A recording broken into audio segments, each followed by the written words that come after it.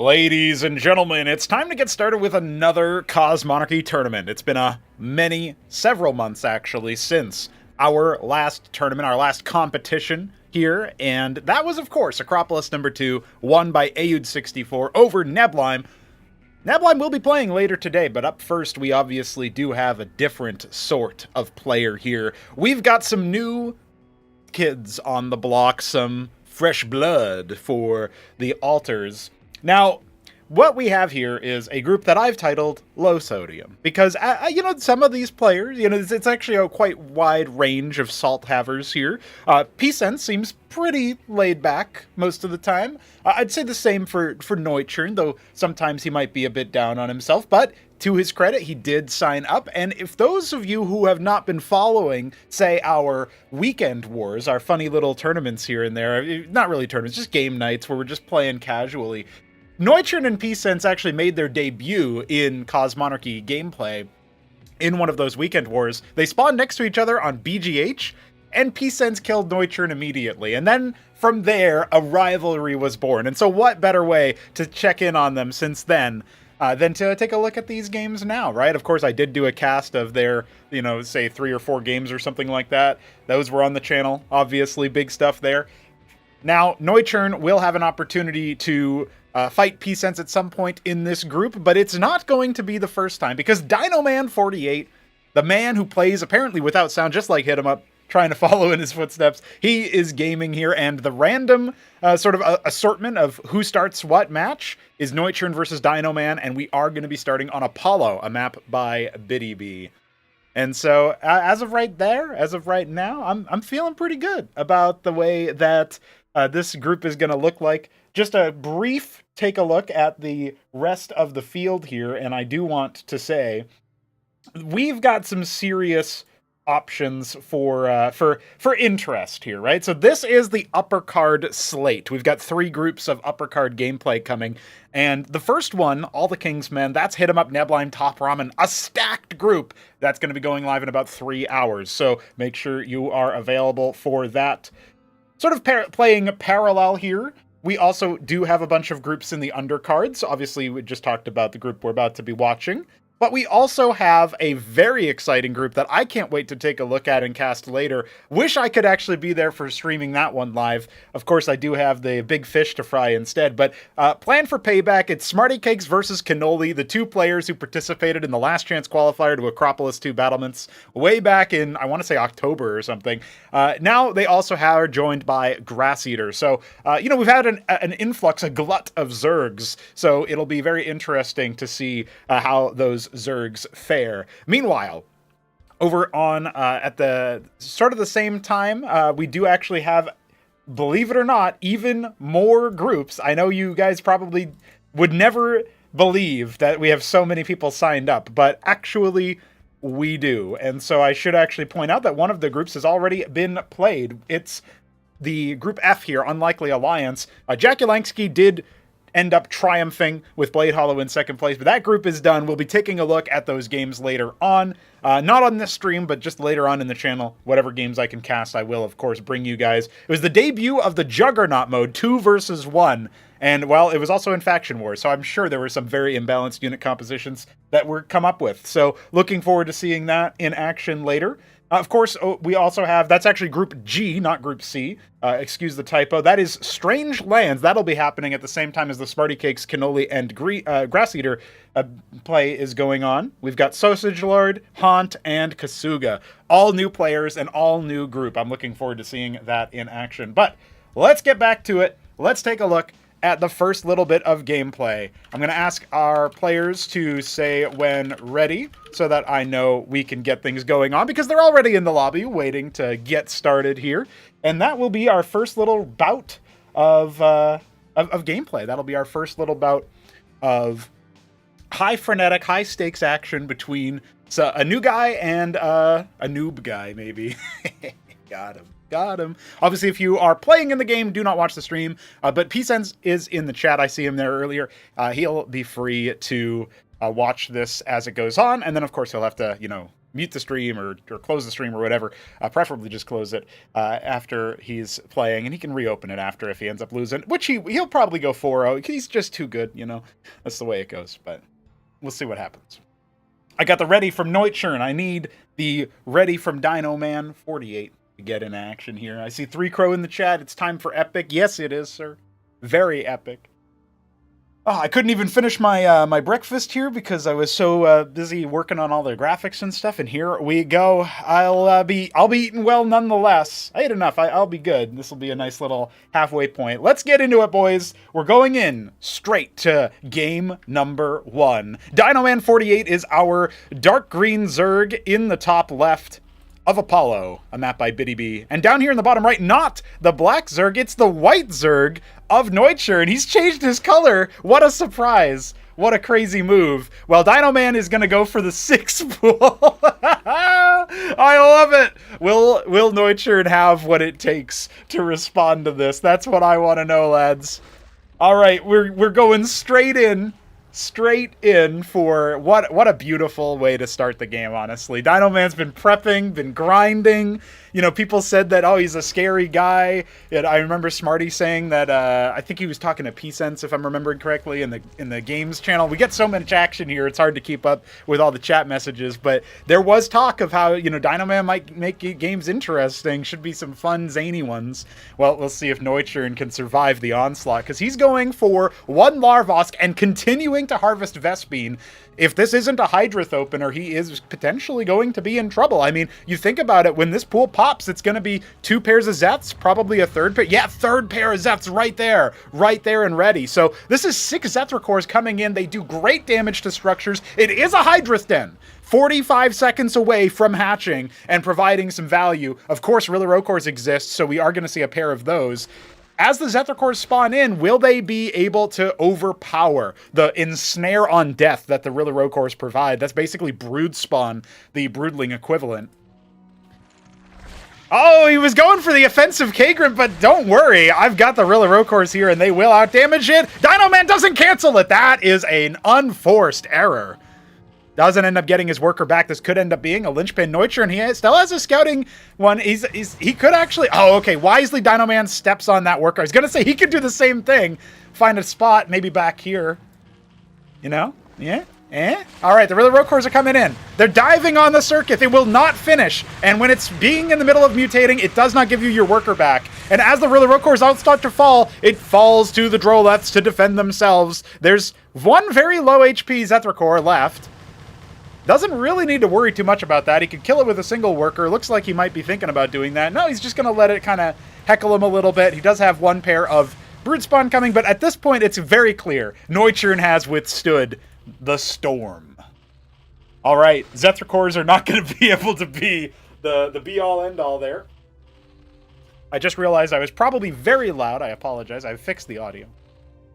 But, you know, 6 pool is something to get hype about, I think. So, all right, we've got 2 Rillarocores here. Actually, really important to kind of slow down the Zethra, allow the Iziracores to jump on them. And at this point, Dino Man needs to fall back and rethink his strategy. You will not beat 3 Iziracores with just pure Zeth. You're going to need something else. He still hasn't harvested any Vespene, does have an extra Hatcherosk for the production. So he's actually even in terms of larva generation. But remember, he's on 6 workers. He's got virtually no income.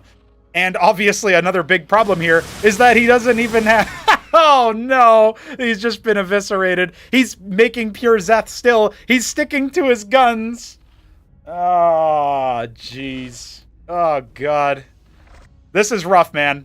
So he's going to have to put down his own Circuith. And he's also going to need to make some Droleths. Like, if he doesn't have any workers, I don't know how he's going to come out from this position. Noiturne adding a Circuith just for safety. Double Circuith. He's very conservative here, despite, you know, knowing that he's moving across the map. He's just doesn't want to be backstabbed, but that's not where the Zeths are. Dino Man in a hold. Okay, well, the Circuith is about to finish, and 3 Crow delivers us absolutely delicious line in the chat. I agree, it is really important. All right, he's going to be held at an arm's length for now. Leading with the wounded Iziracore. I could have told you that wouldn't work. But still, I mean, Izira cores are really good versus the pool chaff, right? So doesn't really need to worry too much about the Zethra cores, even the Quas. That one Circuith obviously going to ranging him down a little bit. If he switches in, he keeps these Izira cores alive and gets like 10 Hydras, he can just ball on through it. Only now are we getting a 6th worker for Dino Man. He obviously used one for the Kagran. He's like, nah, I need to maintain equilibrium. If I don't have 6 workers, I don't know how I can win. I don't know how he can win either. But hey, Noiturne still doesn't have an expansion. Pretty good worker count, obviously. When you see something like this, you're pretty sure that's a wrap. Noiturne's still poking and prodding with his Izira cores, adding a hatch, adding a pool, adding another Larvosk. Okay, we are going to start to see him explode in terms of the larva count that he has. And remember, he still has the superior tech. If he's going pool, I wonder if he's not just going to immediately turn that into the pond upgrade, because that will obviously give you the ability to go, obviously, I mean, Nathra cores I wouldn't necessarily recommend in this situation, though they could punish the worker line, force a burrow and stuff. Dino Man would just have no money, as he currently does. Izira cores coming back in just to dance, just to tango. One more volley will kill a couple of Zethra cores. There you go. All right. Just a few, just a few. Oh, that one Izira core does end up getting swatted down, brought down by the David Titans of that one Zethra core. If you make biblical allegories to Zerg, does that mean that God is a Zerg? As Shambler keeps telling me. I don't know. Open question. I'll let Alexander handle that one. He's a big Zerg fan. And also a big Jesus fan. So I think at this point what we're seeing here is Dino Man slowly creeping his way towards the natural choke, but this is turning into a Circuith as opposed to a Larvosk. So that's kind of confusing because it's not going to effect change too much. Like, if I'm Dino Man, I'm probably popping this Circuith now that I have some kind of equilibrium and I can keep riposting my opponent's attacks. I'm just going to pop that Circuith, turn it into a Larvosk, and then I can try to explode with a little bit more larva. But we'll see what he's cooking. You know, oh, Zeth Drop. Zeth Drop incoming for Noiturne, and he's getting the Zorkish Shroud. So this is the kind of thing I was curious about, right? Like, what are we going to see from Noiturne as the tech develops? He now has the ability to pretty much do whatever he wants to do in terms of, you know, getting units set up and doing certain things with his tech, expanding more. The world is his oyster. Dino Man very slowly catching back up with workers, but still making a lot of combat units. He's also going to be mutating a Khaz'trith right here at the natural choke, going for his own Zorkas. This is kind of what I predicted, is he'd go Zorkas instead of Hydra. Problem is, Noiturne's Zeth Drop could end up doing some damage. You almost want to wait for Dino Man to try to take his natural here. But still, if the Zeths unload like right here and then run in, yep, Noiturne's picked a good spot for it. There's one Quas that's just, or two Quas that are actually kind of coincidentally hanging out off of a bad rally. So those might end up frustrating the attack a little bit. The Ovaleth ends up leaving. A bunch of Quas hatch. Dino Man not responding immediately. The attack move comes in. One Quas defending the mineral line does go down. The other one will soon follow. And it looks like we've got, what, 3 dead workers, 4, 5. The Izira core is even sort of pushing in there. Dino Man's reaction time, maybe leaving a lot to be desired. You don't play with no sound on for no reason, buddy. Oh no, he's lost everything. He's back down to 6 workers. Oh heavens. And to think this one Circuith could have averted all pain if it was just a little bit more over to the left. Oh no. Well, I gotta say, the Hatrosk might not be placed perfectly, but Noiturne hardly needs it at this point. He's getting Zoryus. He's getting his ski-backed scab up. Well, that means he's going to go back to Lisks, and that will crush this army. He doesn't have any Lakizalis. Oh, he has one. Okay. And another one that's burrowed in the middle of nowhere. The Khaz'trith does detect, so there is a little bit of counterplay here for Dino Man, but with 1,000 minerals in the bank... Oh, it's 1 Lakiz drop. Okay. Well, I mean, it could get some damage. We've already seen some very interesting things from these players. As far as the 6 Zeths killing Infinity Droleths. Oh dear. Indeed, back to square zero. We'll see what he can do there. He went back to 13 workers pretty fast. He's making even more. Here comes the response time from Noiturne is about to be measured. As Dino-Man immediately drops that Lake Is. It does get tickled once, but that'll regenerate very, very quickly. Where's the response? He sees the one Lake Is. Oh, he's actually going after it. I don't think that's a good move. There you go. So, you know, 8 kills is not bad. 9. Okay, it's going to get a few more here on the way out. So, even still, remember, the worker count is 50 to 19. This feels bad, right? To be like, shit, I lost so many workers. But it's okay. It's okay, guys. Like, your opponent has 1 base, and you've got 3 mining. Everything's fine. Noiturne should be looking pretty good here. All right, as he steps out into the double Lakes and the Bactals that have been mutated on his doorstep, Noiturne is about to knock Dino-Man down a peg. See you later, buddy. Low sodium, low worker count, low military count, low chances. The Lake is even coming up a step further. Obviously, the Khaztrith, a very powerful unit here for Dino-Man's defense, but he didn't have any units for it to empower. GG's exchanged. Pisens will challenge Noiturne for game number 2. Which means Pisens will pick our next map while I update our overlay. I love Cosmonarchy.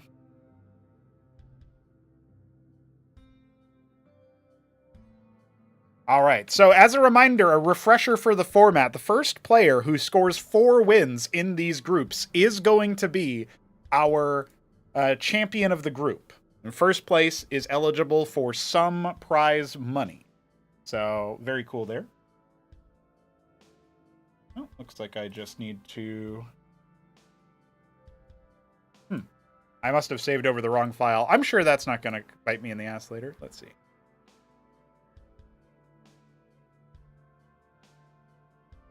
There we go. So, as we wait for the map to be selected, let's see. You pick map. Okay. Oh, hell yeah. And meanwhile, we just got an admin for Strange Lands. That is Sausage Lord Haunt Kasuga.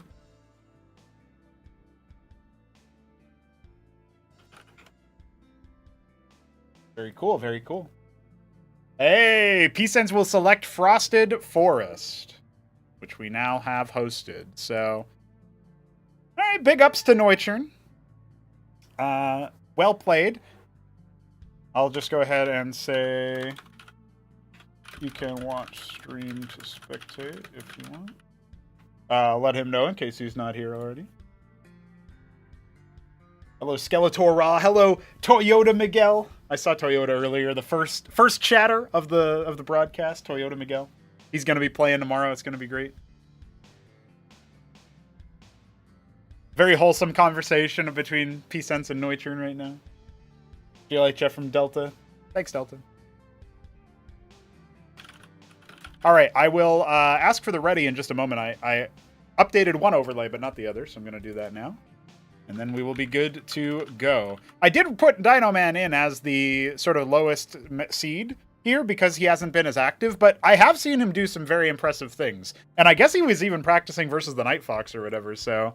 you know, I'm just saying, this could be a good round. Good round.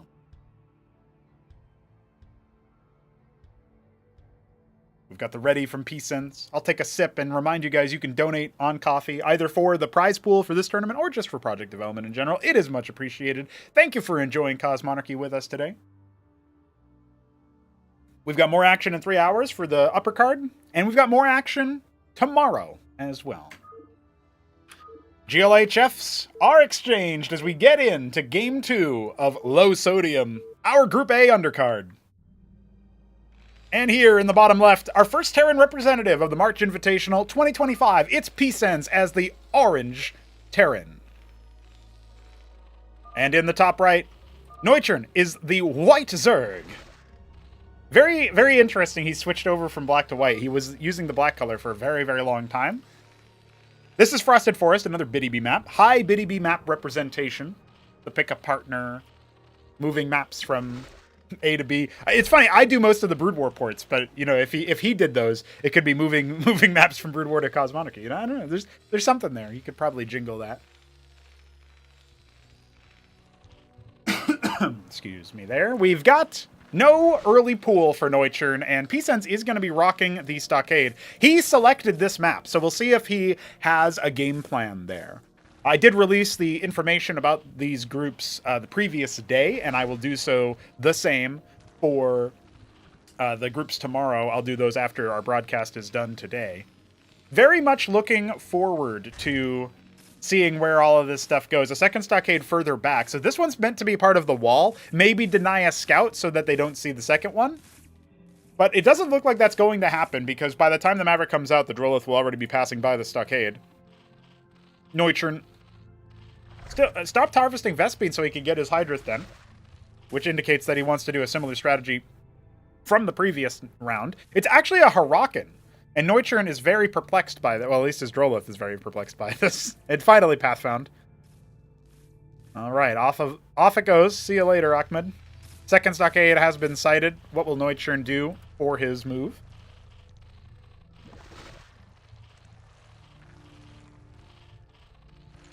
We've got double Rilla Core, or just a single, really. Stimmed Maverick is out here to try to bully that Droleth. When you when you stand on top of burrowed units, you do reveal them in Cosmonarchy. So Noiturne was doing a little attention check, because if you burrow normally, the unit just stops moving. But no, Pisens had a little bit more going. So he scouts the Hydrith opener. The Huracan is out here as well to see what it can do. It is going to be able to kill a single worker, it looks like. A little bit of an under response there from Noiturne. To lose a worker to the first Huracan is a little bit rough. He should be able to kill that. Yeah, okay. There we go. So no other losses for him. He might have to be a little bit scared of a potential bio follow-up. But with the second Stockade back here in the main, I know this doesn't seem like a lot of distance, but it actually would add up if, you know, Pisens was trying to rally into his enemy's base from that position. So the second Stockade will give way to a Fulcrum and a third Stockade. Actually, this is a very military-minded move from Pisens.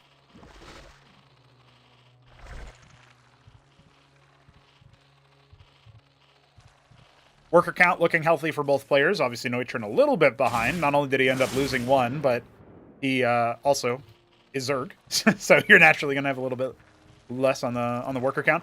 I guess if I had to take bets here, Noiturne looks like he'll be developing an expansion first, while Pisens is definitely committing more heavily towards the military side, especially if he adds a fifth production structure here, which I can't quite tell if that's what he wants to do. Oh, he's actually saved up almost enough money for a ministry, so maybe he's actually thinking about it a little bit differently. But we'll find out, because there's a little bit of a move out with those Izira cores. He's got 5 of them just kind of scouting around, seeing what's up. Pisens spending down his money, adding, yes, indeed, a fifth production structure in the form of another Fulcrum. This Mason must be here for, like, reactive Stockade or reactive Anchor or something like that. Very fast ski-backed on one base here for Noiturne. Looks like he wants to see if he can match the brawn of Pisens. Has a strategy that perhaps Pisens will find a bit of a struggle. If Noiturne gets up to a very quick 2-0 in the group, that would bode well for him eventually being able to claim first. Okay, straight to a pool follow-up after the ski-backed. His Hydras are done, but he won't really be able to find his way in here without a little bit more value. He's actually luring Pisens' Cyclops out, and now he's going to see if he can pounce on it. Pisens deciding not to pull back with it, instead gunning after him with the Mavericks. The Azir Cores do have to run away from that threat. And if there's a follow-up stim on top of that, could be even worse, but we see Pisens falling back. The Huracan just standing vigil, making sure no expansion can be had. Looks like we had an attempted expansion being taken, actually, so the Hydralisk will indeed deal with the Huracan. Tries to go after the Drolith. Got pretty close, actually. One more attack would have done it. Noiturne going to go ahead and drop the expand at about the same time that Pisens does, who has gone for a Palladium. So we see artillery being added in here in the form of the Phalanx, siege tank equivalent for our Terran player. Cosmonarchy TVZ is very different than StarCraft 1 TVZ because you don't have quick access to mutas, and you do have better access to anti-air anyway. So it's a lot more ground and pound early on than StarCraft 1. At least so far. I mean, there have been eras where people have been favoring air units, but we'll see if that ends up getting rediscovered. Pisens does add a star pad, as I say that. He's got a very healthy Maverick count. Marines are a bit more durable. I mean, every unit is a bit more durable in Cosmo, but a bit more durable than their StarCraft 1 counterparts. They have stim by default, and the whole mechanic is pretty different. Like, you inject it, and then a second later it actually kicks in. Looks like this attack will hit before any Kagra spreads over here out of that Hatcherosk, so we won't have the ability to defend with, you know, any static defense. And he's actually going to jump on it. He's got the one Phalanx to help deal with those Bactyls, because it might be a little bit far back, though, and the Azir Cores cannot get close enough to actually do any of their damage. You can see him trying to angle to see if he can do something about that Phalanx, but not quite going to be able to. The one Cyclops here, just a insurance policy against any, you know, Quaz moves. Unfortunately, it looks like the Mavericks are going to get cleaned up here. They do end up killing a lot of the burrowed workers. Pisens did not bring his Phalanx in after. No Q on that attack command, unfortunately for him. And he will not be able to kill any of the Bactyls. He did a little bit of economic harassment. He does leave with the Phalanx intact, and he can start to remax on 3 Stockade Maverick. His Fulcrums have gone idle. He's adding an Anseal, not just for detection, but for that shield. Noiturne, definitely a little bit worse for wear economically, because he does not have anything mining at this base. He's got 1 worker now, starting to add a couple of more, but he could definitely transfer some. He's got, what, like 20 workers harvesting minerals here. So definitely could be a little bit higher on that front.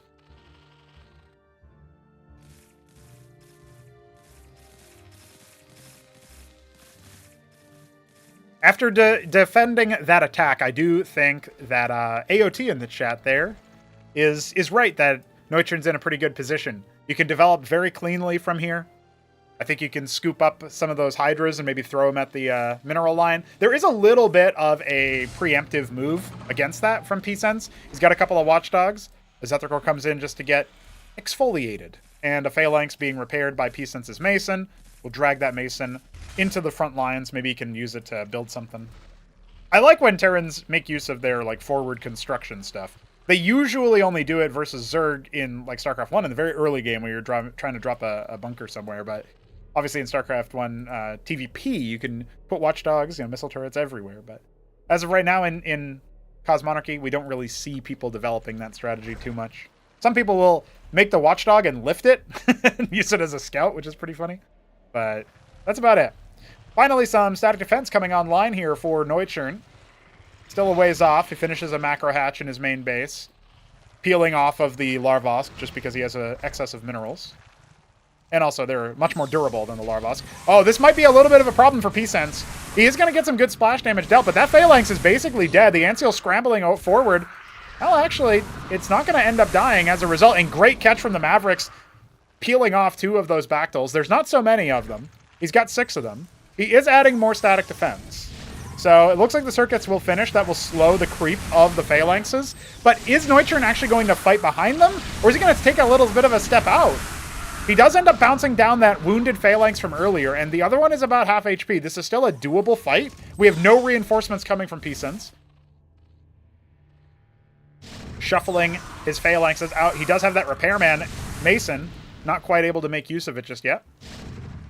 And he will start to range down the circuit. We've got 4 more Bactyls on the way. Noiturne has a ton of money. If only he could drop some more units. At this point, you just make a bunch of Zeths and flood the zone. That would also be a valid choice. He's going to go for many Ovalets. Is this man going to Bactyl drop on top of the Phalanxes? No, Noiturne. They don't attack with bounces if they're on melee range. Well, he is going to go ahead and remorph the Kagrants. The Mason is going to repair that Phalanx up to full HP, and reinforcements are now en route. This is like... I feel like this is what everybody who likes, you know, everybody who's a fan of like those World War II games where you've got the mechanized divisions, where you got like tanks and bio and all that stuff. That's basically what this is. Now the Bactyls get dropped down here, not in melee range, but just to flank. It's not a terrible idea, but he has nothing to come in on the other side, and the Mavericks just stim forward. Pisens is going to wipe him. He's got to scoop those up and save as many as he can and fall away. Meanwhile, the Hydras, the Quaz, the Drolets rallying out. That one Phalanx not in range of the Anseal protection. Ooh, that one almost went down as well. Can't just jump straight forward, though. We do have the remorphed Kagrants. Looking a little bit rough here. Here come the Zethricore spam that I talked about earlier. might be able to do something, but without the Bactyls to range down the infantry, it does feel a little bit like a desperation move. He's got so much money in the bank. If only he could actuate it. Needs 5 more Hatcherosks. He does have those Bactyls unloaded from the Ovaleth. Pre-stem on those Mavericks. They're going to finish off the Kagrant and dive onto the military. Let's see. Noiturne trying to come in with the flank on the Zeths. It just ends up getting sniped by all of the firing squad, and the Bactyls are not quite able to kill off enough Mavericks, especially under the Antseal shields. Looking dire here. I think Pisens has been able to take spiritual revenge on Dino Man. Or for Dino Man. 11 pairs of Quads are about to hatch, but I don't think that's going to be enough here. Especially if that Phalanx stays in tank mode. Good luck bringing it down. There's so much armor on the thing. And the Antseals are right here to help out as well. One of them does get cycled over. Heartbreaking for Noiturne. He was in a good position, but Pisens has just crushed him on account of Noiturne not being able to spend his money down fast enough. Like, he's almost got enough money to drop tier 2. A couple of units just kind of straggling out there. 6 Izir cores being made. GG is called. Pisens will take a victory for the Terrans. And he will face Dino Man in Game 3.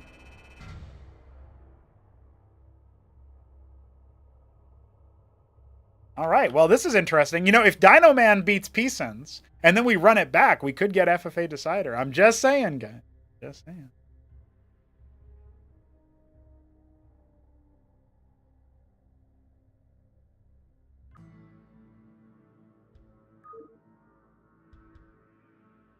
So let's see what Dino Man wants.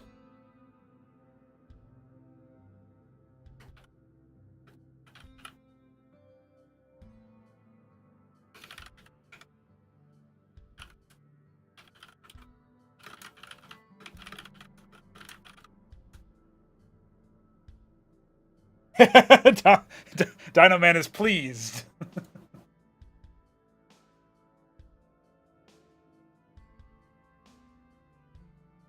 I see Soy Chomu, I see Fenris, I see Nexus, I see Tudor.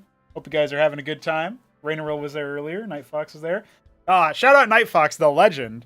Ends up taking care of quite a bit for Group F. We saw the results, but we'll cast the games, what ones we can, anyway. Yes, Toyota, I agree.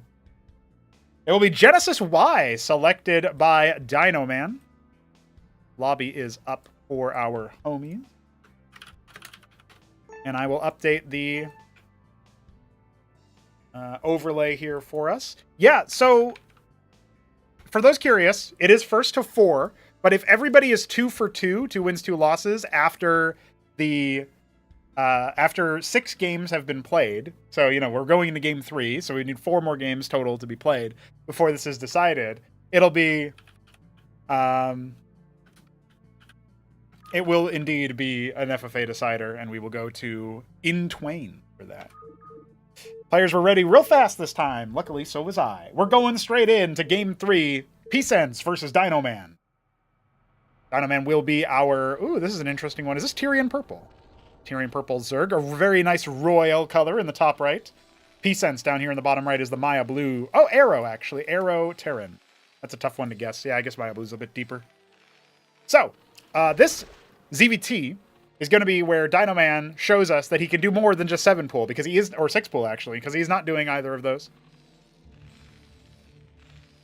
And Pisens looks like he will be going for a pretty fast Vespene. I wonder if he wants to Fulcrum open, but it looks like he's just going to do an early Stockade push down here in the bottom. Or is he? Where is he going? No, he's actually, he's scouting with that Mason. So I guess it might actually be a mech opener. He's got the money for it. He's going to try a different angle to his game. Fulcrum start. I don't know if I like it versus Zerg as much as Bio. I think Bio does give you more flexibility. But will Dino Man know that, right? Like, I'm trying to adapt my mindset from casting, like, the higher level games that I see a lot more of to, you know, just maybe more like first principles stuff, if that makes any sense to you guys. Like, I'm basically just saying, like, hey, what do we actually want to do here? Just in general with the tools that we have. But on a higher level, right, if those of you who are curious, when you scout a Stockade, it could be early Bio, it could be maybe a greedy expand with just bio, in which case, like, you kind of change your game plan as the Zerg player very wildly. With the Fulcrum open, you're pretty sure you should expect a Vulture and probably an expansion after that. Like, you do need to rescout, but the number of things that it could be at the beginning of the game are much lower. And I'm not sure that Dinoman will know that, but here we go with a second Fulcrum before the first military unit is even queued up. So this is not efficient, but still interesting in what it sort of puts us at as far as the game theory of the situation goes. Biddy B in the chat talking about seeing more Gen Y. Need to see more Gen Y these days. My man, you made like 30 maps. What do you want? People are playing. This is another Biddy B map. This is the third Biddy B map in a row. The Biddy B Invitation. I don't know what you want, man. You want people to play your other maps? Well, don't make other maps. Easy. Easy. So the first Vulture is out. It's actually the only military unit being made here. Pisens going to add a star pad after it.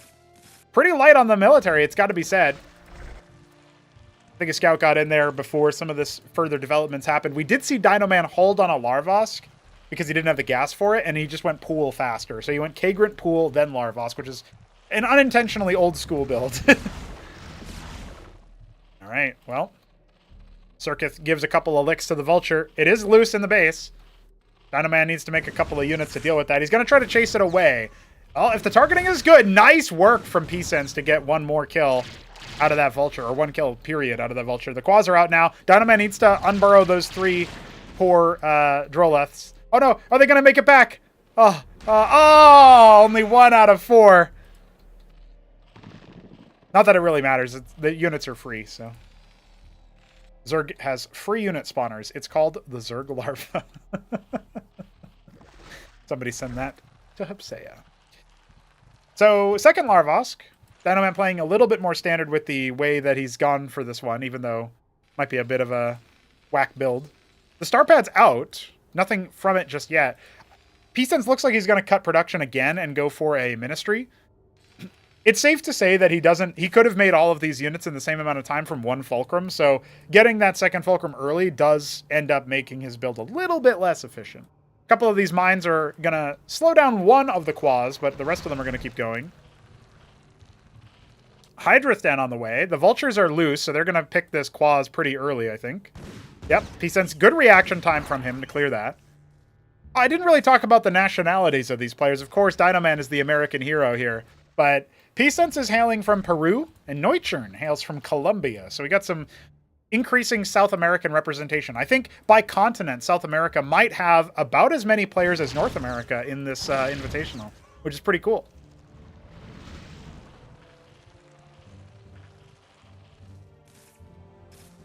We don't have too many Western Europe players, come to think of it. We've got, what? We got a Polak, right? We got Toyota, the Pole. We've got someone, Fenris from Germany. I know there's one other, and I guess it depends on where you put Lithuania. It's kind of like in the middle. Is it west or is it east?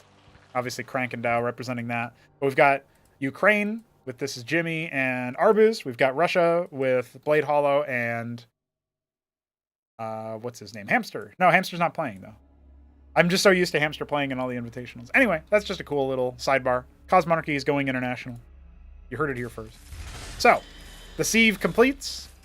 Pisens is going to be harvesting a little bit more Vespine.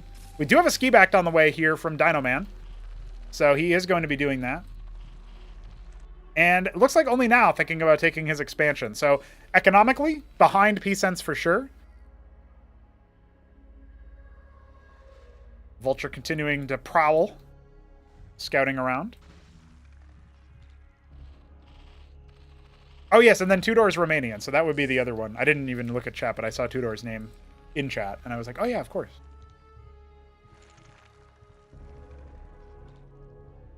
Spider-Man could always handle it.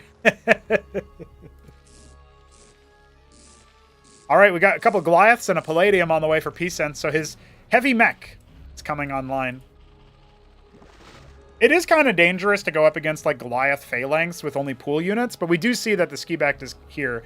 It's a question of whether Dinoman wants to make a lot of backs or if he wants to maybe flex into just more pure Hydra.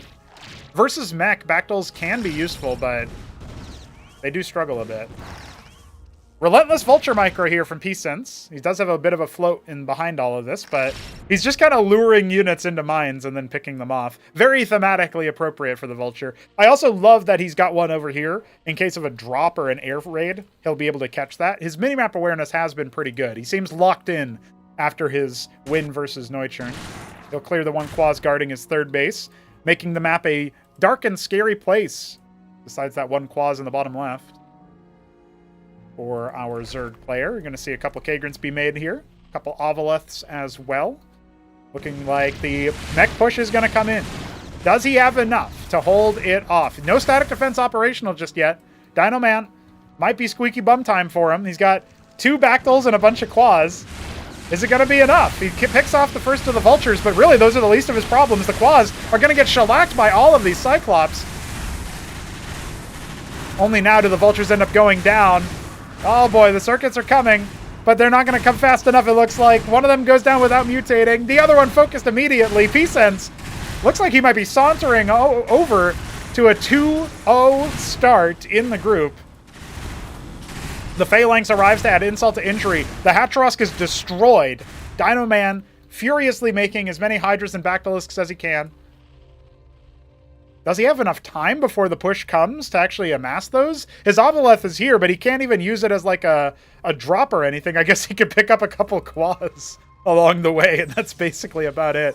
So those Bactyls will finish off. The Anseal providing vision. Dino Man's APM will be tested here as his Rillarokors and his Hydras are dying. No, Dino Man, turn your sound on.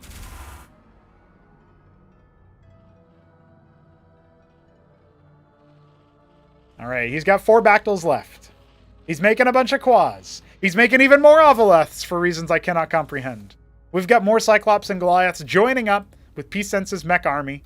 You know, this win was a lot more comfortable for Pisens, assuming it ends up happening that way. Ovaleth using its the Cyclops to deal some friendly splash to the unfriendly splash, really, to the inimitable mineral line there of Pisens. Okay, he's actually going to end up. He's doing the Noiturne move. He's dropping his Bactyls for a flank, I think. No, he's actually going to drop his Bactylisks in the enemy base. If there were a unit that you could drop, I think any other Zerg unit he owned would have been better. I mean, besides Rillarokor, since they just die, but maybe then you wouldn't have spent your money. Your Bactyls? No. Oh dear. All right, let's see. No, he's thwarted by a single watchdog. Reaction time there from Pisens pretty fast. He's going to end up seeing that the Bactyls come out. There's only 4 of them, right? And so this is kind of what I mean, is that any rallied units, you can just come on in here and close the distance. Pisens not exactly microing it to that end. Dino Man just looking for economic damage, but he's down 23 workers. His Bactyls will at the very least clear these Vultures, and they had mines, so this is a moral victory. Now the Masons are biting. The workers are going to kill the Bactyls. Oh.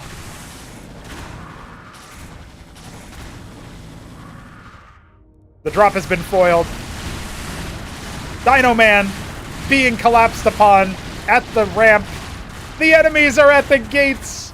And you've got nothing to guard yourself. GG. Pisens has it all. Okay, well, it's going to be another rematch between Noiturne and Pisens this time around.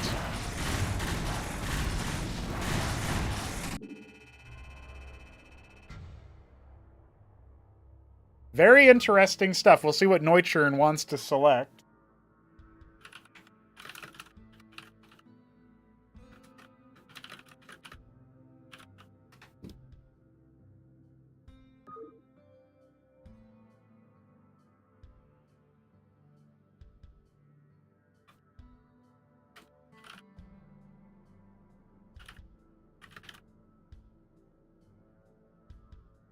Another BiddyB map is selected. It is Radium for Game 4.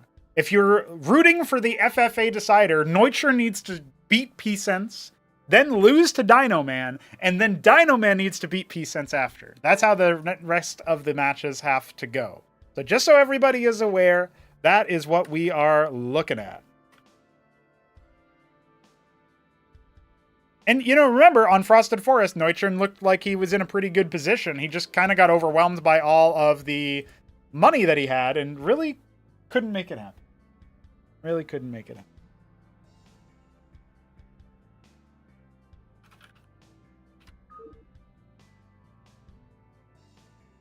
Waiting for the ready. Let's go. Radium, game 4 of Group A. Game 4 of the whole tournament that we're watching live. Wink. And we've got Pisens here in the bottom left as the Coyote Brown. No, Zinwaldite Brown. Zinwaldite Brown Terran. That's actually what I thought, but I couldn't remember the word for Zinwaldite, so I said Coyote Brown on autocomplete. And, of course, Noiturne is the White Zerg in the top. Hey, so far the color guesses have been pretty good, even disregarding that one. I think I've gotten... What did we played? 4... This is our 4th game. I got both colors the first game. I think I got both colors the second game, but that might have been the arrow. No, Arrow was the other one. Yeah. So, I'm 6 for 8. I think that's pretty good.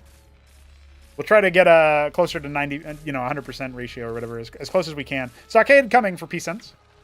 We've got over 100 player colors, so it can be tricky.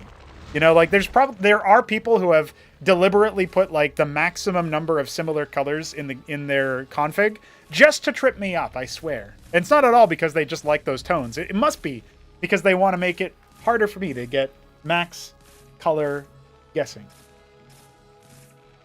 All right, well, FFA homies are rooting for a Zerg victory. They're rooting for Noiturne victory, and then they're rooting for 2 Dino Man victories. But will Pisens give them what they desire? He's going to go Stockade this time. He's changing up his style. Does make scouting him a little bit more impactful. Noiturne selected Radium. What's he thinking? He's got a decent... Is this a Zorka's open? He's got 100 Vespene in the tank. No, it's a Hydra. Saved enough Vespene for a single Hydra. Ooh. I thought that would happen a lot sooner, so I just kind of let it hang there for a silent moment. And then I was like, hey, no, just shoot him. Don't move, just shoot him. And then I was able to do my ooh.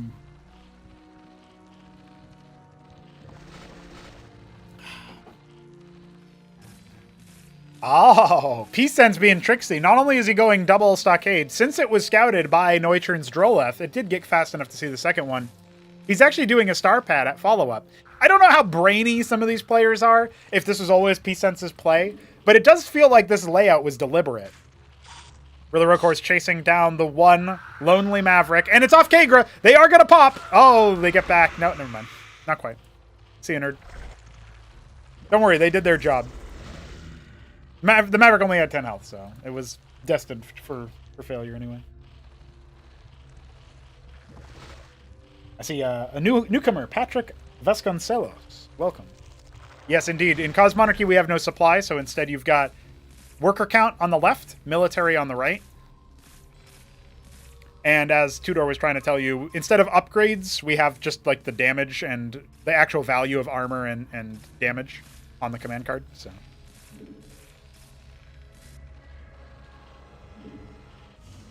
because we removed the upgrades. Instead, you've got 50 units per race. It's epic. Now, despite the fact that we don't have any supply, we did see a very large number of Ovaleths being made, Overlord equivalents in this game. Noiturne with the fast Zorkish Shroud. Okay, so what I think Noiturne is going for here is the counter to the bio. He's going to go Lakes with some Zoryus, right? It's really expensive to do that on one base.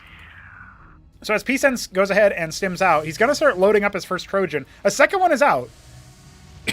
This can be really risky, right? Because you're basically taking all of your military, or most of your military, putting them into a drop, and then leaving yourself pretty unprotected, right? And the Iziracors are moving across the map. They even scout that initial guy. Where's this one going? He's just going to be protecting. Okay, we've got the Ovaleth moving out there as well. It looks like the Iziracors are falling back. Noiturne likes his 4 to 5 Iziracor move out, generally speaking. He's going to go after an expansion.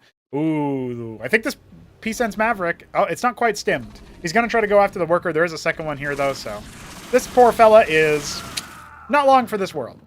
Is he going to double hatch here? I'm wondering why he has 2 workers there. Might have just been a mistake. Double Trojan. This is an APM heavy style that Pisens is playing. It's also going to severely tax Noiturne's response time. 2 Lakes are already in construction. He's got 2 Rilla cores, making a lot of workers here. Has the economic lead so far. No expansion for Pisens, which is a little bit not like uncharacteristic of him. He's got the money for it, but now crucially, this drop is coming, and the other drop is nowhere to be found. Good targeting here from Pisens will afford him the ability to kill a lot of workers. The Azir cores were already waypointed back over here, though, so Noiturne's response time not terrible. Remember, during this time, Noiturne did make a round of workers, and so he's actually looking pretty strong overall. Economically speaking, he still has the worker advantage. He lost 4 workers, 6 workers, something like that. It looks like 5. But Zerg can just deal with that. And this Hatrosk is going to finish, but are you going to be able to burst it down with your Mavericks alone? I don't think so. Very, very good move for Pisens to load them up and move them towards the main. Noiturne having to preemptively put down that Lake is. But he can stand right on it to reveal it. It's not a cure-all. So that's a very expensive loss there. We still have 3 Mavericks over here that he can use to just heckle his opponent a little bit, maybe fish for damage. But remember what I said, APM heavy style, right? The Ovaleth ends up getting killed. That's the Ovaleth corpse down there, so no real opportunity. I'm not sure where those 3 Mavericks went. Oh, they're still in that Trojan. Okay. He was loading up for a Lakes drop, it looks like. He's got 1 Lakes in there. He's making 2 more. So he wants to drop 3 Lakes towards the mineral line, probably of the natural. We'll see if Pisens has the defenses for it. He does end up making an Antseal. So the Antseal does detect, right? That's a pretty critical thing. No losses yet from that triple Maverick drop. And the Trojan's pretty healthy, so no worries there either. Noiturne's got a lot of money. Where does Avaleth's end up? One of them's already leaving with the Lakes. The other ones are just spotting for drops, I guess. Another one coming with 8 Mavericks. So that's actually pretty important. The fact that the Lakes are remaining home instead of going out offensively, it will be able to quash the attempted drop here. I don't think that the Avaleth quite sees this, though. This is a blind spot for Noiturne, and he's left these unburrowed, which means they can be sniped. Oh, he moves in just in time. I think he should have seen that, right? He's going to put the pool down. That's probably going to get sniped. That's not in a very safe position, but Pisens is not yet immediately responding. Instead, he's got his hands full over here. He will end up revealing the Lakizalisk, and with that Avaleth moving back, it's likely that it's also going to end up going down. Unfortunate for Noiturne. Pisens has a lot of money in the bank. He's going to stim after, it looks like, that Avaleth. No, instead the Azir cores. The Lakers get pulled away. What was Noiturne thinking? He ends up just ceding ground over here. He's going to end up losing more workers. Now, Pisens does not have a great economy, but I guess what he was thinking was, I scouted this attack somehow, and so I need to make sure that my front line is reinforced. The Antseal providing detection, not even necessary for that burrowed Lake, is getting killed. Got to reset everything up at the main base right now as the Mavericks stim back in for another kill. They go after those Azir cores, tanky guys, with a multi-target. Pretty good versus Bio if they're left to their own devices. Really what we need at this point is a couple more Lakes. Noiturne has the cash for them. Not able to really push that Antseal around. It's shielding, protecting it. And they focus down the Lakes. A couple of good spines at the end there kill a few of those Mavericks, but we're still looking at about 9 of them. And the Antseal's here with the Trojan as well, just dancing around trying to shield the Mavericks from as much enemy fire as possible, but they've exposed themselves off to the side, and it looks to me like this push will be held without too much incident. Noiturne and Pisens both have a ton of money in the bank, but Noiturne has the better economy with more workers mining and probably a little bit better tech disparity, right? He's got one of every basic tech node you can get at tier 1. The pool is also available to be upgraded if he wants to. He can make Bactylisks, a very powerful unit. Just needs the Hydras for it. He's even adding 2 hatches, one at a 3rd base.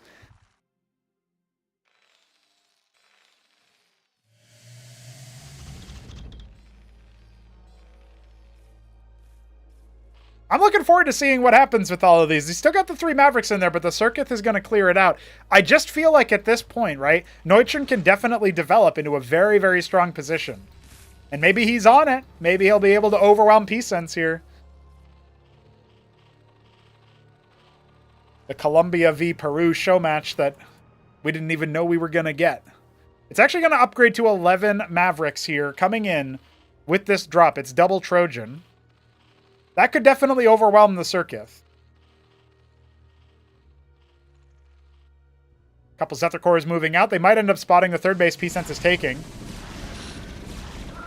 One Maverick goes down. Not able to unload all of them in that other Trojan, so that's going to end up getting swatted away. Still kills 3 workers. He's closing the distance there, but 4 more are about to hatch. That third Ministry almost complete. The Zets could cancel it or at least slow it. Noiturne not yet realizing that. Got 5 Stockades, making double Phalanx, so many more Phalanxes on the way. That artillery, the siege tank equivalent, has been so instrumental for Pisens in his move so far. His career, so to speak. Gonna end up losing the Kagrant. Turns back into the Droleth at least, so he can remake it later. That last straggler not able to scoop up in. Pisens worried about losing the Trojan outright. Preemptively unloading them as well. 5 Skither cores on the way. I don't hate this. I mean, it's a good counter move. The Zets now discovering the third base. They're going to pick the 1 Mason here, but not quite able to slow it down, which would have been a lot more of a nuisance. All right, that's a wrap for that. The Trojans falling back. Okay, so we do have the Skither cores out, and they will deal splash damage. Big Droleth transfer as well as Noiturne goes up to 50 workers. Could have dove in on that if he wanted to. The one Zeth getting cleaned. Another one just lurking at the 6 o'clock position. Looks like Pisens wants a piece of that. He's got a pretty scary looking army. Couple Mavericks cleared out. The Zephyr core at 6 cleared out. Lodestone being added to that third base. That's really important. That's a detector for anti-Lakes. It also provides a spot for you to throw Mavericks into in this case, because it's in like a bunker type as an add-on.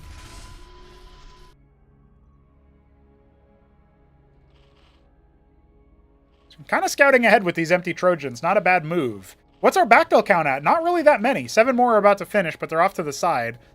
So it looks like Pisens is going to dive up from the right-hand side there. We've got Droleths pushing forward. Noiturne may be thinking about this base. Hopefully he cancels it in time, as he is going to be under attack here in just a few moments. Well, he's going to think about maybe mounting some kind of defense, but as they deploy... That's a dead Hatcheros, no cancel. Skither cores are here, very, very good versus Anseals at this stage of the game. Oh, but the Bactals are kind of getting dove in on. This might be a bit of a trap as the Zerg wraps around and the Phalanxes get dove in on. All the Mavericks being busy trying to kill those Skither cores while the units at the top of the ramp range it down and the Phalanxes are overwhelmed. We did have a drop in the middle of that, though. This is big damage potential because there's nothing here, Sansa Circuith, for Pisens to contend with. He still falls back, and he's just going to poke around at the extremities. That's going to allow Noiturne to respond to that with relative ease. He's got a group of units here he can send over at them as his 4th base gets reestablished. Tier 2 on the way. The first game to reach Tier 2 so far. 8 Mavericks. Another drop being fomented. Oh! The Trojan gets caught. That is a wrap. Well, he's going to scoop up 3 of those Hydras, and why not? You know, you had the Ovoleth already.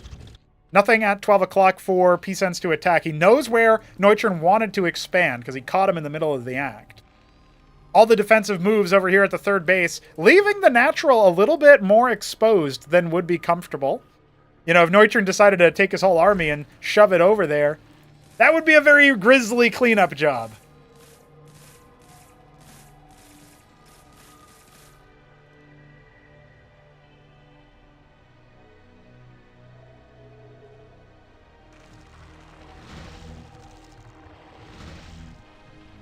Okay, more Mavericks coming on down. It looks like Pisens has decided to cancel his attempt at dropping.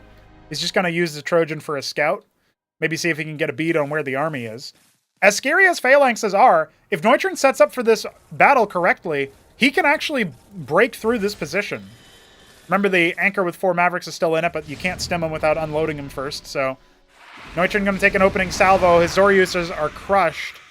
Still has plenty more where that came from, but doesn't want to just drop it all. We've got 3 Hydras on the way. Noiturne needs to fall back as those Hydras are unloaded. And at least the Watchdog will be taken care of. Oh no, one of them didn't unload. Oh, it's gone down. A couple Zets find them random Mavericks off to the side. He's got all these Izira cores he can use. Tier 2 could be purchased by Noiturne. I thought maybe that's what I was going to see, but instead he's going to make anti-drop defense. There it is, Tier 2 on the way for a Zerg player. We've got nothing for defense over here, but the Izira cores are still in position. Noiturne looking like he's in control of this game, but it's a little bit shaky, right? Pisens has been stabbing out with random units all over the place, doing his best to riposte attacks, and now actually Noiturne falling back. This feels like an unforced error as well. Could definitely be doing a little bit more aggressive posturing. The Izira cores could even heckle this Trojan a little bit.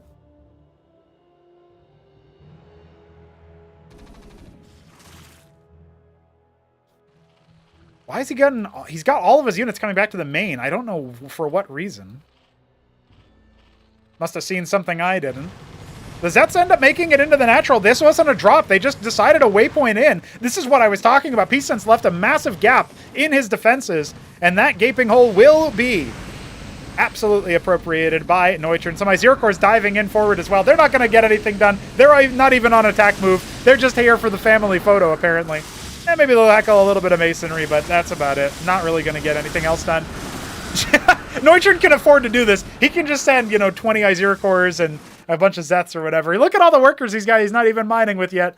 This man's swimming in cash. His tier 2 is complete. What's he going to make out of it is the question. We've got mantles coming online here for Pisens. He's got 3 of them. We can get some heavy walkers out. Cataphract's on the way. Hold on. This is still a game. For a long time, I was just waiting for Noiturne to overwhelm his opponent, but that window might be closing if tier 2 walkers get set up. He's not got a lot of bank anymore because he spent down a lot of his resources and he hasn't saturated that 4th base. Man needs to send his army out onto the map. Look at this. As soon as he sees that, he burrows everything, but there's ant seals to detect. Now, that still might be a really nice distraction from the rest of the threat. The Ultrav Cavern, the Mutat Spire on the way for Noiturne as he tries to hold this push. And he should be able to hold it with relative ease. Backle count off the charts. Must be about 30 of them. Only 21. That's good enough for drinking. And the phalanxes are going to be toast. Makes a lot of sense to me. Still, at the same time, we've got a waypoint of Izira cores and Zoryus sending out across the map. A couple of those units will be met by the phalanxes that were garrisoning that. And the 4th Hatrask does hold, even though most of the workers ended up dying. 22 pairs of Zets are about to hatch, just in time to potentially overwhelm another one of these spots. Noiturne may have been activated. It's like you get stung by the bees after you disturb the hive. Something like that seems to be occurring as units are swarming all around. The Cataphracts send out their opening salvo of lasers. But here come the Zethar cores. They might end up changing the argument a little bit. A little bit of friendly fire down the way. Only a few Zets end up making it over there. Not quite sure where all the other ones went. Looks like a lot of them are still cooped up over there. He's got Quaz patrolling top right. His Hatrask is very wounded and not really mining either. Now he's starting to make the Ultra Cores. Now you make those from the Zoryus, so he doesn't seem to have too many of them. But if he gets like 12 of those bad puppies, he could just have a reign of terror. The Zethar cores alone might be able enough to overwhelm this position of phalanxes, depending on how they come in. You don't want to come in single file is the thing. You want to be able to kind of set up a concave and then descend, because then the phalanx projectiles don't hit the units behind them. Big worker transfer to the 4th base for Pisens and the 4th base for Noiturne. They have matched each other's economies. Worker count within 2. Pisens actually shooting up ahead for the first time. It feels like all game. He's adding Durandals to the mix. A Wraith? Why not? A horde of Mutalisks is being made. Grass Eater is smiling upon Noiturne as we speak. The Mutas are not so good in a direct fight. They won't really be able to single-handedly overwhelm the Cataphract with its high armor and high HP. But you can dump them right into this mineral line, kill the defenses with them. I mean, that's 22 Mutas that just hatched, guys. That's a lot. They come in pairs. Zethar cores continuing to canvass the situation, canvass the area, see what they can find. The Phalanx mortars start to go wide. Noiturne should trust in the heart of the cards here as he dives forward. That Phalanx almost getting overwhelmed. It loses its armor when it's in the artillery mode. Zeth Muta this late into the game. Noiturne might end up using it. He interrupts the construction of Sentinels. Those would absolutely do a great amount of damage to the Zethar cores, and they do end up finishing just narrowly. Diving on the Ant Seals is not a bad shout. That's going to weaken them a lot. The next salvo of Mutaflox could definitely do the damage there. Setting up for a big army fight. Hydra backs, pushing on in. What more do you have for us, Noiturne? When are you going to have that killer instinct? Push the go button. He's got his one Ultra Core. Couple Drolets die at 12 o'clock. The engagement is wrought right here, right now. Not that much anti-air here for Pisens. The Cataphracts focusing down on the Mutas, but that just lets the rest of the ground army overwhelm everything else. The Durandals are trashed. The Anseal's grounded. And Ultra Cores are now going to dive in. He needs to follow this up with something. No, don't move them away. They have lifesteal, my man. And as the bio gets mulched and the corpses are eaten, devoured by the Ultra Cores, the Cataphracts share the same fate. They regress into Zoryus, which produce Rilla Rokors, and that's just going to ensnare everything.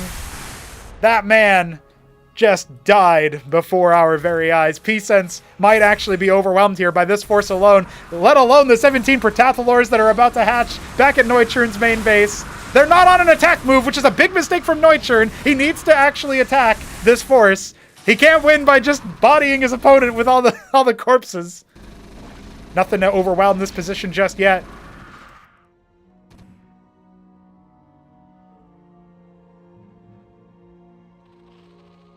All right, a couple more Ultra Cores in production. Noiturne's got a ton of minerals he could definitely be using right about now. The Buta's still getting a little bit of action here.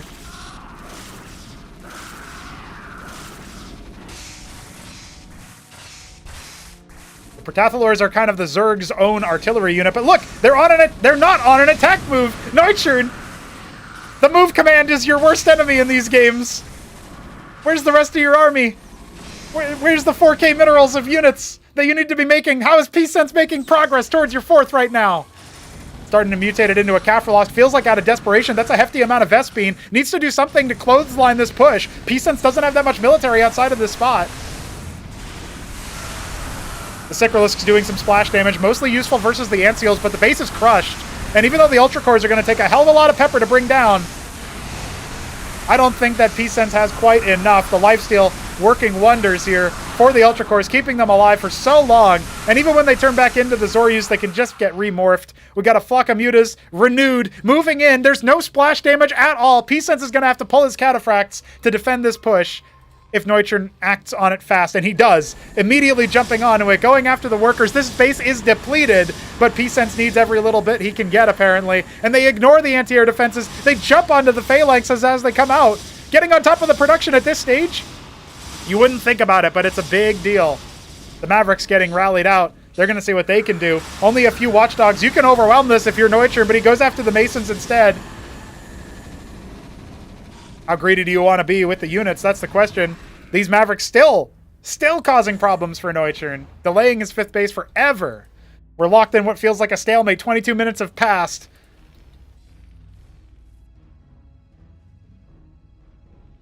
Noiturne's bank looking healthy. His economy not as much. Every base depleted in the main, natural, and 3rd for both of these players. Pisens might be able to right the ship. Switching into that Tier 2. This Tier 2 Zerg army, though, can be really deadly if allowed to get into a good position. Noiturne needs to control his army well. Needs to rally in this position. Otherwise, Pisens' mech army, which looks very scary at this stage, they were all on a follow order instead. Oh, man, Noiturne. That mouse accuracy needing some work as he sends more units in just to absorb some of the pressure. He doesn't have his Ultra Cores out. He doesn't have anything that can really deal with all this army. Yeah, the Durandals, they are so tanky. Where did the Mutas end up going, I wonder? They're kind of just standing vigil outside of this 3rd base, forcing a pull preemptively from Pisens. Doesn't want to end up losing it. Now, this is where things could get a little bit hairy. The Mutas dive in. They clear the phalanxes. This is opening up the ground later on for a bunch of ground army to get through. But where's the reaction from Noiturne to deal with what's attacking his 3rd base? The Mutas fall away instead, not confident in their ability to clear out everything. The Mavericks diving in, brutally slaughtering all of the workers that Noiturne had worked so hard to put up there as he reestablishes his 4th base behind this, a very vital stronghold for him to have. He's also taking 12 o'clock. Not exactly out of the game just yet, but feels like he should be. Might be coming up soon. Pisens has so much more of an economy right now. His gas income's so slow, though. Still clearing out very, very valuable units in the meanwhile. And that'll be a wrap for the Terran army, but he clears a lot of Protathalors. Got a lot of Cataphracts. Setting up yet another base. 21 Mavericks pinched off. They're just going to encounter the Mutas, it looks like. Noiturne taking that 12 o'clock base, not quite up and running just yet. Needs to get more workers in. Needs to start capping his gas nodes. He's starting to do that in the main base, but not anywhere else. Then the Mutas fly over the Mavericks. They were not on an attack move, so they will end up losing a little bit of luster. And as this Hatrosk finishes, where did you think those Mavericks were going? Noiturne needs to respond to that with something. He's going to wrap around. The Wraiths have been just kind of idle over there, and that Hatrosk is going down. Noiturne is lost another base.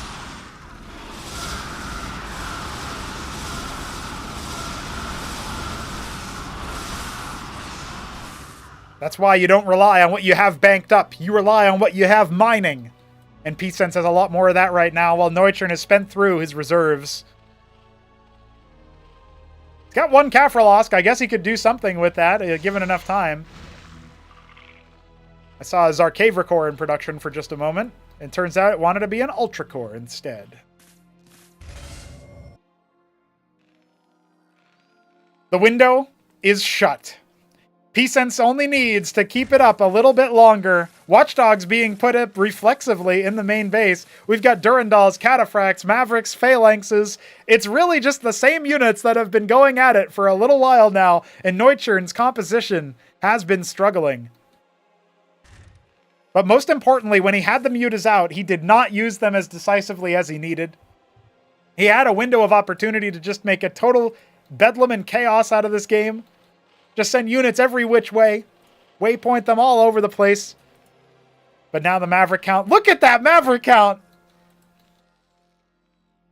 That's 67 bad boys.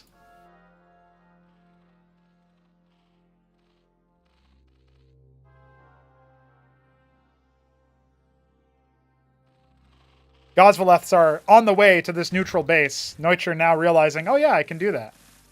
See what he wants to harvest from in particular. Starting to get a little bit more of an army going. Stimmed Maverick DPS is so dangerous, though.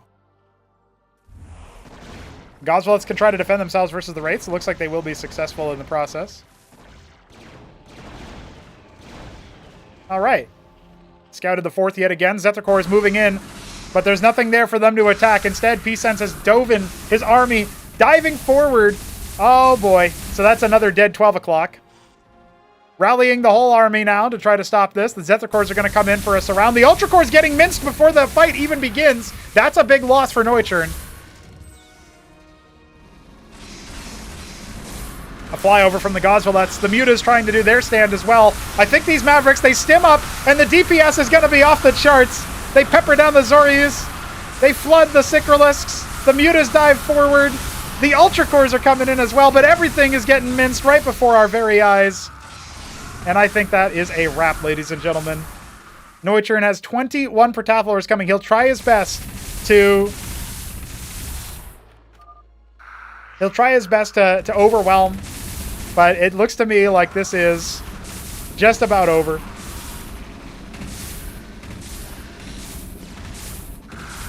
The stim comes out from the Mavericks, focusing it down. Where are those Protathalors hatching? Only a few of them in the main base. A couple of them on rally. They're going to get eaten up.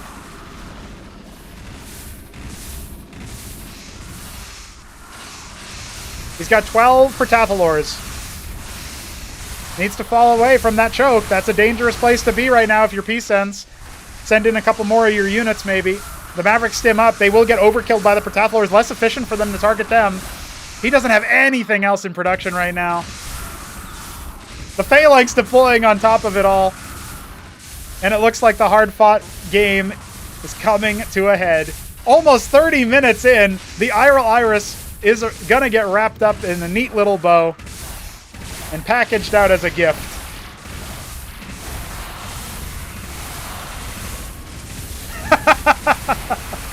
GG is called.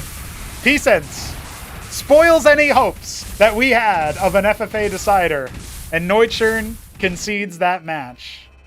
Okay, so even though what we just saw was Pisens take a third win. That doesn't mean that it's 100% decided that he will win the whole group. It looks very likely. Things would have to happen in a very unlikely sort of situation to go from here in a different way.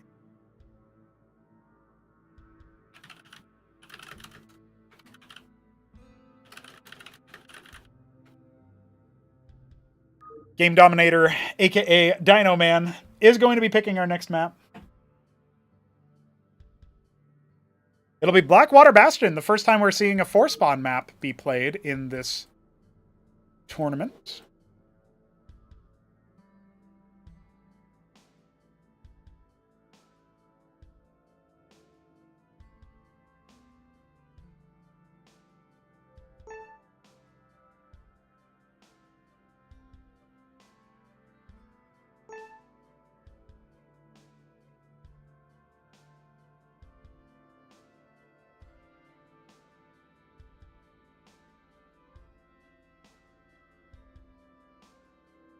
Sorry about that. Had to blow the old noggin. The noggin. That's not the term for nose. The old honker. There you go. All right, our players are ready, so let us begin. We're going into Game 5. I'll explain the whole system there for how somebody else could potentially claim victory here. It'll be Dino Man in the top left here as the Coyote Brown Zerg. No, it's Beaver. I keep guessing Coyote Brown when it's something else. And Pisens down here in the bottom right as the Glacial. Oh, Alice Blue Terran. Geez, now I'm 6 for 10. That's not going to work out very well. Okay, so let's talk about the standings here. Because Dino Man is not going to be 7-pooling, and Pisens is harvesting Vespene, so it looks like he'll be playing mech this time around. Looking pretty good, looking pretty strong. So, Pisens has removed the possibility of an FFA decider. But he could still end up in second place. And the way that that could happen is if he loses this game, then Dino Man is 1 for 2. We would go to play game 6, and Noiturne or Dino Man would win. Meaning one of them would be 2 for 2. And then whatever happens there, Pisens would have to decide, that we'd have to decide if Pisens wins with a 4-1 group, or he would basically, it's like a best of 3 where he was already up 1-0 between whoever won between Noiturne and Dino Man. So if you're following all of that, great. If you're not, don't worry about it, because it's very unlikely. Not to say that Dino Man couldn't win here. He is going for a fast Hydrith Den, and that could potentially catch somebody off guard. Scouts the Fulcrum. Scouts his opponent first. Very important on a 4-spawn map. Will Pisens do the same? Yes. So we will see both of our players knowing exactly where they are.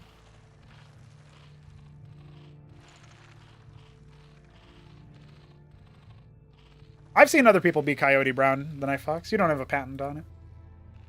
You gotta give him a stern talking to,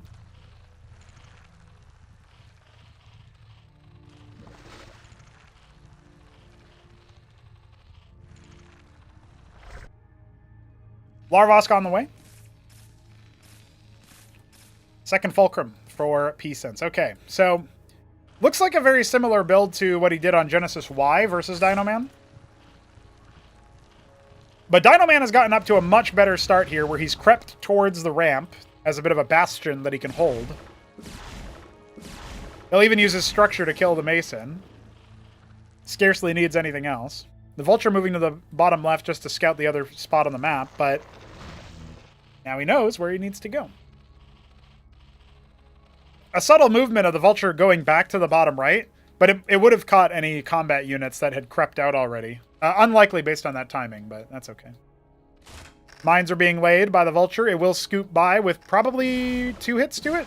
No, only 1. Okay, the Azira Core is going to be scrambled to try to respond to that. Still could end up getting a couple of kills onto that worker. It burrows a little bit too late there. Gonna dive in for some more. Oh, you let him in. You let him in through the mineral line. Oh, he misses out the target, though. All right, only 1 kill for that Vulture. Doesn't even lay its 3rd mine. Azira Core is doing all right. Dino Man taking a page out of Noiturne's book, it seems. We're adding in Cyclops. Now, does he remember Does he remember that he went Bactals and then struggled versus Pisense's mech push? If he does, he might just try to go for an early Hydra timing. Faster expansion for Pisense this time. Dynaman looks to be going for another Larvosk.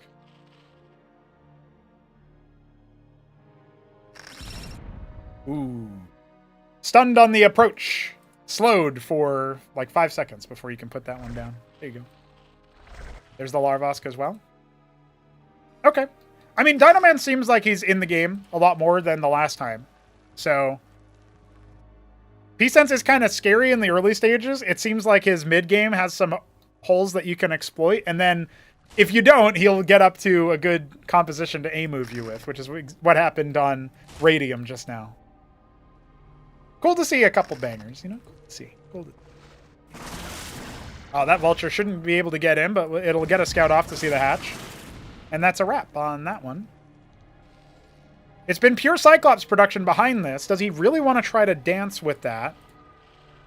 That's kind of the scary thing going up against Mech as Zerg is, okay, yeah, they let you develop more than Bio does. Bio gives you a lot more aggression in the early game. But think about it, right? You've got Cyclops that deal with Mass Hydra better overall, if you can keep them alive. Like, you do need some kind of frontline for the Cyclops. Or you go Goliath, and then suddenly you need, like, you know, your Hydras are better, right? So you'd go Bactyl versus the Cyclops, and you'd go Hydra into the Goliath. You know, Goliath Phalanx or whatever. So that's a little bit different. But we'll see how that one ends up taking shape. We already have the Palladium coming in. Dynoman will scout it out. I love the little diagonal arc that's being assembled here. Pisense knows Starcraft is an isometric game, and Cosmonarchy is too. The friendly splash. Damage the Masons. Soften them up for later. Okay, double circuit at the main. It doesn't really cover the ramp to the main base very well, these two circuits at the natural. Couple idle workers here. Dynoman just powering up as best he can. Got a decent amount of money. Looks like he might be... Okay. He's just going to push even further forward with the static defense. I was going to say he might be looking to expand again. Which versus Cyclops mass is kind of scary.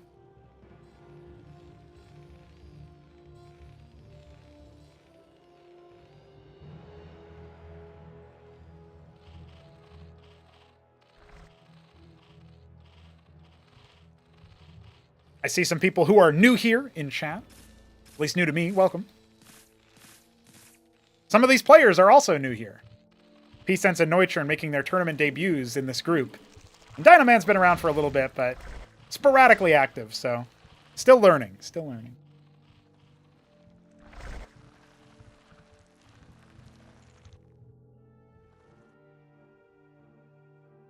Continuing to scout around with the Ovaleth. Let's see if Dynoman spots anything he wants to do. We've got a Khazitra Cesiant coming up online here for Dynoman. That's what he wants to base his whole defense off of, because the aura that it provides gives extra attacks to any units that shoot. So very, very powerful there. Basically turns a single target unit into a multi-attacking unit. That Ovaleth will end up getting overwhelmed, however, by the Goliath missiles. It is over.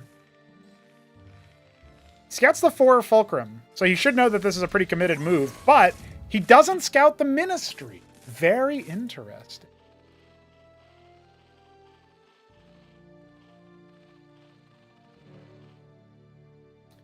$12 coming online here for Dynoman, or at least he's going to be thinking about expanding there. Making a couple of Bactylisks out of those Hydras, so... Watch out, don't get stunned. Yeah, there you go. That'll work. So the lobotomy mines obviously don't work like spider mines do. Instead, they stun units. It does allow vultures to be very harassment-oriented. They also affect all units, so you can even stun workers or, you know, archons. Other vultures. TVT is funny. All right, Dynoman going to go ahead and... Oh, he just had the money and then he spent it. Now he's got the money. Oh, he went AFK. There you go.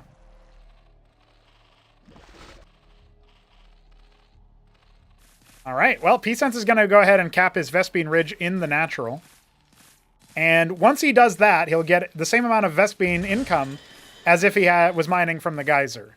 So it's a pretty good gas upgrade, because normally the Ridge only gives you 3. Zorkia Shroud coming for Dino Man. And Pisens doesn't have a star pad this game, so he won't be able to get any mobile detection. That's one of the weaknesses with going, like, mass mech. If you go pure Fulcrum, you have no detection. So when the Lake is, the Lurker equivalent, comes out, that's going to hurt quite a bit. Unless Pisens can actually get on top of his opponent. But he doesn't have his stockades up. He normally has been using a lot of Mavericks to stim and then move forward to reveal burrowed units when he absolutely needs to. And he doesn't have his trademark mobility there, instead trying to play around with Vultures. Keeping his styles effervescent, slippery, hard to account for. Dino Man has so much Vespene, he can absolutely go for tier 2, but he's just going to make more Bactylisks for now. The Vultures confirm nothing in top left. The expansions are instead over here at 12 o'clock. I'm not sure that that'll be done anytime soon. There it is! Tier 2 coming for Dino Man. Much faster than Pisens. But Pisens does have a functioning 3-base economy, which you can't say about Dino Man just yet.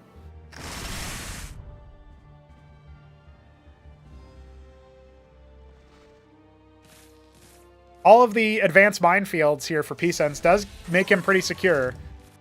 But, I don't know, if you turtle versus Dino Man, and he gets up to some powerful tier 2 army comp, or even a tier 3 army comp at the end of the game, that could also be pretty dangerous. Star pads coming up, 2 of them. Is he going to go for double and seal? We saw TopRamen do that in TVP recently.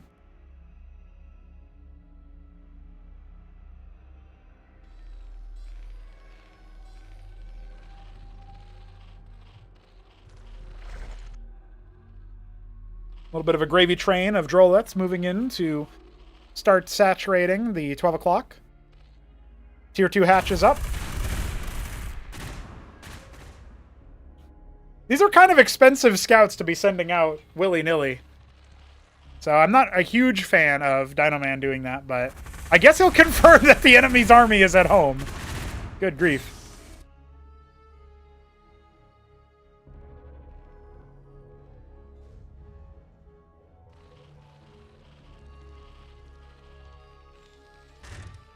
Tier 2 now for Pisens. Follow-up is Antseals. He's going to continuously make Fulcrums. He wants that detection. We didn't see Dino Man go for any Lakes, but what does he want to do? His tier 2 is done, but he hasn't made anything with it. He might be a bit focused on, you know, dealing with all the other tasks you have to deal with. Vulture is loose. No static defense yet. This is actually triggering a move out here. He's hoping that Dino Man overcompensates with that and sends in like a bunch of combat units, but instead he's going to clean it up with the workers. Posturing pretty aggressively here. The army is not really very large right now. Dino Man going for the Ultrav Cavern. Maybe he wants to use the Ultra Cores. We saw Noiturne be using that, but I don't know if it's quite enough. Static defense is not looking too great right now for Dino. Big army moves. Honestly, I think even if you attempt to attack this from a flank, I think all of the artillery is just going to absolutely flatten you. He's got a decent number of Bactyls. Is it going to be enough? This 12 o'clock is completely crushed, but Pisens has hemorrhaged a large amount of his army. So many of those units getting absolutely eaten alive by the mix of Hydra backed. And now the rest of his army is going to come on down, but it's too late. Army victory here for Dino Man. He does go down to 2 bases again, but that base wasn't harvesting too much for him anyway. It's going to feel bad for him, but objectively, he's in a position of power. He can move through and see if he can't, you know, clear out this position, attack into where he's doesn't have a huge force. I mean, the Hydra back can deal with all of the Vulture Cyclops. The entrenched position of the Phalanxes does prove to be a little bit more of a problem, though.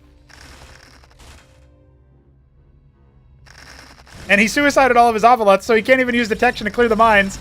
Once again, falling prey to the regular move instead of the attack move. Still ends up wiping out a good number of those with the Bactylis bounces, so he's going to push forward. The Phalanxes are not deployed. Only one of them coming online right now. The mines are slowing down this army, which might actually be a blessing in disguise for Dino Man. He's going to shred the Antseals, so no more detection, no more shielding, and the Phalanxes are dying as well. Has Dino Man found the magic timing? He hasn't retaken 12 o'clock. He's only now got it down. Does he have any other units coming? It doesn't matter almost. As he crushes through the remaining phalanxes, there's still a couple more back here. Hydras are going to start to get flattened. The Azira Corps is just clearing out all of the Masons.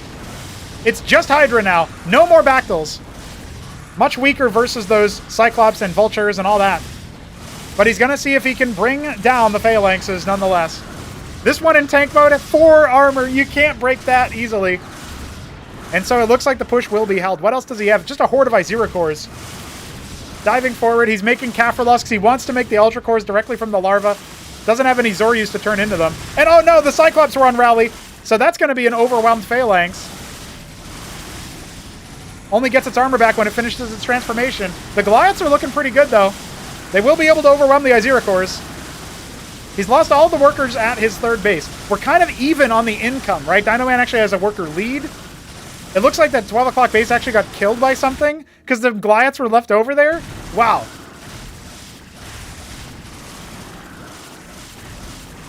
Can't really pick up the pressure. Can't really keep up going. Well, Dinoman does have the ability to make some Bactyls and some other such units directly from the larva if he wants to. That's what the layers do, the Kaphralos. Yeah, he's going to go ahead and make 16 Bactyls just got queued up. Pretty impressive. Well, he's got these ones down here, but... And now he's yet again going to try to take the expansion, not realizing Dinoman plays without sound. So he doesn't realize that he's losing this Hatrosk for the second time. A couple of Azira Corps is going to waypoint in, and I guess they'll get some friendly fire. That's about it. He should scout, actually. He should see that there's not that many Masons over there. This Goliath is kind of wounded, so the Bactyls aren't going to be too terrible versus it, but one of them will regress, which is a bit unfortunate there. These ones are full HP, so good luck. Can't clear that. You know, we saw Noiturne fall victim to this kind of thing at his 12 o'clock on Radium just in the last game, where he had like 4 Mavericks up there, and Noiturne sent like 1 unit and 2 units, and it just never actually cleared it. It took like, it felt like 5 minutes for him to get to his 12 o'clock up. And I think it's about the same position here for Dinoman. He definitely needs at least the same size army to try to contest what we have here. Because we don't have that much anti-armor, right? A couple Ultra Cores are up. Tier 2 is finished, and Cataphracts are being made, but it is admittedly a slower rate, right? Oh, these ones are not going to regress. Oh, no. So when they come directly from the larva, they do not regress. So that is unfortunate there. As once again, the Goliaths stand tall. The sequel to the Mavericks at 12, the Goliaths at 12. By the way.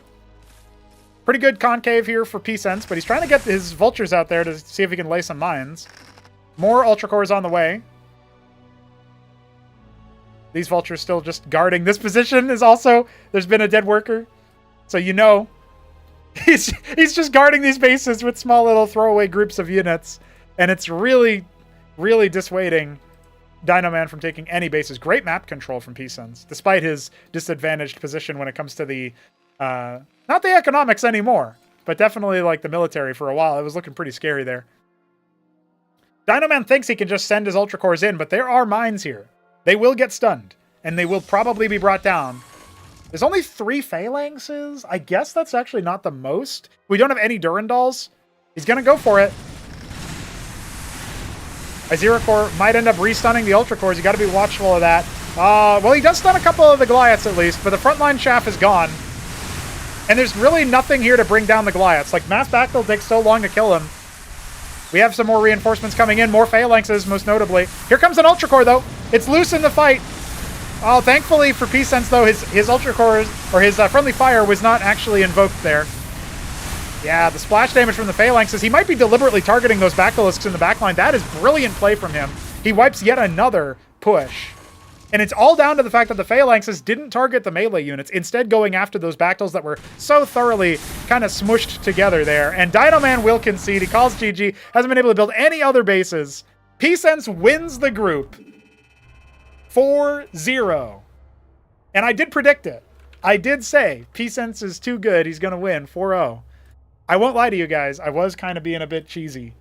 I was kind of being a bit silly. I wasn't sure that was actually going to happen.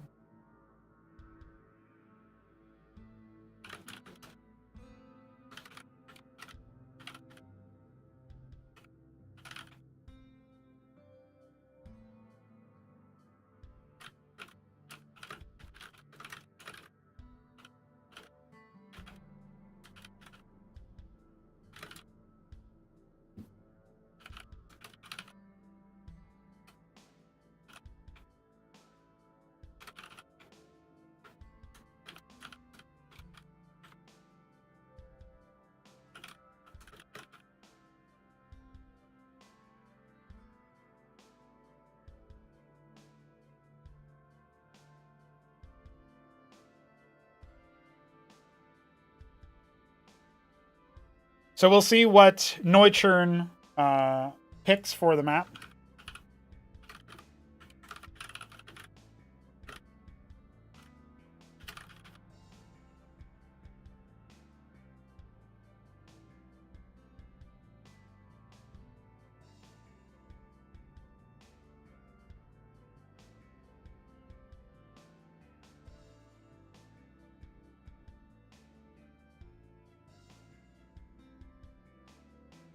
Looks like Noiturne needs a moment. He has to think about what map he wants to play, you know? It gives me time to drink water.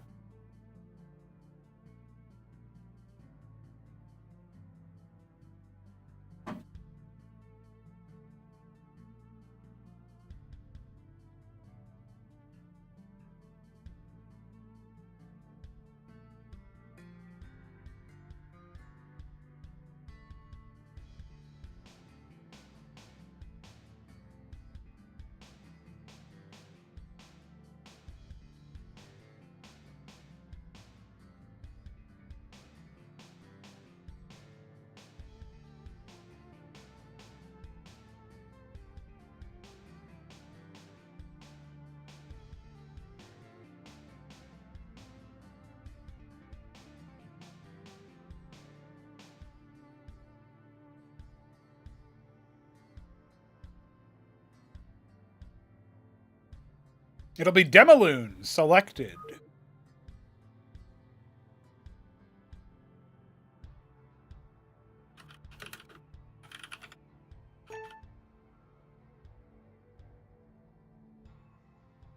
Okay, so with the current scoreline, if Noiturne wins this game, then he is going to be second place. If Dinoman wins, we go to a tiebreaker for second place between the same two players. Oh, and then Smarty Cakes just joined to ask. That's very funny. What's going on, Pencilus? Welcome.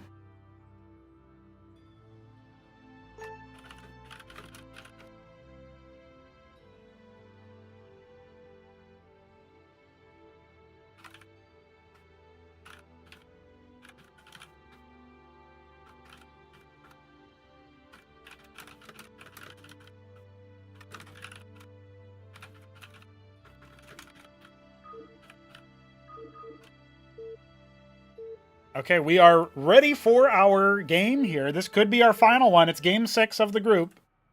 And we've got Dino Man here in the top left as the maroon. No, blood Zerg. And down here in the bottom right, Noiturne is the black Zerg. He's back to black. Well, you know what that means. He's gonna absolutely win. Dino Man not going for any gas mining early. He is clearly thinking about a pool opener. But it's not going to be an instantaneous pool opener.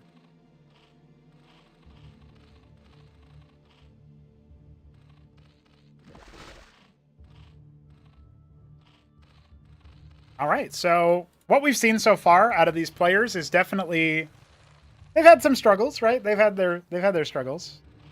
Looks like Dynamite. Is Dynamite going hatch? What's he doing? He's got a lot of minerals.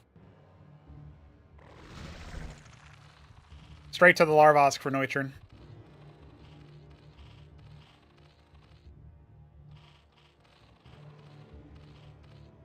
Oh my god. Okay, never mind. I don't know what he's doing, actually. I think maybe he forgot to get gas early. Well, he's going to come in here and see what Noiturne's up to. The Larvosk start won't really reveal too much. Ooh, Noiturne actually is... He's one return away from the Geyser of having enough to make his Hydrith Den. That might bite him in the butt. No, Noiturne, you forgot to get your last gas return. Oh, no. Oh, dear. Well, I think he's going to be all right with this Kagrin. It will actually finish, but it's not going to be able to survive those Roller Row cores in time to turn into a Circuit. So, yeah, Dinoman just cancels it. He's actually got his Hydrith Den up faster, though. They're both going Den first. It's very funny. At this point, Noiturne hasn't really strayed from his opening strategy. Dinoman, we've seen him try a couple different things. Obviously, the 6 pool in game 1. And then he kind of went for pool into Den. And then last time he went straight to Den, and this time he's also going straight to Den, but the last time was ZVT. This time it's Z-Mirror.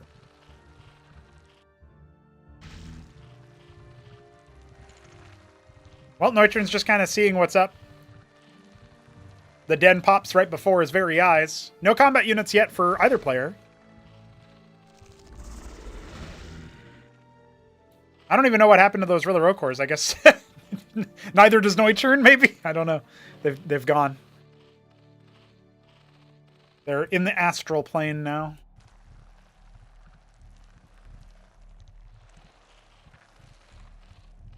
What's kind of cute that I want to see somebody try is like proxy hatch in ZVZ to make Rilla Rokors to get on their Kagra. That's really funny to me. I don't think it'll actually happen, but, you know, it's a possibility. Ooh. Noiturne playing around the extremities. Wait, Noiturne, you got some cash to splash, my man. What are you doing with all them minerals? Looks like he's actually going to reveal his workers, so. Still seeing what's up.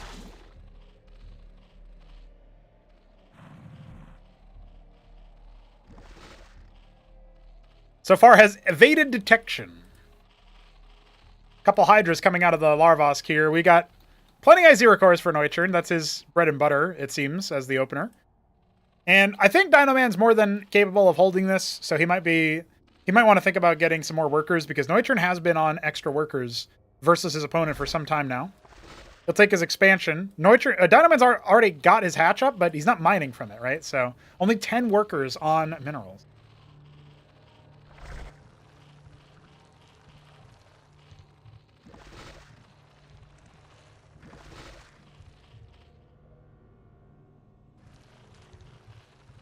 Some Hydra starting to pop out, and it's a pool follow-up for Noiturne. He wants the ability to get that chaff out. Dinoman, on the other hand, just going straight for the ski back, which is scouted by Noiturne. So his own ski backed reactively, okay. Somebody was making an Ovolith. Who was it? Who made that? Maybe not. Maybe it got canceled. Oh no, it was this one. It was to reveal the burrowed worker. That's really funny. Screw your worker.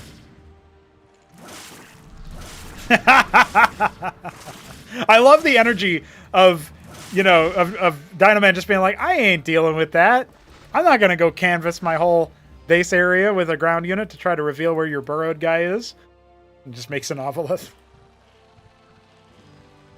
Well, there's a counter one here for Noiturne.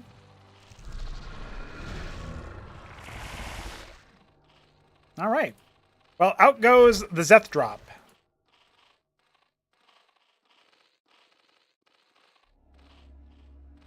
And some Skithracores for Dinoman. That is a very big deviation.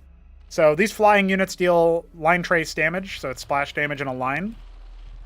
And they're very good at killing stuff because they also impact burrowed units. So even if you burrow your workers, if they're targeting the hatch, you'll still be attacking them. Very good. Very good stuff. Also not bad versus drops. You know, they can chase down the Ovolith, obviously. He's got his Zerocores right here to respond to this, so he's also caught up pretty nicely in workers. It would be a shame if he ends up losing a lot, but he will immediately see that he is under attack. Looks like he'll lose a couple of workers. Oh, only one! Wow, okay. Noiturne not force targeting that. He was back at home trying to make a Zorkish Shroud to follow up. The Skithracores have not yet been shown. So I thought maybe Dinoman would reveal them on account of being dropped, but that's not the case. So Noiturne will be taken by surprise there.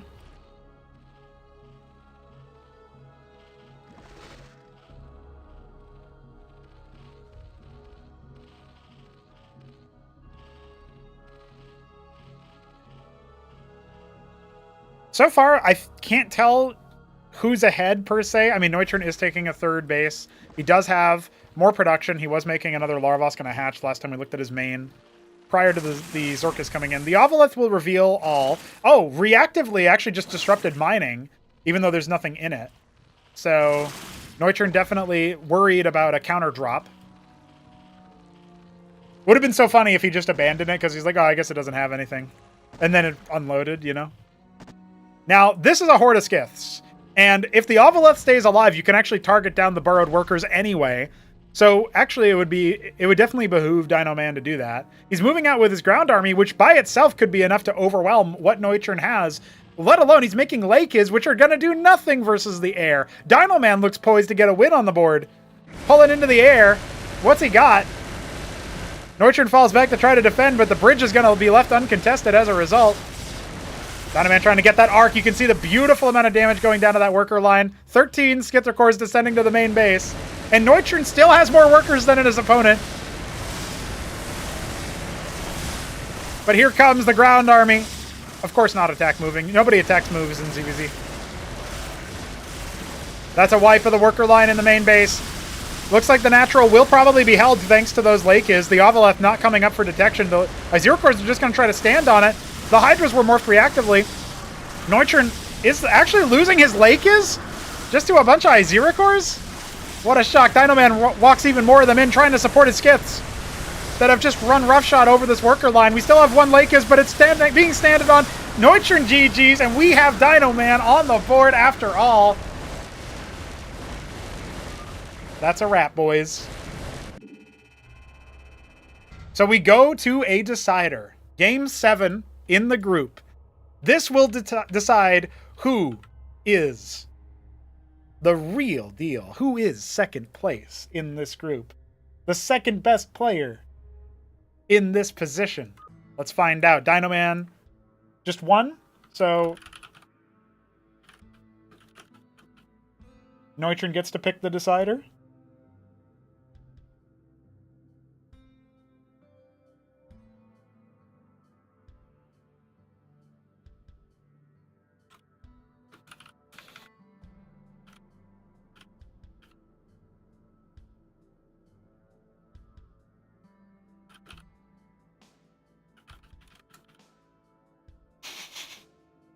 I just, Noiturne was grateful, or he was hopeful. He's like, wait, decider?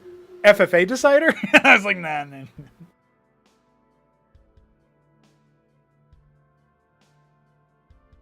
It'll be near impact, selected by Noiturne. As a loser of that match, he retained the right to pick the next map. The lobby is up for Dinoman and Noiturne to pop in.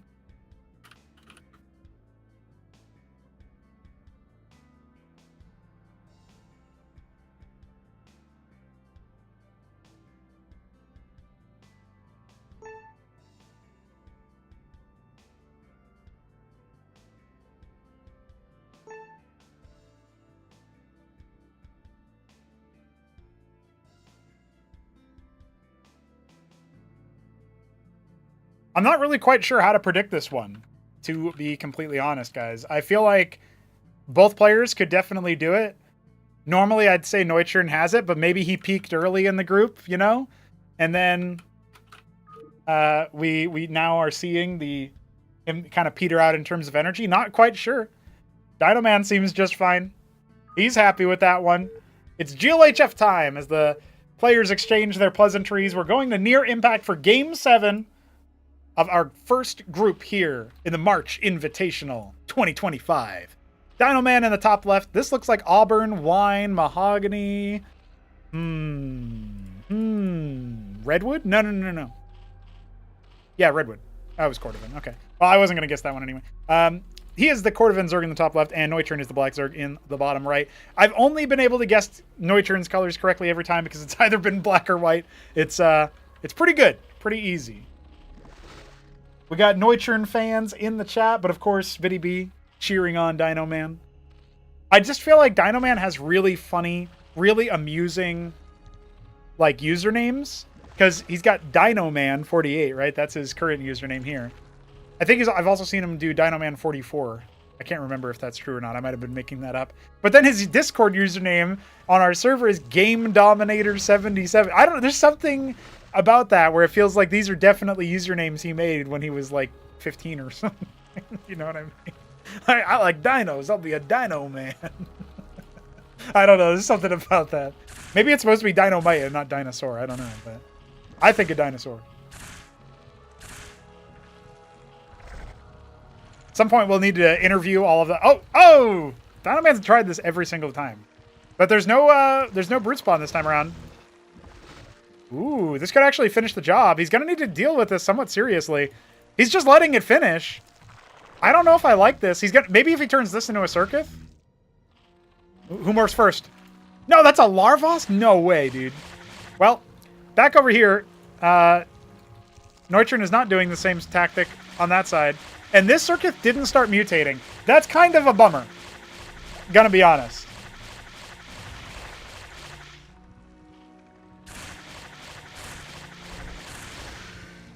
At least he scouts the pool coming down, but I'm not sure that he clicked on it, so he might not know. Noiturne going for a pool opener. Dinoman's tactics have been eviscerated.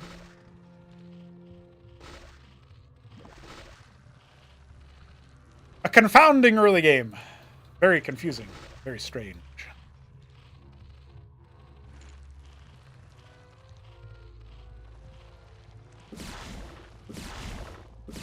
Ooh, even kills the Droleth.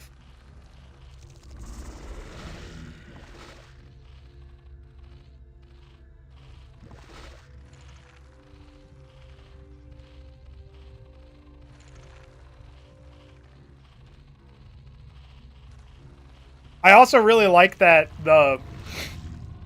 he extended the Kagra into the area and then Noiturne used it for his pool. Like, something about that is just amusing to me.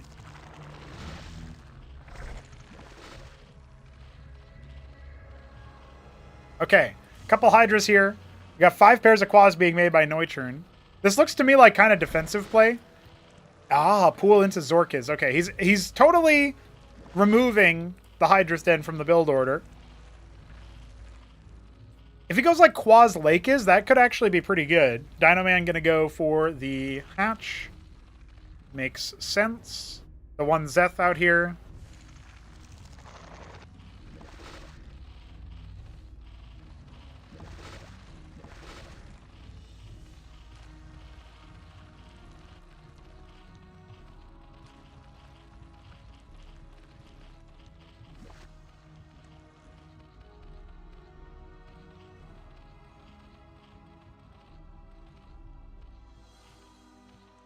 Well, we do have an Ovaleth coming out for Dinoman. He's expanding. Noiturne is a little bit slower in that department.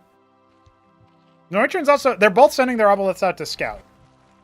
So, assuming they cross paths, you can click on a transport, and if there's no text, it means that it's empty. So that's usually pretty good for figuring that out. Look at that. Noiturne even correcting his course to see that. So, you know, if you know that little detail about the UI, then you don't really need to super worry about that on either front.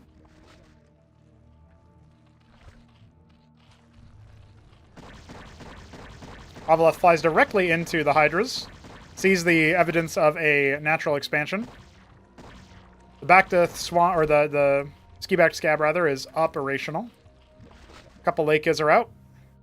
So what? Yeah, that becomes the ticking time bomb, I think, here. Ooh. Ah, not quite able to find a Starcraft 2 spot in the top left. Owned. Devastated.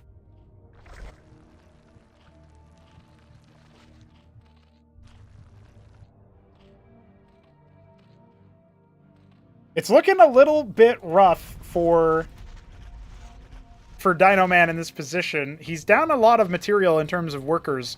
But he's got the ski back Scab, and if you make a ton of Bactyls, you can fight your way out of a worse position.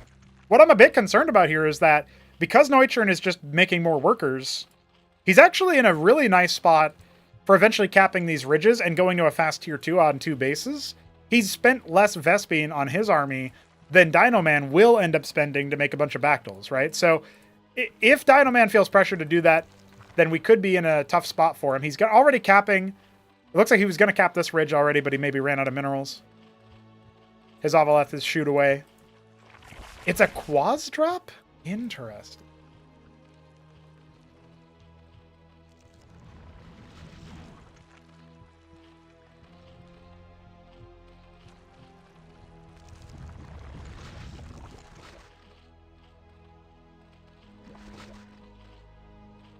All right, well, the Quas are definitely going to be numerous enough to stop any early, small, piddly attacks. Still no ridge cap in the main base for Dinoman. It does look like he's banking Vespene to tech up. Noiturne might be doing just about the same thing here. He's gas capping on the main, but not the Nat yet. No third base in sight for either player. Noiturne has his Quases here just in case. Aleka's drop on the other side, it looks like. Eskagant finishes.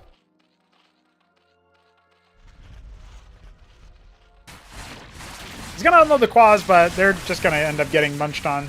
Oof. Your Ovaleth is now an asteroid floating in space.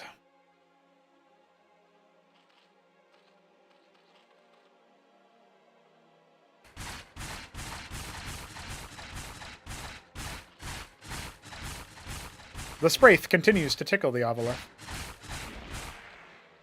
2 tickles were too much.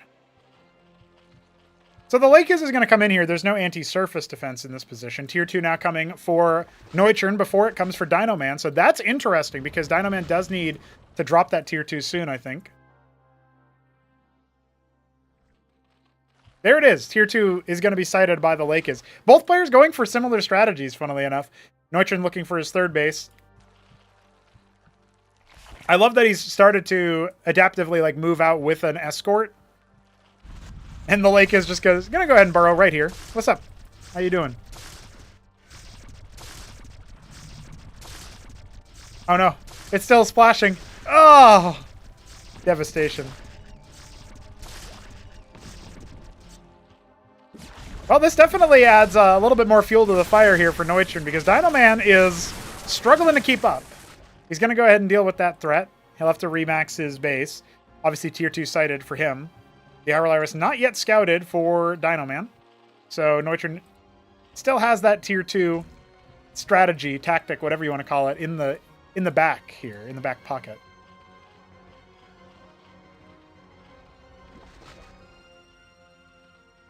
I'm not really super happy with what Dinoman's got. Like, I'm not feeling super jazzed about it. He's also going to be down a third base here. Droleth's just idling. But we'll see what tech he chooses.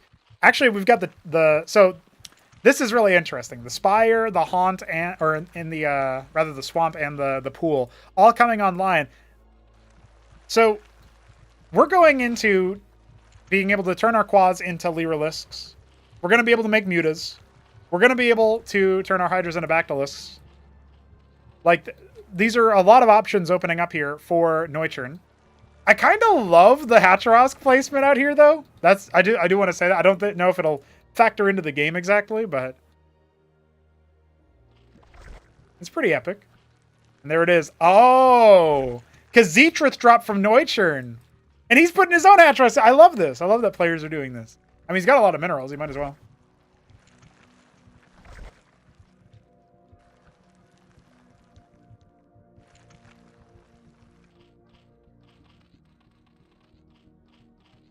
Yep, Swamp Lake and Spire. We'll see what ends up happening there.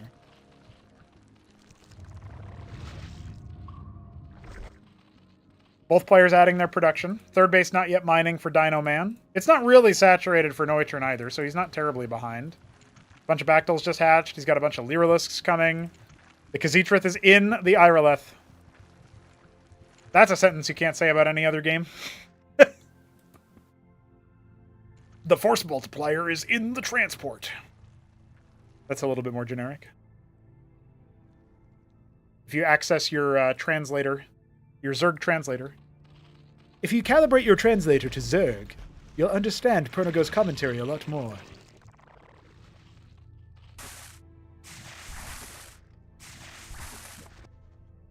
I sense that we are going to come to a head here pretty soon with Noiturne massing up his army. We don't have any tier 2 yet for Dinoman. He's going for, oh, he's going to go Calcalisk. I actually don't hate that. If he has time, that's a big deal. Drolet's moving into the third base for Noiturne. Kind of the same thing happening for Dinoman, but not to the same degree. He's gas capping, ridge capping, all that good stuff. Already has his tier 2 gas cap as well. Very nice. So Noiturne in a very powerful position economically. Dinoman, not exactly comparable strength. The Ovaleth sees a shuffle of the military. Noiturne going to scout ahead with his Irileth. As a reminder, guys, in about an hour's time, we will have another group. This will be of higher level players. We'll see what they are all up to. HitEmUp, Neblime, TopRamen. It's going to be great. It's going to be glorious. So a Khazitra Cesian has been deployed. This is going to multiply the attack count of Noiturne's forces. His Bactyls are going to start shooting multiple targets and all sorts of stuff. Here come the Calculists. There's no crowd control yet for Noiturne. It's just the bounces. And the Iziricors are doing a phenomenal job for Dino Man as they try to withstand the attacks.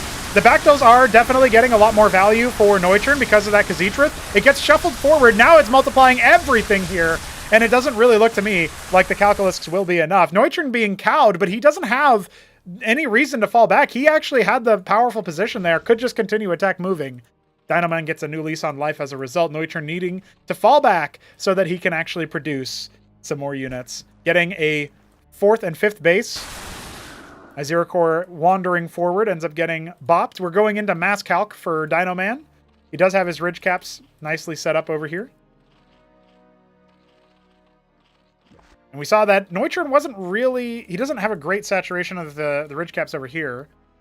Both players starting to build up a bank. It still feels to me like Noiturne can go for the kill pretty much anytime he wants. But Dino Man's holding.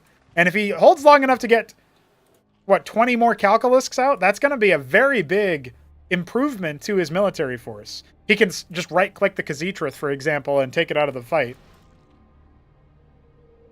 A little bit like the Skithricors we saw at the end of Demaloon that gave the game for Dino Man. The Calculisks attack in a similar way. The projectile doesn't return back to the Skithricor, or to the Calculisk, the way it does for the Skithricor, but it still does a lot of damage, so...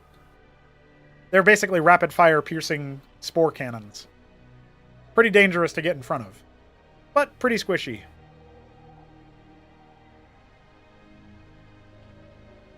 All right. Going up to that very important count of Calculisks, the 4th base on the way for Dino Man. This base is very, very well saturated. This base not as much, funnily enough. And the 5th base for Noiturne coming online here. He's capping. Setting up his territory. Still got a bigger force. I don't know. There's lots of Protathalors.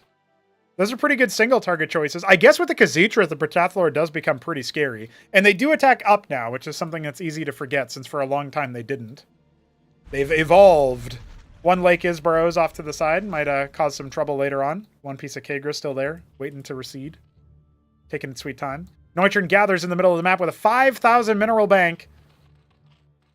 Looks like he will soon be able to go to tier 3. Needs 1,800 Vespene for that. Dino Man makes a couple of Bactyls. The Zethicors find the 9 o'clock position.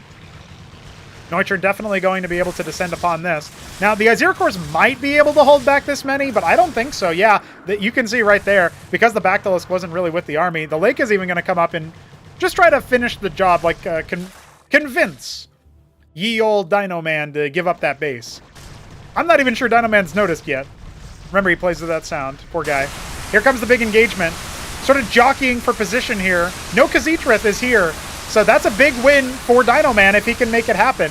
Protathalors have to fall back a little bit here. The Iziricor's tanking so much of the Bactyls. Oh, there's the Khazitra that's in the Irola. So now he's going to go ahead and drop it. And with that, he should be able to shred those Iziricors a lot faster.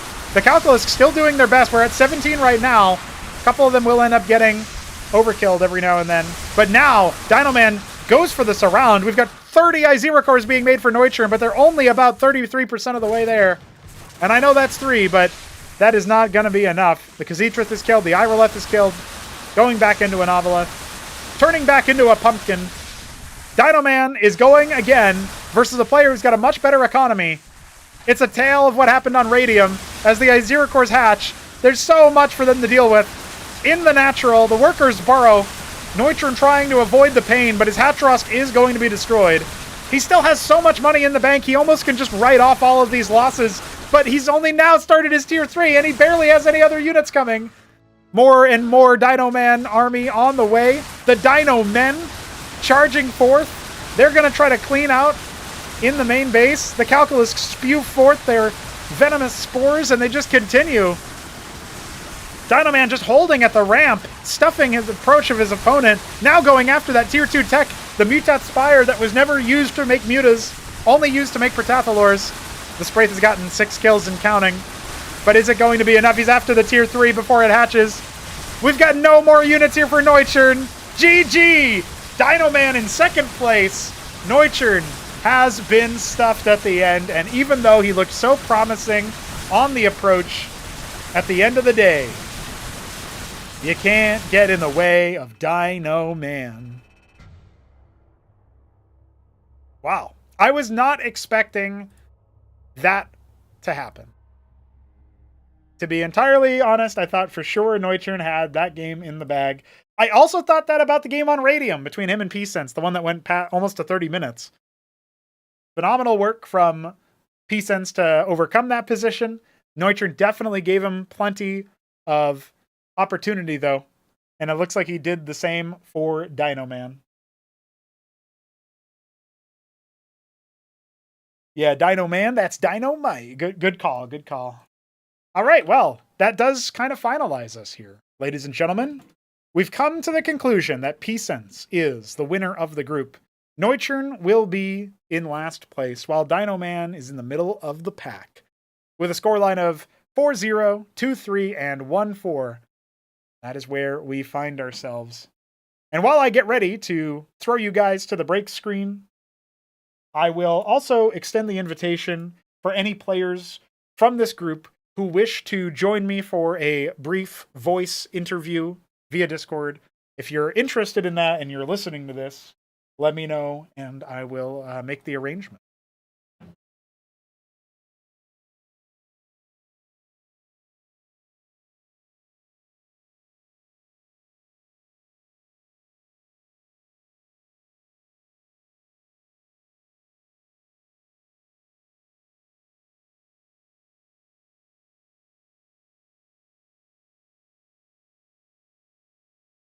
There was some devastation today. A devastation of a man who was getting tier 3. We didn't get to see any Zerg tier 3. We didn't get to see any Terran tier 3. But hey, there's always the next group. It kicks off in a little under an hour.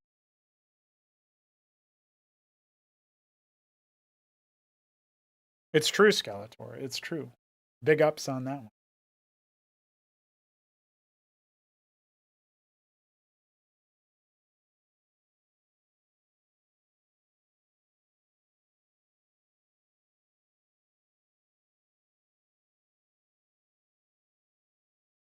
So as we take a look at the spot here,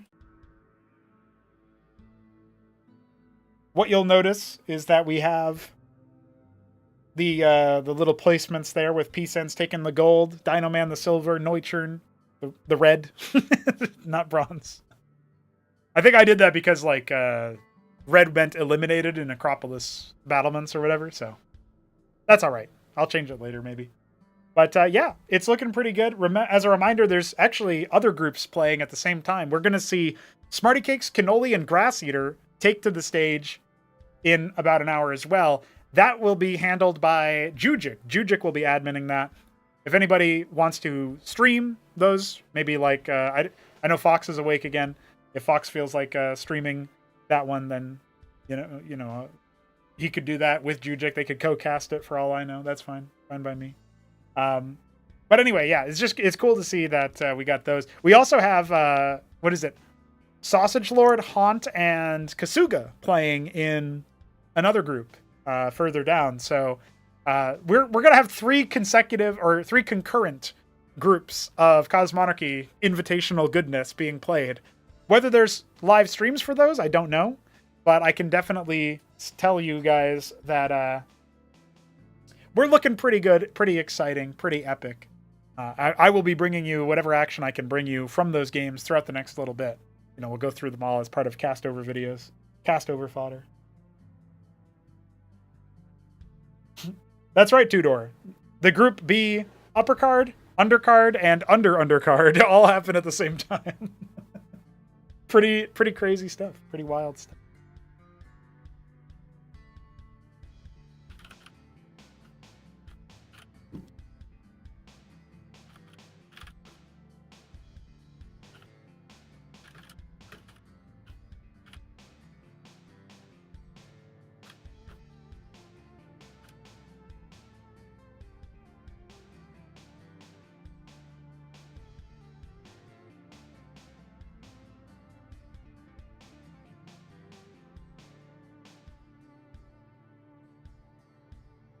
Hey, it looks like Dino Man will join us.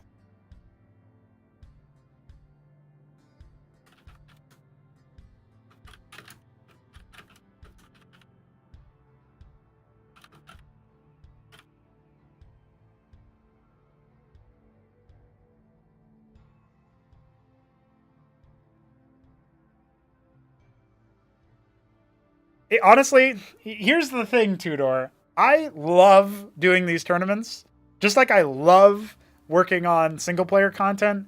Just like I love working on my D&D homebrew stuff. Like all that stuff is really epic, and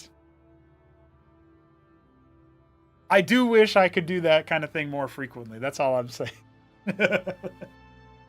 I'm only one man, and I also don't make enough money off of Cosmonarchy yet to quit my day job and all that other stuff. So I would love to just constantly do, like, I would love to do tournaments pretty much as often as there was demand for them and interest in them. And, you know, I just don't have the time to do that.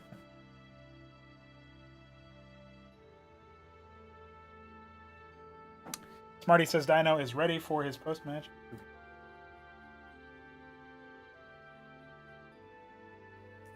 All right, what is up, Dino Man? Your voice is now being broadcast to the populace. How are you?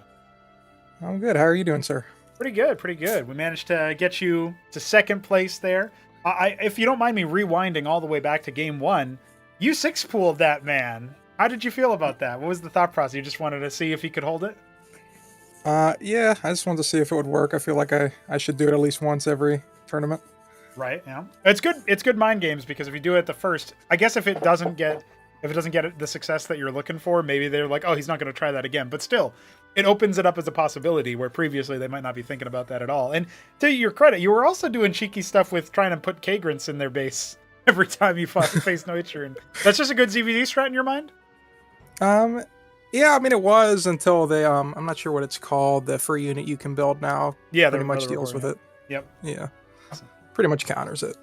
It does end up doing that, but I do like the idea that you can still force them to make that earlier. Like what you opened up with in the last game that we just cast, that was actually before he even had a Larvosk finished. Like he went super early. And so that kind of disrupted it, where maybe you could have made it finished. If things were slightly different, might have been possible. But yeah. I just noticed, like, when somebody does that to me, it changes my mindset for the rest of the match. So I think it's just worth doing. That makes sense. That makes sense. Were you watching all of the games that Noiturne and Pisens played in this group, like while you were waiting to play? Were you keeping up? Yeah, I like seeing that. I like CVT. There you go. Pisens is way better than I thought he was. He did really good. Yeah, he came back that one game. That was crazy. The 30-minute one almost. Maybe I'll get a chance to ask one of the other players about that. But the cool thing about that match for me was to see Mavericks be continuously pumped and used even in the mid game. Like maybe at the highest level of competition, that kind of thing won't work.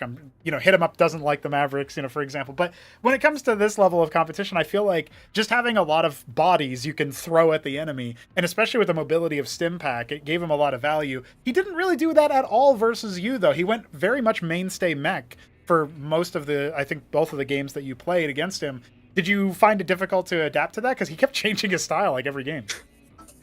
Yeah, I was trying to find the build I wanted to do, and then like later on, I kind of just settled on Hydroden and opening like that because I saw how like good it was doing for Nocturne. But yeah, I think if I would have done that early on, I would have done a lot better against that. Mm-hmm. But I always also struggle against like Mass Marine siege tanks. So if you would have done that, that would have been probably a lot of trouble for me. Yeah, just trying to fight back all of the moves. I did think that your game on Blackwater, where you had the same spawns as Genesis Y, funnily enough, where you were in the top right, he was in the bottom right. But that game also kind of was instructive because there were a few times where it looked like you were actually going to be able to fully break him, but just narrowly didn't make it happen. I was talking to the chat at the time about how, there's a very rare situation, a possible situation where you could force a first place decider match if you beat him and then you beat Noiturne, and then you'd have to tie break with Pisens after that. So the format is a bit esoteric for a lot of people. They won't necessarily know all those little pieces. But how did you feel about that Blackwater game? Because I felt like there was a period of time where you were going to be able to break him. Yeah, I thought I was gonna win. I was feeling really good, and then I misclicked and upgraded all my hatches, and then I just couldn't focus after that. I just like, oh wow, I got all these aberrant hatches, and Yeah. I've never done this before. So, Oh wow, okay. I uh, thought you did it intentionally to try to make the ultra cores or something because you made the ultra cavern. So I figured maybe there's something yeah, up there. I think I just hit a key on my keyboard. I wanted to do it. I just didn't want to upgrade them all, and then I spent all my gas on that while I was attacking, and then Right. Yeah. he did the smart thing where on both my expansions he had like a couple units there, and it Yep. just threw me off dealing with the upgrade that I didn't mean to do, and then trying to expand again, and then I couldn't build the normal drones, and then it's just something I'm not used to, so it threw off my game a little bit there. Yeah, yeah. I'm really interested in seeing if you know, obviously you've been sporadically active. I know you and Smarty are tight, but it's cool to see like, you know, some of the people who've been around a little bit longer than all these new guys. You come in and you threaten Pisens, you almost take them in that Blackwater game. Obviously, you end up claiming second place, clinching it from being you can kind of think of it as you were almost down 1-0 from a best of 3, right? Because you had to win 2 games consecutively versus Noiturne in order to clinch second. You managed to make it happen despite him getting economic advantages in those games. Were you able to tell that he was like ahead money wise, or was it just kind of a surprise when you saw the resources tab in the score screen and he had like double your income or whatever?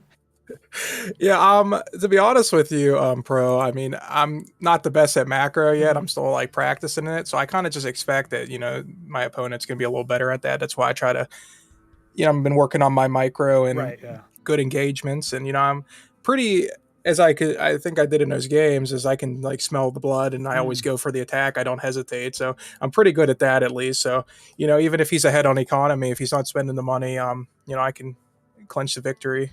Well, that's a really important point because Neuchern has to learn what you just were elucidating. The fact that you can figure out, you got what we call killer instinct, right? You just find out the time of when you can push and you do it. There was a point in time where he basically routed your army when you first made Calculusks on near impact. And that first attack that came in where he was doing that offensive Khazitra drop, and you Yeah. end up getting kind of pushed back to that hatch that you put down in between your natural and your third.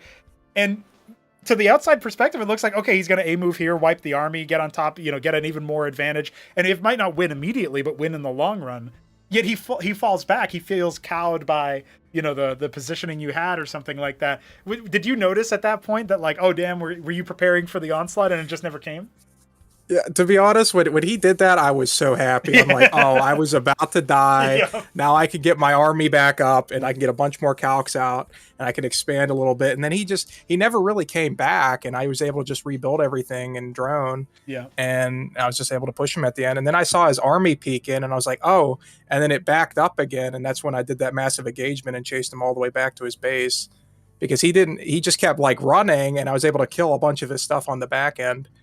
And then, I was told in the chat that he was going tier 3. I didn't even realize that. Yeah. So he spent a bunch of his money on that. So Yeah, it was a questionable decision anyway, because after you wiped his army in the mid, he goes for 30 Izira cores, which is just like their classic, like, select all I need units, and then you build the first thing that comes to mind. But he also, as you were killing his natural, morphed to tier 3, which is like not when you want to do that, right? But it's like, oh yeah, I can afford that. Might as well. So definitely some things to work on. I did think that his early, like he definitely had stuck to the Hydrith Den forever until the last game when he went pool first and then Lake is, and then he wasn't really able to pressure too much with that, but he did that annoying drop in your main. Still thinking about your impact here, and then was able to get some more value out of that. So, he still did some things. It's just one of those positions where you're looking at it and you're like, wow, he had so much money, but he wasn't quite able to leverage it into a winning position. And so it's cool to see that game, the game where Pisens came back on Radium versus him. It demonstrates that even if you're down material, you can still leverage a winning position if you just find the right timing. And so it was cool to see that. Kind of the same thing that happened on Demoloon when you went Skiths. Were you saving that for a rainy day? Because you were not the first person in the group to make it. Neutron did make them at some other point, but you were the first person to go for like a doom stack of them and just raid the base. yeah, I was just like, I heard you mention during, I don't know, one of the games that like something about air, and I was like, oh, I really like air, and I was playing Calcs last night, And I'm like, okay, well, I'll build these and see if they're good because everybody tells me they're good. So I was like, okay, I'm gonna get a bunch because I don't know how many is the right amount. So I'm like, okay, I'm just gonna get Doomstack. Yeah. I'm just gonna go around the map, and then I'm gonna get my army there because I know they're not gonna be enough to kill everything. Yes. So I didn't realize how good they were gonna do, and I'm like, oh wow, I'm killing so much stuff. And then he didn't burrow in his main, so I got so many more drones. So then I'm like, okay, I'm just gonna send my army in, and I couldn't kill all those. I couldn't find some of the lurkers. I don't know if you saw that. I was like, oh, they're killing all my units, and he killed my army. He probably could have stayed in, but I killed like most of his drones, so I guess that was a good GG. Yeah, and it didn't help that like a lot of your Iziricors just killed the Lakes anyway because they were just standing on top of them and bouncing them. So, those are units that's hard to. It's really hard to kill all of the Iziricors compared to like if he was trying to stand on top of them with Zeths or whatever. Yeah, it's just good luck with that. They have so much health. Honestly, there were some momentous like tanky moments with the Iziricors, even on near impact on that first, like not the first big fight, but the second one after you remaxed. Like there was periods of time where it's just a conga line of Iziricors or a Maginot line, I guess, just defensive line drawn on either side, and it's Iziricors and who can break the line first. So it's pretty cool to see that kind of thing. They pulled their weight. A lot of people were kind of down on the Izzy, but he seems like he's doing well so far. No, I love them. My mind just kind of defaults. I'm like, oh, okay, I'm killing him. I'm in his base. I'm just going to spam that unit and hope for the best. So I'm just going to keep sending them across the map. But I hope they keep playing, and I'm getting better at the game so I can fight better and better opponents. But thanks for hosting this tournament, bro. It's such an enjoyable time, meeting everybody, talking to everybody. Yeah, it seems to get a lot of people down for training too. We've never had more people playing the game. We've never had more people training for it, and this is the biggest, like by number of like volume of signups, definitely the biggest tournament. So I guess we need to do this again sometime sooner than I thought, which is, as I get back into the swing of organizing them, maybe it'll become a bit easier. But I'm like, damn, I'm really grateful we got admins for the other groups because we're about to start 3 groups at the same time. Oh my goodness! For at 6:00. So yeah, it's going to be an interesting time. But thanks for sharing your thoughts on the games. Exciting ones back and forth. Big fan of those comeback wins on Radium, and of course the one you participated in on the last map that we just played, Near Impact. So cool shit, and looking forward to seeing what else we can come up with. I'll have to maybe put you up against slightly stiffer competition next time, or we'll see. Oh, okay, I'll have to practice a lot more then. Yeah, that's right. I appreciate it. Yeah. GG's, man, and I'll see you next time. GG's. Yep. All right, that is a wrap on the interview with Dino Man, aka Game Dominator. Oh, I forgot to ask him why he doesn't play with sound on. Maybe he'll answer that question later. But all in all, I gotta say, pretty cool stuff. Glad to see that we managed to get a little bit further forward on that front. Now remember, Group B undercard is going to be Plan for Payback at Smarty Cakes, Cannoli, and Grass Eater. But we've got a different look at one of the other groups, right, guys? Because we all know there's a different one that everybody should be perhaps even more excited for. And that one is, drumroll please, going to be the one with HitEmUp, Neblime, and TopRamen, some of the best players we have ever seen in the sort of, you could just say, in general. We've definitely seen some pretty epic plays there. So I'll go ahead and switch into the view for that one. I'm very much looking forward to seeing who comes out on top, because HitEmUp is he's a guy who we just keep expecting to do really well. We keep expecting him to do, to win everything because he's so good in practice. And then, he is his own greatest weakness in some ways, his own greatest nemesis.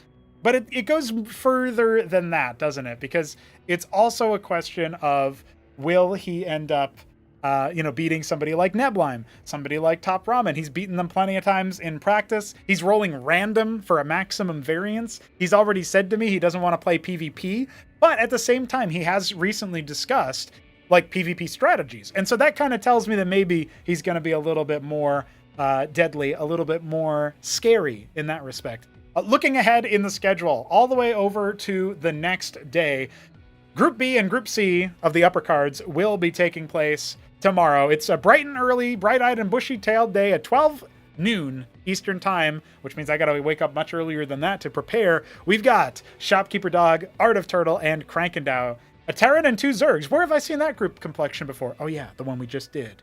And then, of course, straight to the Stockades, the Shamblers, Terran, Arbuz Budesh is Protoss, and Swarm Lord 1, also known as Steven on our Discord server, he is going to be Zerg. Now, I don't know what to make of that. I did sort them based on competitive experience, but I kind of think that the inverse order could be true. It could be, Steven could end up being number 1 in that group. The Aussie Zerg could end up taking first.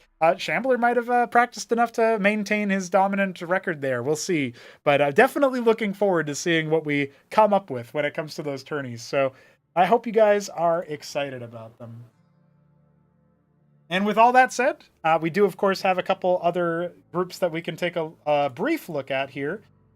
Remember that we do have the Group G, that's not Group C, Group G, Sausage Lord Haunt and Kasuga also taking place shortly. Inozlix will be our admin. He also is our composer. He's the one who did the music for the game, so very cool. And he will be taking care of that group. Jujic will be taking care of the Smarty Cakes, Cannoli, and Grass Eater group. So all good on that front. But we also have a couple of groups for the undercard starting tomorrow. Group C and Group D undercards are going to be Rainarel, Blade Hollow, RWL, and This Is Jimmy in a Faction Wars group, so that'll be very interesting to see what happens there. And Group D will be straight up competitive. They hope for a decider. It's Toyota Miguel, Tudor, and Fenris. Really looking forward to seeing those because Tudor and Fenris are newcomers to the space. We actually have a lot of newcomers. Obviously, Group G, the undercard, the undercard, if you will, that's going live soon, is Sausage Lord Haunt, Kasuga. Those are all new names. None of them have ever played Cosmonarchy tournaments before. They're all recent converts. They've started playing like less than a month ago. Really excited to see that one in action. Can't wait. And yeah, I'm also looking forward to see it. It's always the way. We host one of these tournaments and we close the signups, and then we get a sudden glut of new people that might have been interested in playing. That SGZZZ guy from Peru. We've got Pencilus from Germany. He's looking like he's ready to rock and roll in that respect the next time the opportunity affords itself for a tournament. So definitely looking forward to seeing all of that. And that pretty much brings us to a close on the groups. I hope you guys enjoyed this one. We're going to be back in, about 30 minutes or so for the next one. So I'll send you guys to the break screen. I'll see you guys in a half an hour. I'll rest my voice, finish my meal, and see what else I can do in the meantime. Thanks for hanging out, guys. We'll be back soon.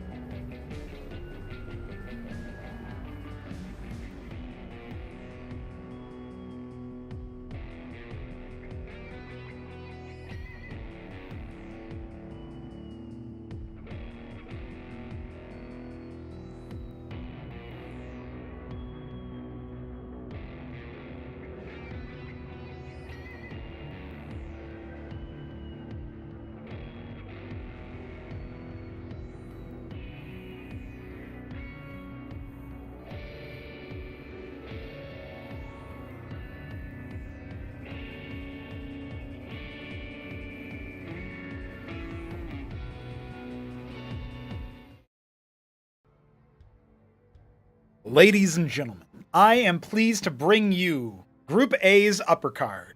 All the King's Men. It's HitEmUp as Random, Neblime as Protoss, TopRamen as Terran. And, that means it's a 1 in 3 chance of getting Zerg for an all-balanced group. I hope you guys are as excited, as amped, as pumped as I am to be welcoming some very exciting players to the mix. We obviously have a couple of other uppercards planned, but those ones are going in tomorrow. Group A is today. It'll be our final group of the stream. There are other groups that are kicking off very soon. Smarty Cakes, Cannoli, and Grass Eater will be playing in a group. I'm very excited to see the result of that one. Of course, we also have a group of Sausage Lord, Haunt, and Kasuga, all new players gaming in tournament competition. But that's all for later. Right now, we've got the main course.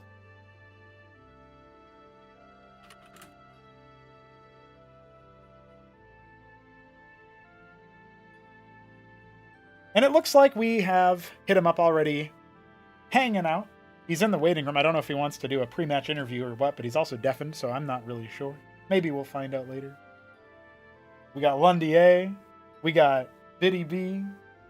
We got a bunch of other people in the chat. Thanks for hanging out and watching. This is the high-stakes group, I'm telling you.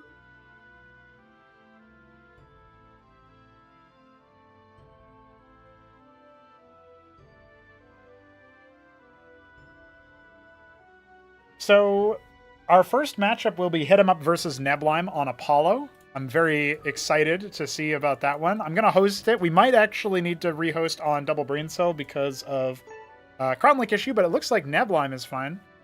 And presumably... Hey. Oops, wrong name. I forgot to change my name to uppercard. Group A uppercard. There you go. All right, now we're good.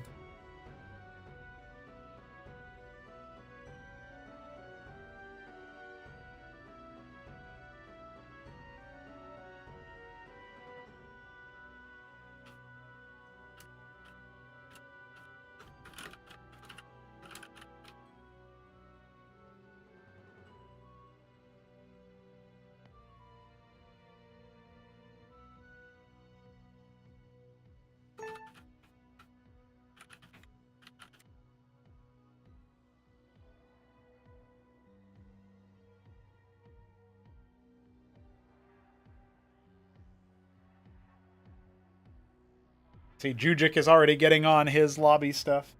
We'll see if HitEmUp can join, then we're all good on our side, but Ozlix is having trouble hosting on his end.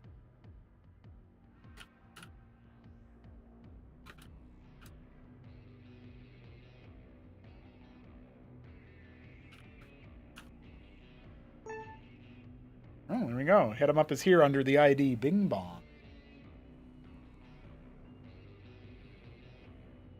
This gives me time to set up our lovely scoreboard here in the in-game overlay. I'm very pleased about that. Oh, I just realized something very funny. Well, that's okay. We'll fix it later.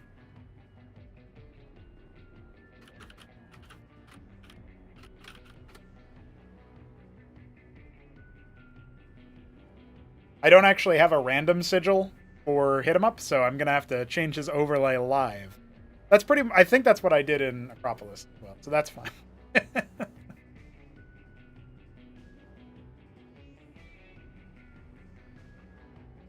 I'll just blind guess that he's gonna roll Terran. It'll be fine.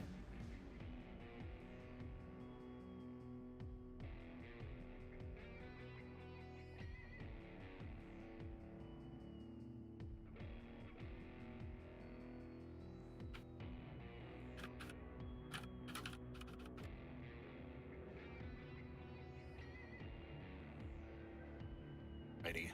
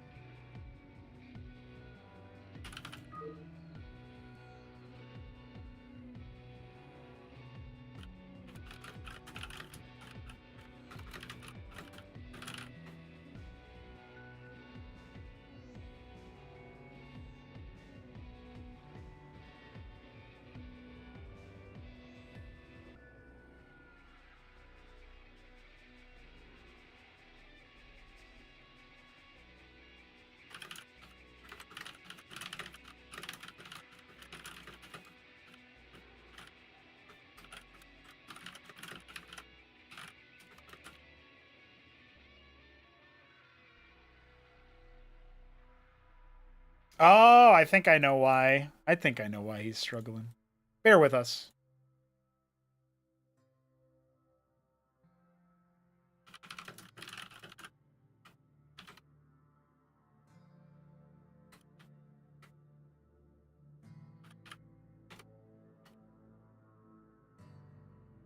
He's got the wrong fraud launcher version.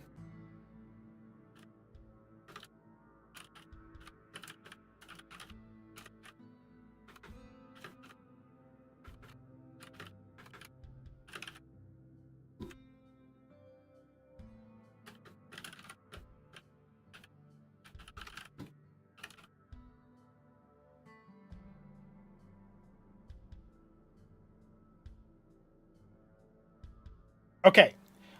Now, I think we are just about ready to get there.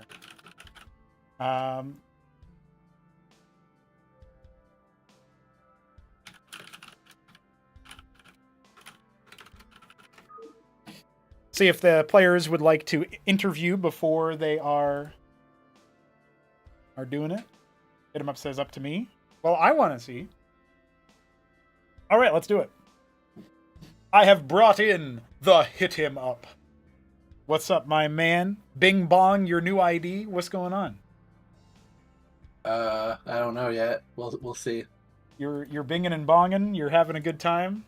You know, this matchup, this group, I'm very excited for. Normally, I gotta distribute all the epic tournament favorites into different groups, but it's nice to be able to just say, nah, you're all locked in together.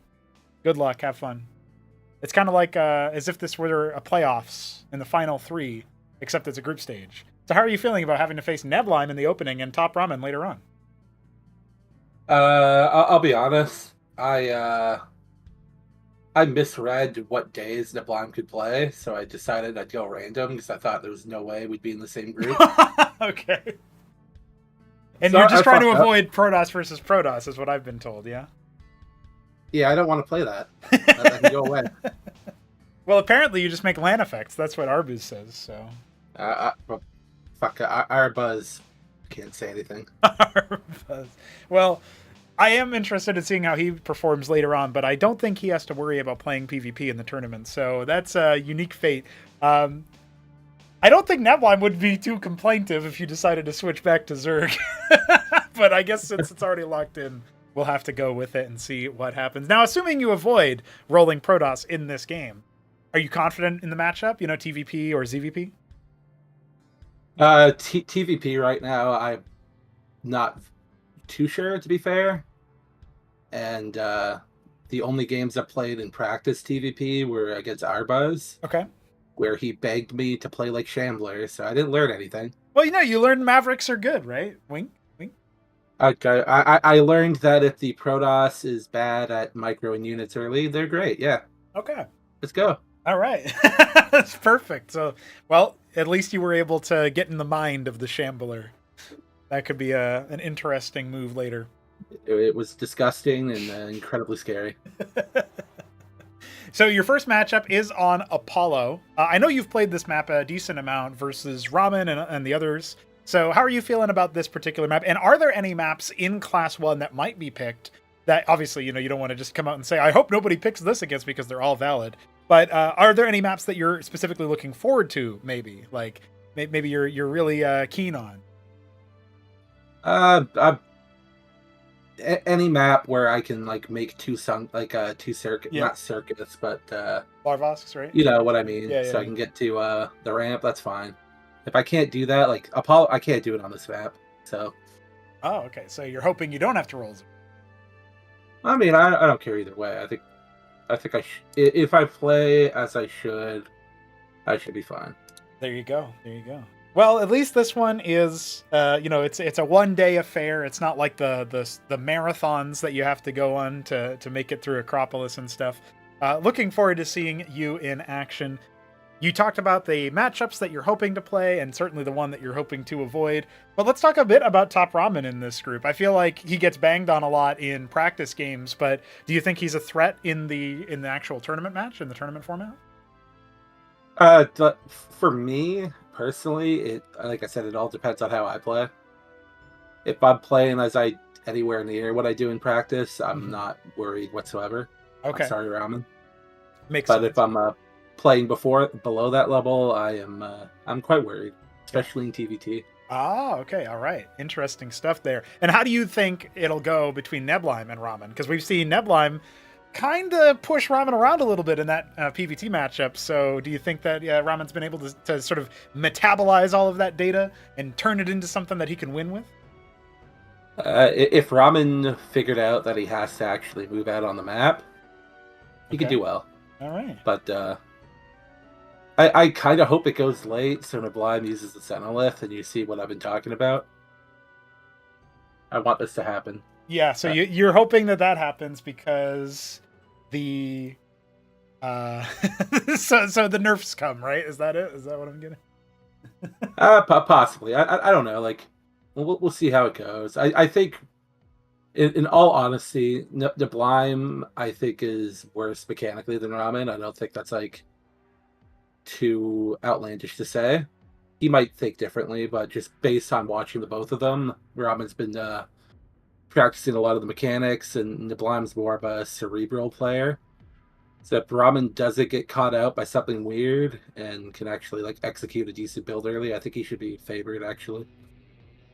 Okay, so we'll have to see how those early games go. But with all that said, with all that analysis, with all that discussion, you ready and prepared for your match against Neblime? Because I got to interview him next, so you'll have like 5 minutes to wait. Probably not, but we'll see. We'll see. All right, HitEmUp. Always nice to hear what you have to say, what you have to think on the game, and of course on the players. Happy to see you here and ready. And of course, I'll be giving it over to Neblime. So GLHF, obviously you should win 4-0, so I'll see you at the victory interview later on, right? You jinxed it, you asshole. Good luck, my man. Let's bring in Neblime. What's going on, Mr. Neblime? Mr. Not Lemon, how are you doing? Hey, good. It's nice to be up at like a normal time of day. This is strange. Yeah. What is that? The sun in the sky I see? I don't know. It seems weird. Right, you woke up and the sun was already rising. What is this? Is this 6 a.m. for you? I can't remember how different the time is. It's 9 a.m. Oh, there you go. Okay, So I'm 15 hour sitting difference. pretty. Yeah.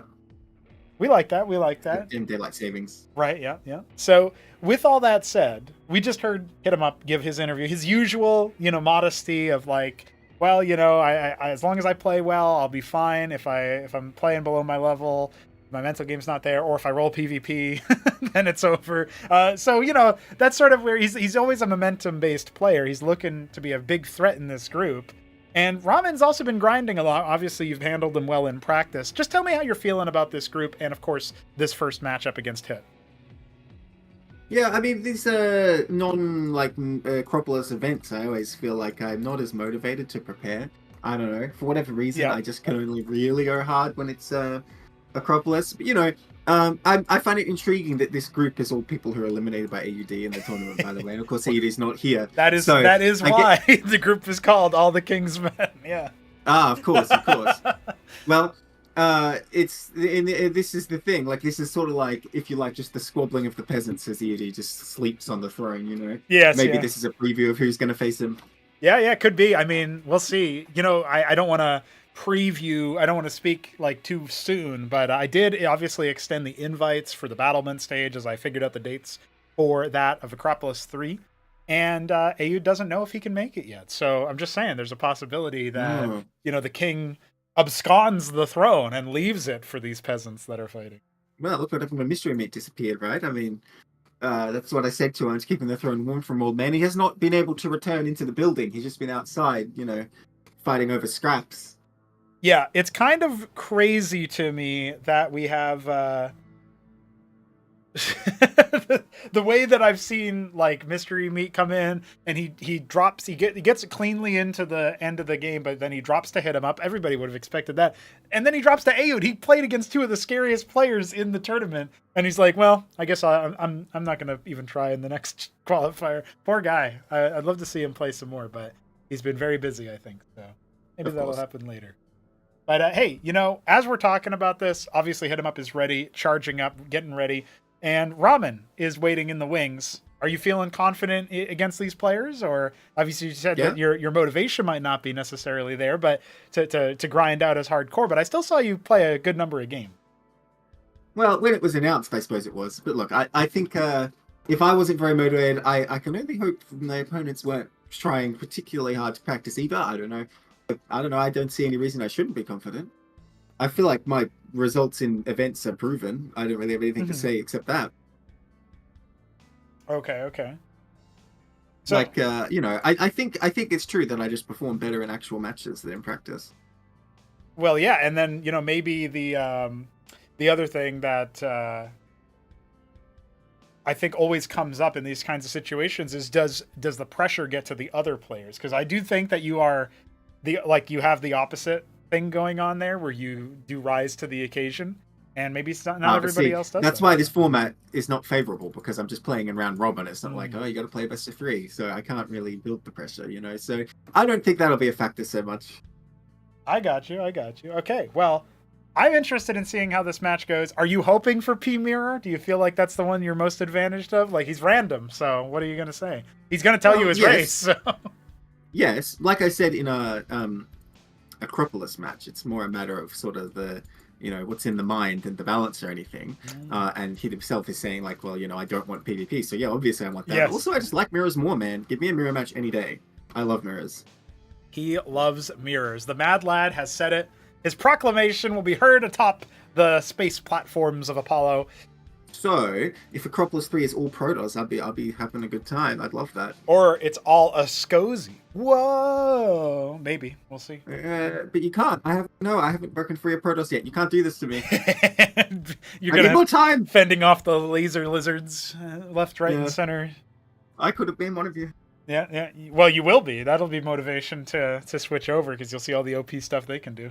All right. Yeah, exactly. Well, Apollo awaits and HitEmUp looms. Neblime, thank you for your thoughts. I'm going to go ahead and pop you into the waiting room, and feel free to stay there or leave there, and we'll see you later on. GLHF, my man.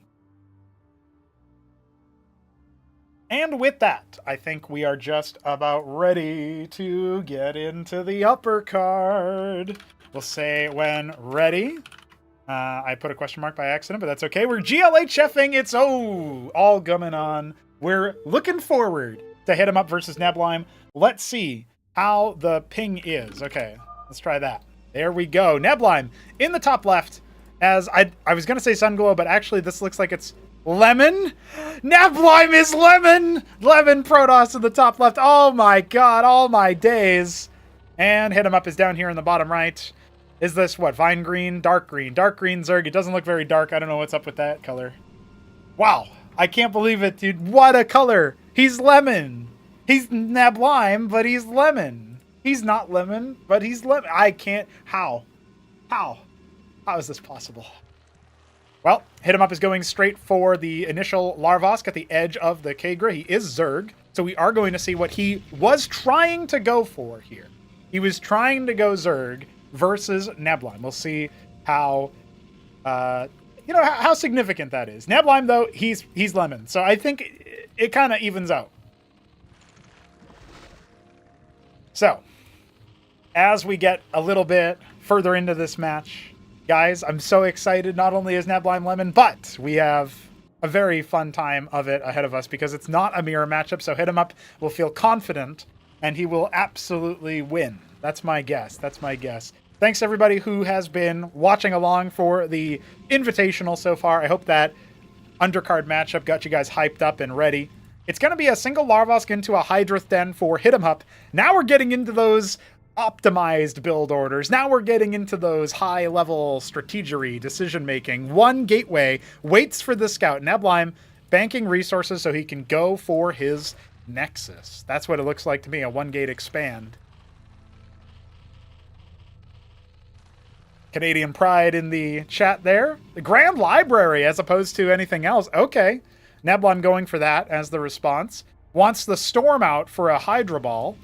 And it looks like HitEmUp will just be going for the eventual Bactylisk push. He's also going to be stacking up his Larvosks. He knows he doesn't have to worry about Cyclops spam. So, it's not like Neblime has switched back to Terran. Very, very cool stuff here.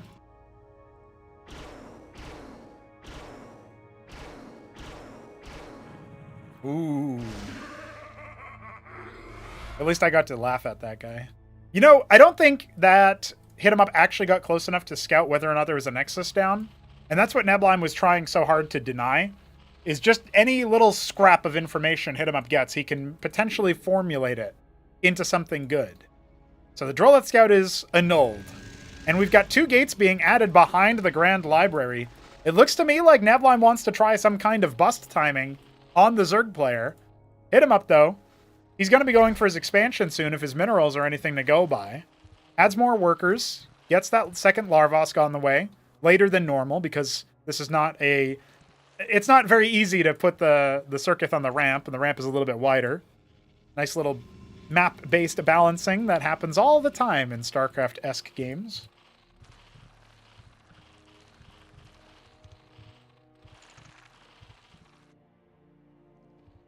So 4 Hydras on the ramp, that's going to be enough to deal with anything that Neblime sends after him soon. With 3 gates, though, humming, it's going to be some time before Neblime can expand. HitEmUp going for the Ovaleth and a couple more Hydras. Got a pair of Izzies out, another one to come. And there's the Cantavis. He went for a Herald first. Very interesting choice, because the Herald is a little bit more avant-garde of a unit, you know? A lot of people look at the Herald and they're not really sure what to make of it. So, pretty interesting there. The Scribe will finally end up seeing that the Droleth is going to go ahead and come down. It'll immediately be eviscerated by the Hydras. And notably, the Ovaleth with 3 Azira cores was not spotted. So, this is an opportunity for HitEmUp to do some nice damage. I was kind of thinking, you know, 3 Azira cores is a very oddly specific number. And now I know why. Obviously, HitEmUp is making some more, just so he has a couple other units to sort of riposte the attack from Neblime. And it looks like Neblime is getting ready to attack with everything he's got. Does mean that the drop could do some pretty significant damage. No expansion for Neblime here. He's got to riposte this drop, like, really artfully. And he doesn't have vision to drill on anything outside of his base. Next round of units is obviously just going to be coming in with the rest of the rally. And the Hydras are actually going to catch the army out in the middle of the game. In the middle of the map. Trading 1 Hydra for 1 Zealot. Speeds everything else up, though. Ooh, that's a little bit rough. Yeah, this is looking pretty scary, actually, here for HitEmUp. He's going to have to fall back. But remember, the Azira core drop is going to be here. And Neblime hasn't noticed it yet. He's only now going to pan back. He's got 1 Zealot coming out, and the 3 Azira cores immediately drop. No workers have been felled just yet. Neblime's army has paused outside of the natural. He does get resource vision, so he can drill in into the natural. And now he's going to see how much he can stand. The Herald helping out massively to keep those scribes mostly alive, but many of them fall at the last second. And now HitEmUp is going to have his natural endangered. Couple Hydras coming out. Remember, that storm is still a big move. Oh, but it might get jumped upon. No, HitEmUp cannot break that front line down there in the bottom. This is a war on multiple fronts here, and Neblime trying to get more value for what he got than what HitEmUp got with his drop. And there's that Cantavis still alive. It looks like the Zealots and the Amaranths are definitely running roughshod over what HitEmUp has here. Nothing left in the main base. Back to mining is Neblime. More units waypointing across. The Hydras need to abuse their mobility to kill every little unit that they can on the extremities. But we have multiple Heralds, and the Ecclesiasts dive forward. The Storm on top of the Larvosk to break down the eggs before they can hatch. HitEmUp is routed in the first matchup. Neblime ends up taking it. That was a very heavy, I want to say all-in move from Neblime to go for no expansion. I don't know that the Azira cores would have made much of a difference in that particular situation, but Neblime still ends up weathering that storm. And okay.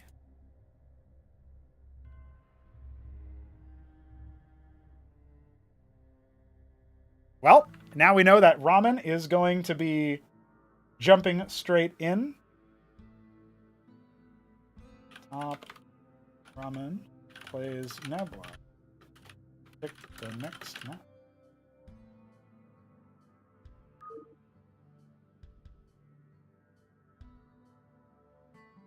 Genesis Y, selected by TopRamen.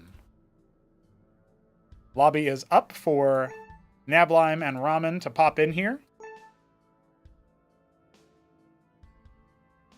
The lemon continues Yeah, I think as soon as you roll lemon, you just win by default, right? Like, isn't that basically how it goes? Neblime looked imperious in his march across. I also forgot to change the the overlay because I was too wrapped up in everything else. So Ramen does not want to do his opening interview. So say when ready.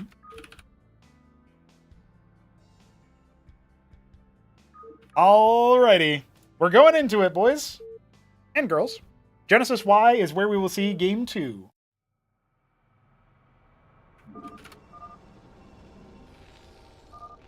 It'll be Neblime in the top right as our Ultramarine Protoss. And TopRamen in the bottom right, he is our Silver Terran. Trying to blend in with the tile sets. It doesn't work as well anymore.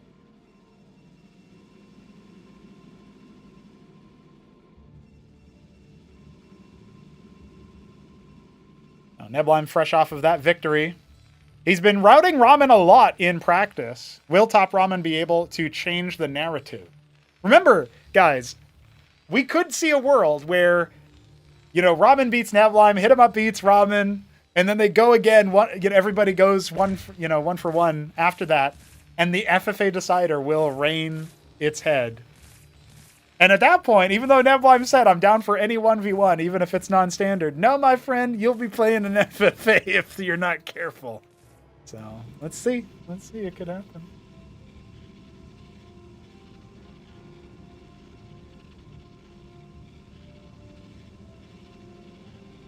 Gateway on the way for Neblime, of course, but is he going to be following it up preemptively with anything? The decision tree, when you're against Terran, is usually a little bit simpler.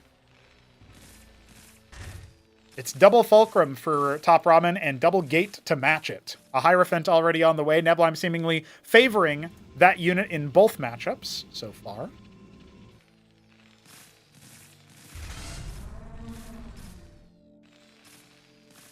First Vulture on the way. We'll see if TopRamen wants to do the drops. You know, he's very, very good at drop micro. Sets up like multiple Cyclops, dropping everywhere. I remember in practice games back in the like Tyrant's Tale era and also the Acropolis 2 era, he was doing that to HitEmUp's Protoss. And that was his way of occasionally scoring a win or two. There's the Hierophant laying claim. You could see Neblime was trying to body block the Mason from getting even closer. Not that it really matters, right? But, you know, just every little bit helps. The Vulture actually moving. It's canvassing, looking for that Scribe. And wow, I think Ramen's actually going to find it too. Is he? Oh, is he narrowly going to miss it? No way. Oh, no, he saw it. He saw it. And then Neblime saw it too. He's like, damn, I've been found. I've been had. That little bit of shield restore lets a couple more ticks of damage be dealt to that Vulture. Okay. So really, really heads up play from TopRamen to go hunt down that worker. I got to tell you, the way that, you know, back in the day, the saying used to go, if you're up against Mystery Meat, kill his scouting worker, otherwise he will build an anchor and fly it into your base. And that's usually what happened, right? And new players had to find out the hard way. Neblime is so good at using his scribes, especially versus the modern Terrans, to clear these lobotomy mines, that it's very impressive to me when, you know, somebody's actually going to be committed and brings it out, right? It does simplify the decision making. Now Neblime will send out his natural builder, the architect of his natural, but not that kind of architect. And of course, the scribe will move through. But it's just pure Vulture right now for TopRamen, developing his economy on pace with Neblime. But of course, that expansion is going to change the calculus. The scribe now just watching for the inevitable Watchdog Scout. Ah, the pylon. Okay. So he's going to use that as a little bit of a spotter. Okay, interesting. You know, Neblime not really developing his tech, obviously going for more conservative play in this game compared to the last. Up to 10 Vultures. No more are being made as they were cut so that Ramen could afford a ministry. And it will be an Ardent Authority follow-up. This is the tech I was wondering. Is he going to go for that, or is it going to be something else? Now, the Watchdog will get in. I don't think the Hierophant will be routed up to try and pick the Watchdog before it can scout the next round. Scribe kills a couple of mines. Yeah, the Watchdog will indeed reveal the Ardent Authority here, so all good on that front.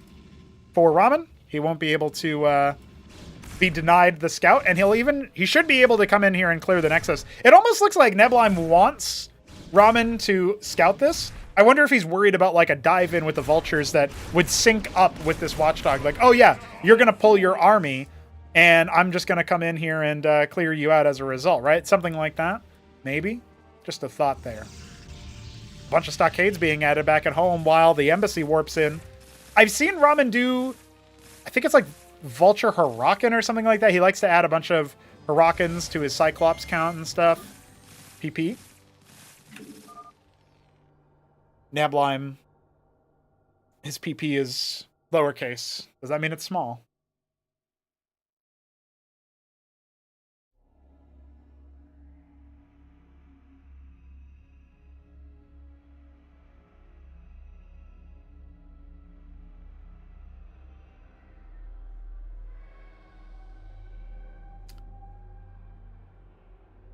Ooh, Shopkeeper Dog thinks that the stockade is too slow. Okay, interesting. Dog, you should cast these games with me.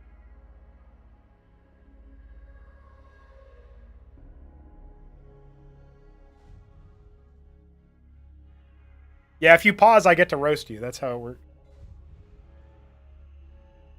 Yes way.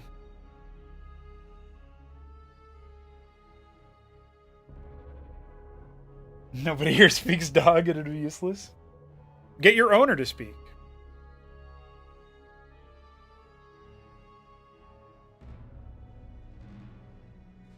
If my dog played Cosmonarchy, I would watch it. I would watch him play. So, I'd probably know a thing or two, just from that.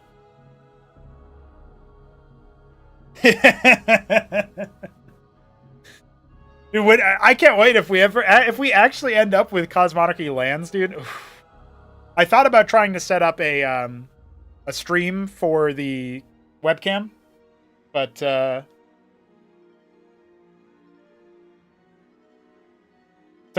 we could see like people's cameras in the middle of playing. I think that would be pretty legit. Getting to see their expressions is pretty good. He said in chat on Discord he's good to go.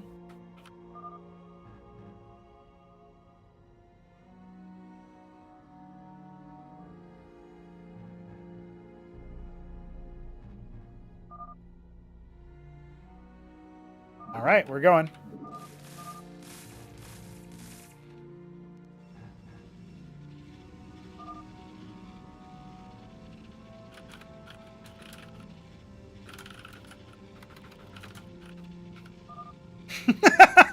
What an oddly specific rule. Thank you, Blizzard. All right, so the scrapyards are coming online. It's Huracan Blackjack. That's what it is. But it's not that either because he's making covenants. What's happening on my screen? TopRamen is planning something. Well, the embassy is finishing up, so Neblime will have detection for the Eidolons. Definitely something to watch out for. Remember that the Savant also got revised since the last major release. Well, like 2 major releases ago. So that might also be the move. Matador's on the way. What? What? So Matador Eidolon. Okay. I mean, Matadors do take up some Vespines, so I'm not so sure about them here. Sedent on the way for Neblime on both of his bases. Vulture protecting from a fast third base in the top left. Looks like another one leaving the base just to scout out. Okay, Artisans are beginning. We're not going to get that witness count super high. And whether or not Ramen will see it in advance, he has no way of revealing it right now. No Shaman, no Anseal. So I'm not quite sure how he would kill it. I guess he'd attack a Matador with a Cyclops or something. The one Vulture heckling the pylon. Of course, the Striders are going to come in here and finish that job up as well. Oh, I think Ramen might have spotted it. He's going to go for the move out. Obviously, when your Eidolon gets decloaked, it's a pretty obvious indicator. Well, the Artisan is flying over to the top left, it looks like. A Warden warping in. Vulture cycling up. Nice arc here for Neblime. Ramen not immediately responding. He's going to end up losing a Vulture for his troubles. Starts to lay some mines. Oof.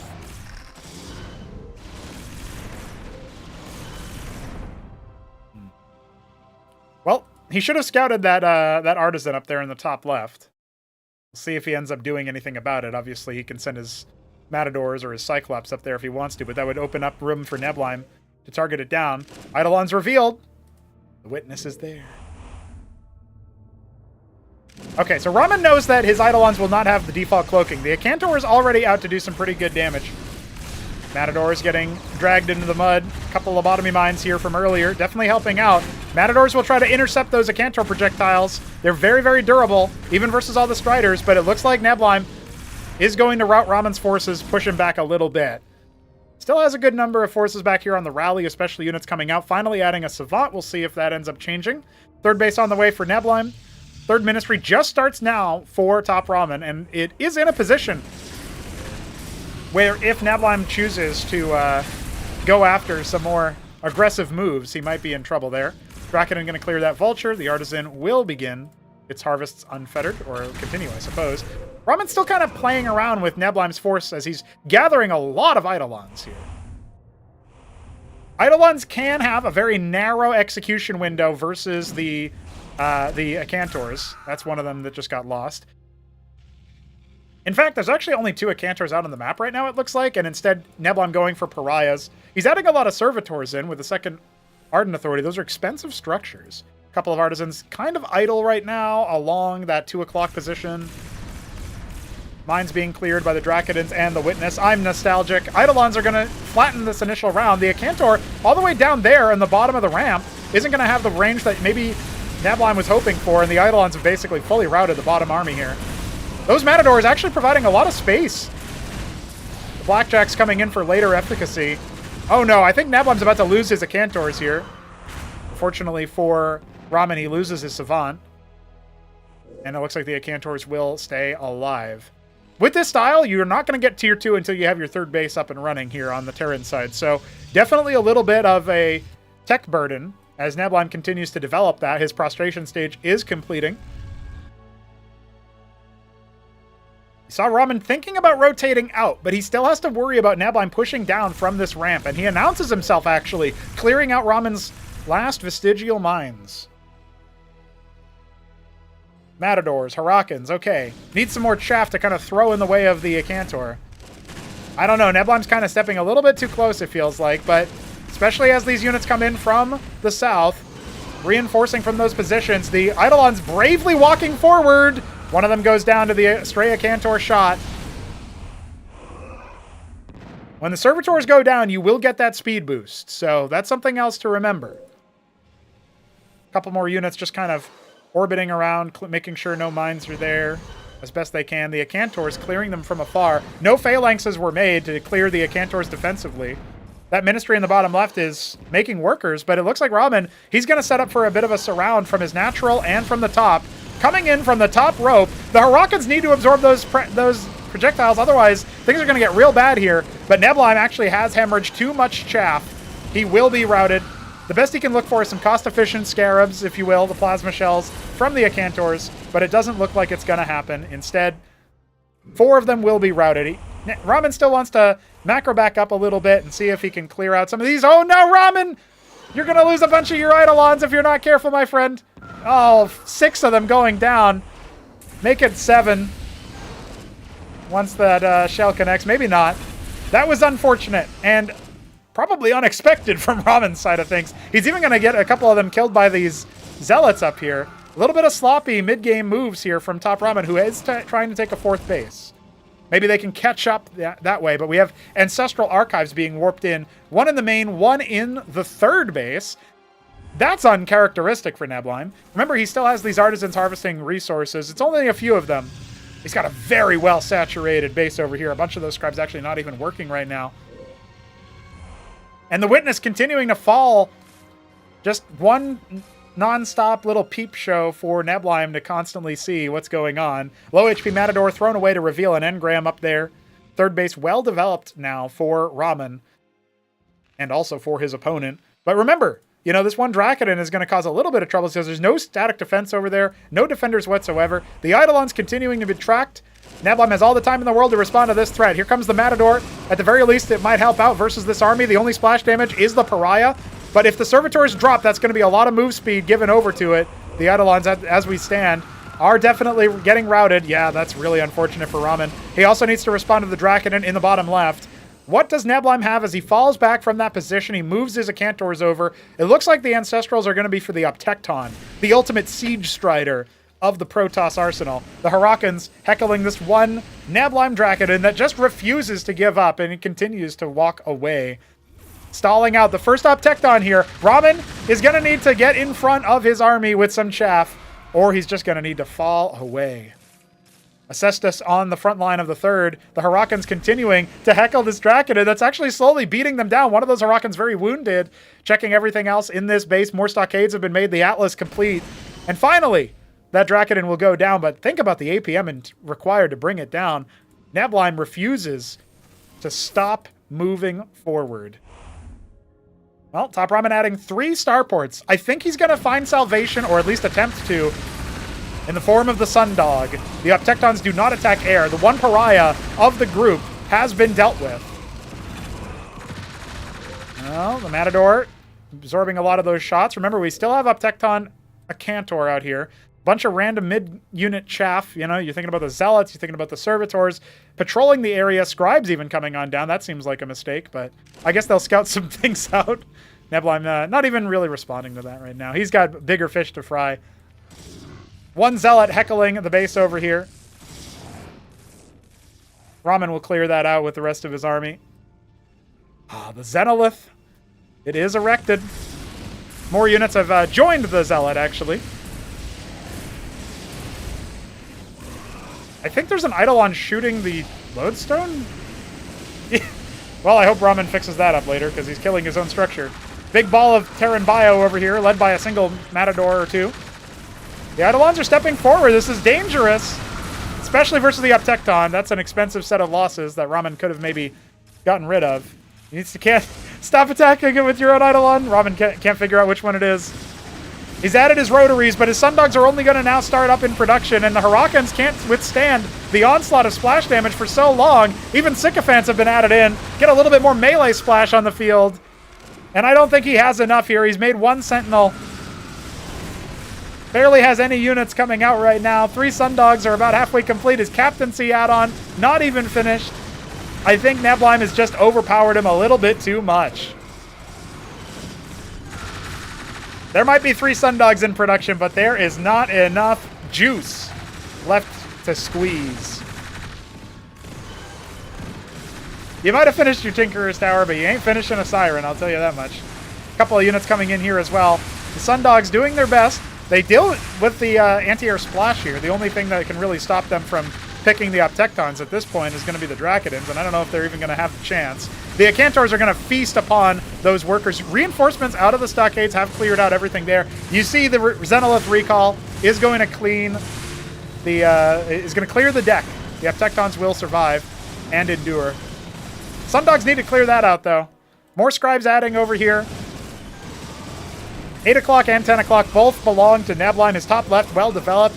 Top right hasn't been done at 2 o'clock, but that's the only one, and obviously the natural and the third have both been wiped of workers. Ramen down to less than 40. Neblime has over 100 workers to the better as the Sundogs give pursuit. There's actually nothing over here to defend against those Zealots, but they're going to be changing their tune anyway. Static defense being added. Sundogs have been heckling this position over here, but unfortunately for Ramen, he's not quite able to get too much value done. He is going to be able to get, I guess, a tiny bit. You can see the recall coming in to try to save those Uptektons because there's not that much anti-air, but also hopefully defend versus this single Sundog that's doing quite a bit of heckling. Man, there's so much Protoss to deal with. I don't know how Ramen's going to do his best to reset here. It looks like he's airlifted or maybe just lost the treasury outright. Watchdog got interrupted at some point. His Sundogs are idling dangerously close to an engram. Last remaining bio units kind of straggling out over here. One Sundog will attack an Acantor. Another pylon for redundancy, just in case. The Sundogs are adding a little bit of chaos to the mix, but Patriarchs have been added in. They deal splash damage from a range. It looks like one Uptekton at the very least will end up falling. Neblime's reflex is not quite enough. Oh, he's trying! Oh, it goes down, though. That's just for style points. Neblime comfortably in the lead. A second Uptekton will end up being the only Pyrrhic victory. The the little bit of prize on the exit that Ramen is able to secure as his bio is routed by the Siege Striders and the Acantors. His third base collapses. His workers sundered. And now descending upon where his third base used to be. Another round of Neblime's tech units. GG! Ramen 2 falls to the great Aussie. The second placer from Acropolis number 2. That means HitEmUp will face Neblime once again.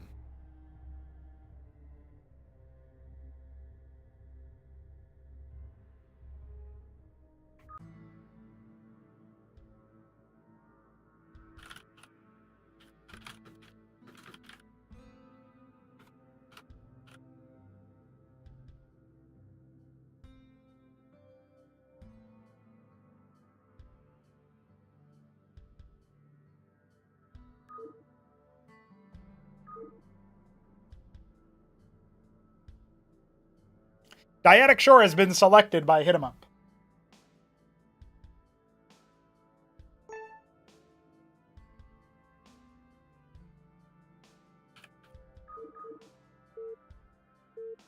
Looks like our players are eager to get straight back into the fight, into the fray. And we are jumping in to Game 3.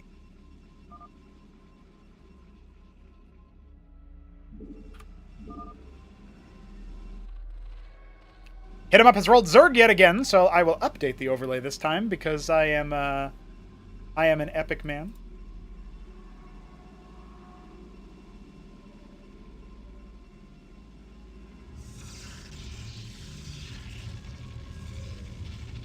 It'll be a lattice opener for Neblime here in the top left as our Ultramarine Protoss once again. HitEmUp in the bottom left. Is he back to being dark green? He is. Dark green Zerg. Running back the colors from the previous, the Neblime was Ultramarine on Genesis Y, and HitEmUp was dark green in Apollo, so, no, makes sense. What's up, green eggs? Everybody gathered round for the epic showdown.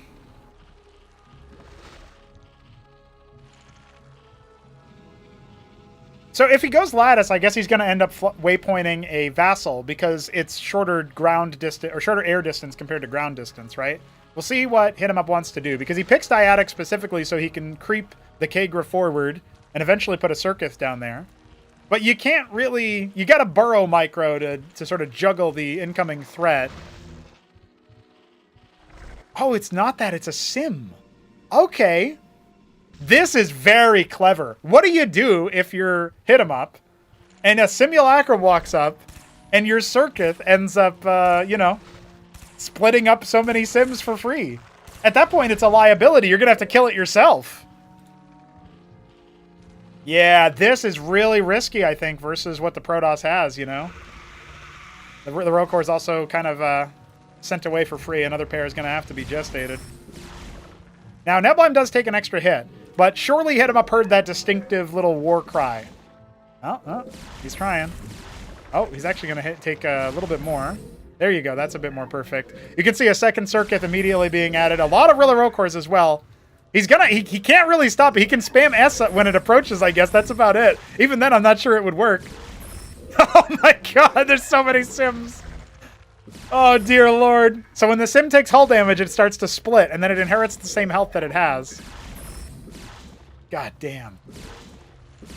The greedy strategy met with a much more dangerous one. He's got 12. He thinks he's got enough. The Rilla Rocore is going to come in and chomp. Okay. I mean, that is net negative because Neblime now kept the same count but lost HP. Oh, look at that. Nice. Almost narrowly picks that one.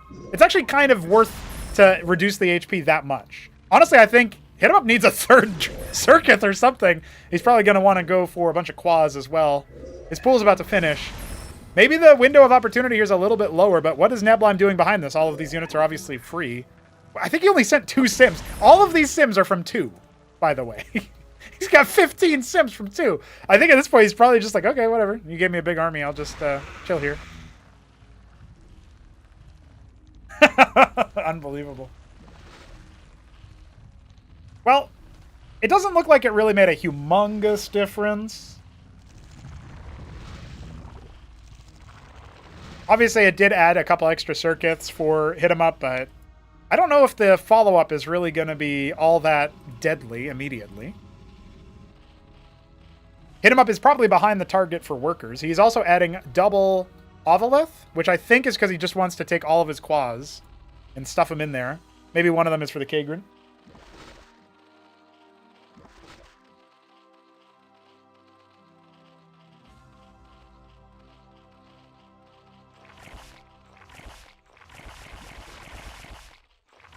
Okay, it's going to be a 10 quas drop, it looks like. Or maybe he's going to hang out and wait for a little bit.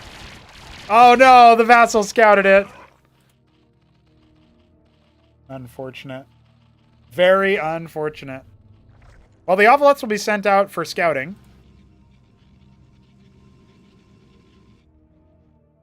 One sim has stayed behind to check for, you know, drops, expansion timings, etc. I don't think HitEmUp noticed it because he didn't attack his Ovalith, right? So he's going to prepare. Got his Cantavis out and everything. Oh, HitEmUp just going to be sitting here. Going for Vornath. Interesting. What's he want to make out of that? Still hasn't seen the sim. Has he seen it now? He's going to fall back? He saw the move out. Okay. Well, the problem is that HitEmUp, he doesn't know it, but Neblime saw him not take the expand, right? So this is actually really interesting as far as, you know, mind games are concerned. Look, Neblime just falls back. He's like, yep, I did my duty. A couple Zets are moving out. No way. How has HitEmUp not seen this? Now he's going to see it. Vorvicors have been added. Anti-drop is once again the name of the game. This Ovalith doesn't have anything in it. Sim finally gets wiped. This Ovalith might convince Neblime to come into his main base, though. Ooh, he starts to move out just as this Ovalith kind of sneaks in. Vassal peering around, just seeing what's up. Sees a pretty heavy tier 1 comp. Idol and Warden together is going to shut down any hope of the Zeths.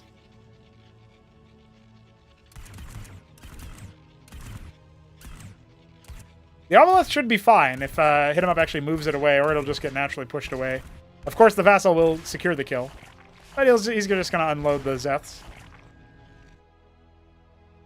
Alright, HitEmUp is out on the map. No expansion for him. Neblime only now finishes his, and the Stargate did get scouted. Zorka's Shroud is going to be the name of the game. Looks like an attempted surround here, not quite going HitEmUp's way. He tails one of the Zealots with his Zeth Vorv. Got the Quas as well.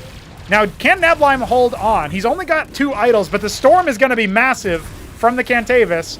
Preemptively gets sent down there. Not quite what we needed.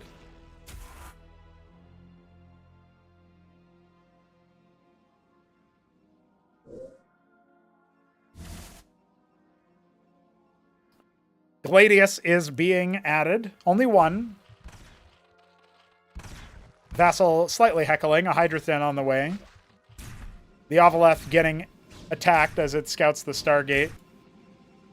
So HitEmUp has some good control right now, but once the Gladius comes out, at least in any number, it does feel, to me, it's going to be really difficult. The Storm has real big money there on all those Quas units, but the Cantavis dies. The Cantavis does get shredded, and now the Quas can try to focus down the idols. No splash damage left for Neblime. Has he bitten off a little bit more than he can chew, trying to move out? Most of those Sims very wounded. Ecclesiasts go down. Now the Gladius is surrounded by the Quas. Okay, it does fall back. It shouldn't necessarily die. The Heralds are very tanky as well. But HitEmUp definitely reset the board a little bit with that attack. Maybe not in terms of economy, but definitely in terms of military threat. Neblime does not have the opportunity to counterpunch the way that we thought maybe he would. And the Hydrith then finishes up. What is that going to lead to? 10 pairs of Nathracors just got made. He is going to absolutely annihilate that Gladius. Oh, the one Scribe might have been spotted. Yep, he's going to run in and try to deny vision, but the expansion will be sighted. Obviously, the circuits are going to clean it up from anything else. The one Vassal revealing itself. A couple of Quas will try to finish the job there. Neblime's reaction time not quite fast enough, and the Vassal does not see the Naths. It didn't have enough vision range. He doesn't know that the Naths are there. His idle count very, very low. He's making more. No land effects. Yeah, honestly, I think HitEmUp can take a win here. He can surround Neblime. Nathacor's kind of leading the charge. They're getting attacked by the idols. That's not really where they want to be. They want to be on the Gladiuses, and they dive forward onto them, picking both of them in just a fraction of a second. Now onto the idols. Oh boy. I think HitEmUp's Torrent of Zerg is definitely going to be unwelcome in Australia. The dry lands, they're not used to this kind of rain. Zeth Quaz pushing forward. The Heralds are trying their best to just maintain this defensive line. The Amaranth staying alive forever versus the low armor pen. No Vorvs here for rending it. Now a couple of Hydras are going to start being added in. The Nats have been cleared. Remember that. The Gladius is still here. We just saw another few hatch, though, back at home. Maybe the storm can be weathered after all. Not great eco on the natural. HitEmUp not very high in workers.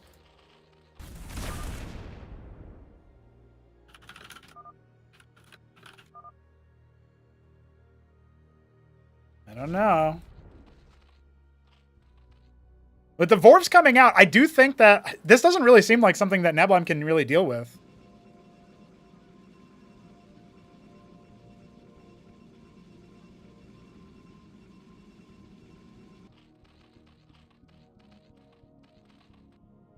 There's still a lot of Vorvs. He's starting to add Hydra backed. Prostration stage. Little under halfway complete. Everybody keeping their money low for now.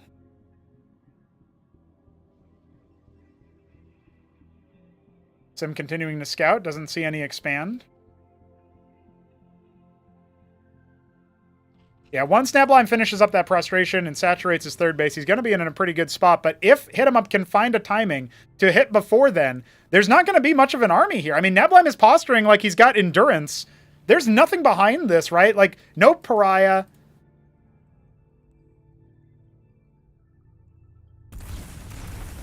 Ooh. I don't know, man. This is looking like a really big amount of Zerg. Neblime's got a really nice counter concave over here, and the Nathrakors are nowhere to be found. I'm not quite sure where they are. They're flying in now, but there's only 6 of them. The Quaz, the Zeth, the Hydra, the Backed. I don't think they can break this front line. Not enough Nathrakors. The Gladiuses are getting a lot of value. I don't think HitEmUp can do it. He's trying so hard with the push, but...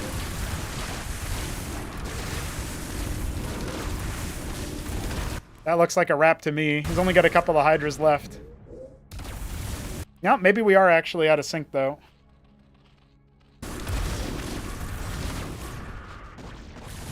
If it was ID1, I think it's going to be hit, yeah? Yeah.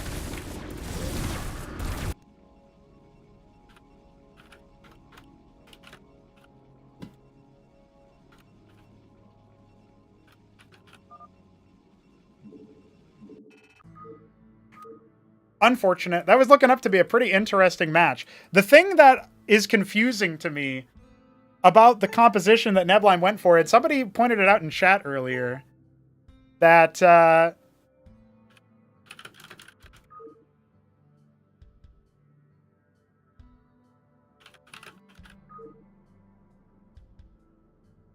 Protoss 5-0. You can't go 5-0. You can only go 4-0.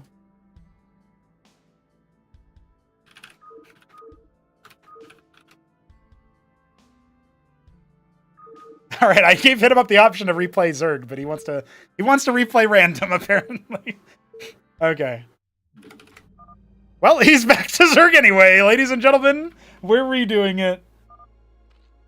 Okay, so HitEmUp is in the top left. He's going to go for that first round of Vespene. Wants to maybe optimize this patch right here. Yep, does so. Okay, he is our... I think this is turquoise. Oh, it's eggshell blue. Damn. Eggshell blue Zerg. Bottom left, Neblime is going to be our Cosmic Cobalt. No, it's Dark Sapphire. Ah, Raynaril was not here to help me. Dark Sapphire Protoss. We're doing a redo. We're doing a redo. Now, HitEmUp has rolled Zerg 3 times now. It is Gateway this time. Neblime not going for the Lattice. This is where it gets really tricky. Obviously, nobody likes a hash, but when it comes down to it, it's basically like the mind game comes into it. Are you going to run back the same strat? You can't possibly do it. You know what's going to happen. So will HitEmUp just have confidence that he can hold it anyway?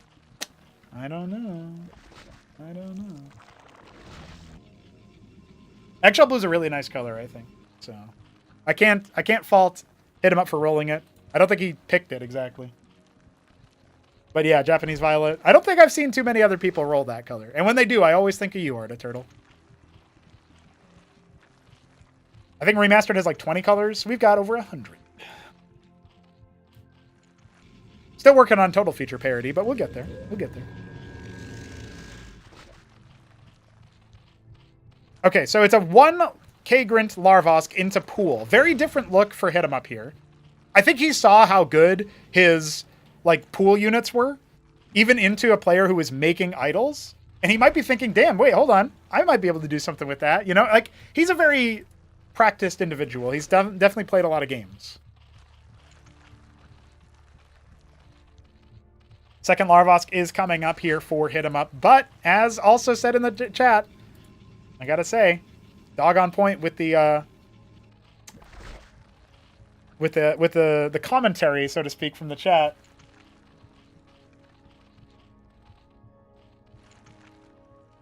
Neblime might be in his head a little bit. Grand Library coming. The Storms were money in those early engagements. And Heralds, what a sleeper hit of a unit for Neblime's composition in this matchup. Really been enjoying them. I've been enjoying seeing them. They're a unit that I don't get to see too often because usually Protosses don't make them, even in PvP. The first Hierophant moves across, revealing the gateway. The Zeths are out, though. That's like, this is the meeting of like, wait, you went gateway? And Neblime's like, wait, you went pool? What? And so definitely an interesting situation here. I don't think his scribe went deep enough to actually scout that. It's still in the corner of HitEmUp's base. And now he's bypassed the Hierophant. Unlikely to do any damage. Maybe he can see if he about running straight past. One of the Zeths is cleaned up. A second one by those Ecclesias. So he's got 3 Zeths in the base. He could kill a worker. He's definitely denying some mining time. Just kind of posturing back and forth. HitEmUp's unit control is usually very, very strong. He's going to pan back to get some macro going as he sends the Zeths out, kind of waypointing them around. The Hierophant's back up to clean this up fully. Really, the only economic disruption there was the lost mining time, but really, really good for HitEmUp. Now he can drop his expansion. He does not need to worry whatsoever about being heckled. He's taken all the workers off gas and only now resaturated the geyser. Scribe does end up getting deep enough to see what's going on, but doesn't see whether there's an expansion. So Neblime isn't going to be able to see exactly what's happening. And personally, even though the Grand Library was scouted, and we know Cantavis could be a thing, I'm kind of hoping that HitEmUp goes for that pond again. He goes for the Vornath pond and gets some Vorvs out. He can absolutely run roughshod over this gateway-focused army.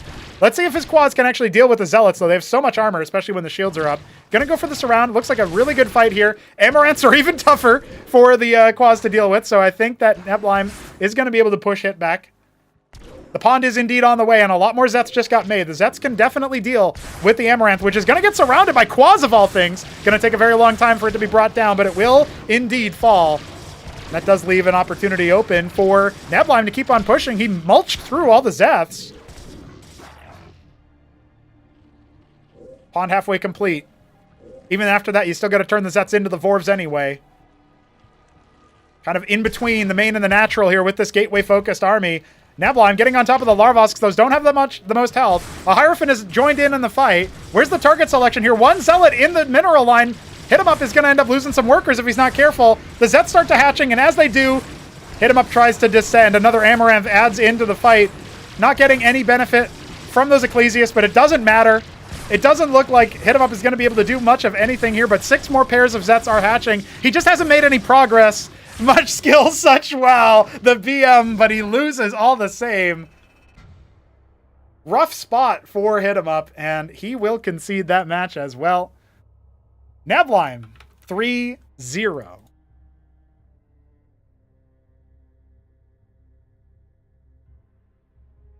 Well, TopRamen must be able to avert our fates. Neblime must be brought to justice as a Dirty Protoss player.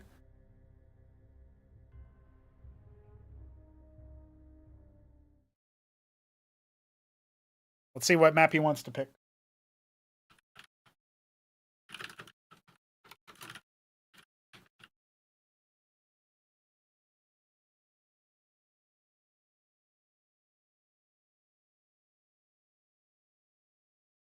It's never any GG, Artiturtle. Clan No GG has a sort of escaped member in HitEmUp, really.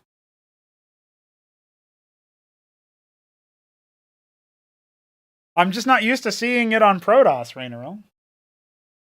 Yeah, it was really nice positioning from Neblime. He really had that going for him.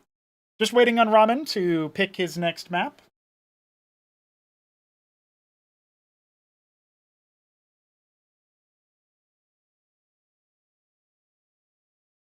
Demaloon selected by TopRamen. He'll face off against Neblime on familiar ground. One of their bangers, their opening match in their quarterfinal in Acropolis number 2 was on Demaloon. 30 or 40 minute long game, and it was all gorgeous. So beautiful to behold. Just nonstop, a Cantor into Eidolon Harakin.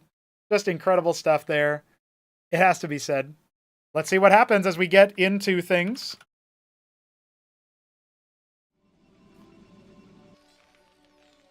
Neblime in the top left. He's not making a scribe. Is this intentional? What's he doing? What? What kind of play is this? 6 lattice! Well, Neblime's in the top left.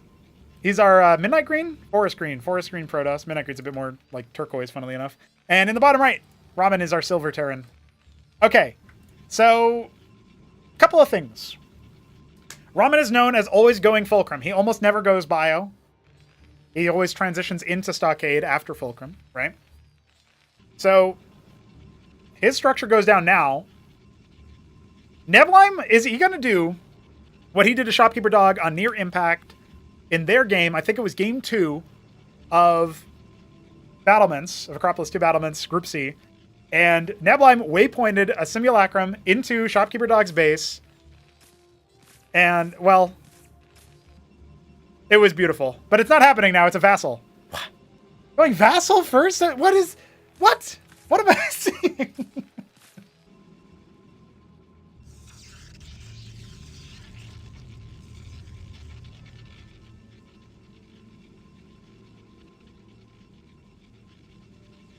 Well, there's a gateway follow-up.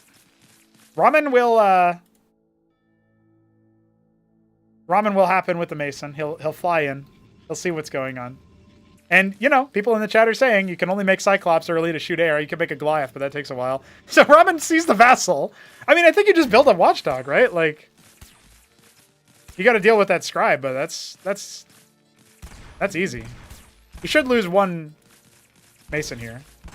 I love that he just ignores the Scribe with his Vulture. He doesn't care. He's like, no, I'm just going to send it over. But don't worry, the Vassal's here to catch it. Hey, what's up, dude? The liftoff has begun.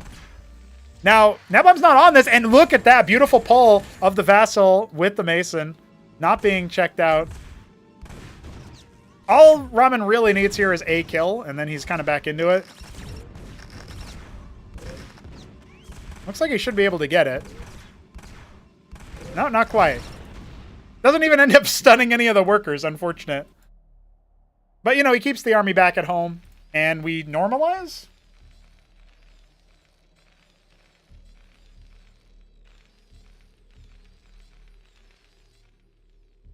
Interesting. Okay, so Ramen's going to scout out the extremities of the map. The 2 Vassals will catch the Vulture move out. No pivot away from... Okay, now we've got 1 Goliath queued up. I was going to say no pivot away. That's all of Ramen's Vespene. He only mined enough Vespene to afford a Goliath. Planting a mine there. Yeah, I do think that Goliath is really good here. It's going to absorb the Gateway Man pressure if that even does come across. And when you see this many Vultures, you kind of know, okay, I can't really do that. But to Neblime's credit, halfway complete Nexus. 2nd Lattice on the way. This Vulture getting caught on the way in. An update to Demaloon means that there's no longer a south ramp over here. It's more like Near Impact with a one-way ramp. I love that mine placement, by the way. It doesn't get cleared by an obvious A move onto the town center. And it will show him if there's like a drop or an air fleet or something. Vassal Swarm. Only 2 Vassals are in. Lodestone gets added. Interesting. Probably fearing Kabbalist or something. Ministry on the way.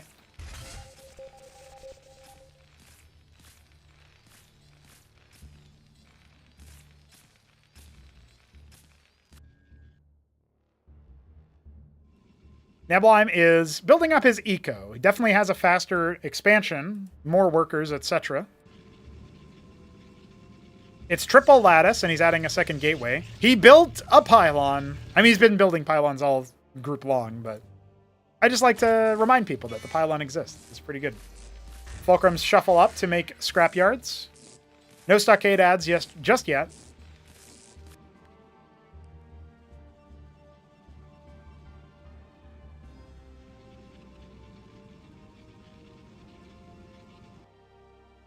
Yeah, both players just kind of canvassing the map with the tools that they have to continue scouting around. Plenty of mines at the bridge. Goliath standing vigil. We'll catch the vassal coming in. Won't be able to bring it down entirely, but... Oh, there you go. See ya.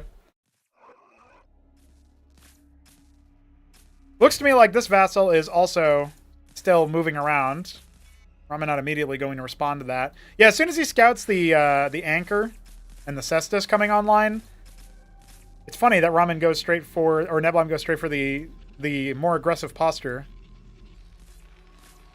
Doesn't want to let his opponent turtle up. The third ministry nearly complete. I don't even know where he's going to put that. I guess 3 o'clock, judging by where it's being built right now. Could just as easily pivot to 6, but that seems harder to hold from this position. Especially with Neblime's forces coming in from the south. We don't have any phalanxes or anything. So a little bit hard for Ramen to capitalize. Oh, he dives forward with all of his vultures. They all get stunned. And, of course, the chains begin.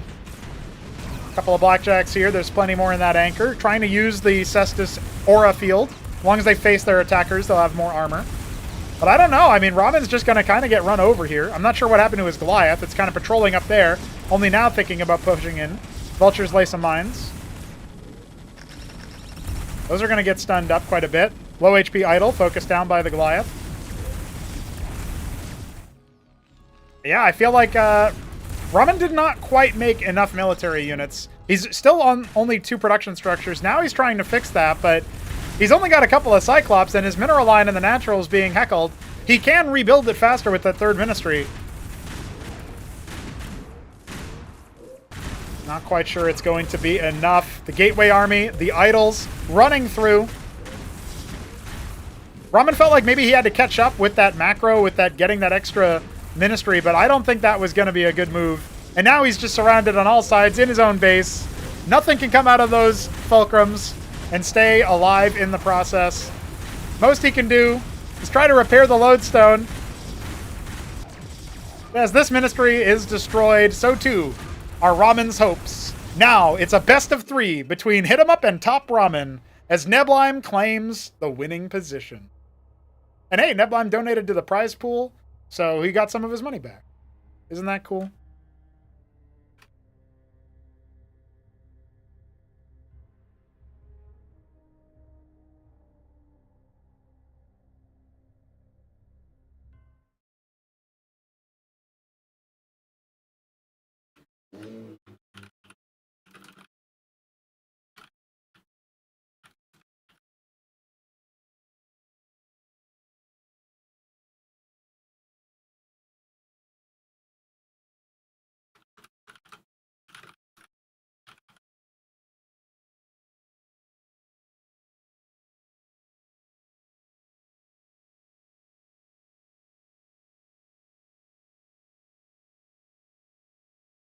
It's impossible to predict. The Protoss 5-0.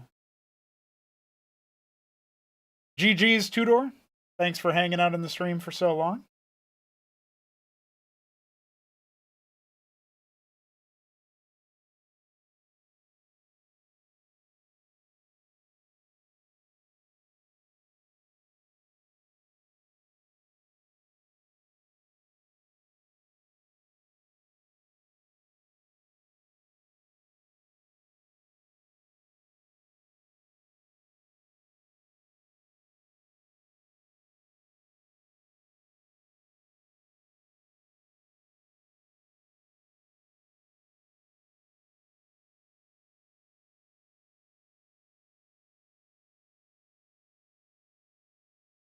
Okay, so HitEmUp has given up his map pick privileges. So TopRamen, like for this particular round, maybe he'll change it later.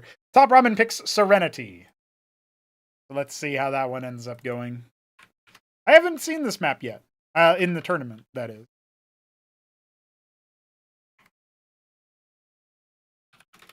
All right, we're all betting on TopRamen going up against HitEmUp. HitEmUp here is going to be picking random, and he will roll Terran. Okay, I'm going to have to update the overlay again.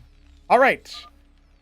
So, no need to set the latency this time because the Aussie lagger is out. See ya, nerd. You nerd, you winner nerd. Okay, so this is TVT. Let's go ahead and set the race. Thanks for bearing with me on the overlay stuff. It's not easily automatable.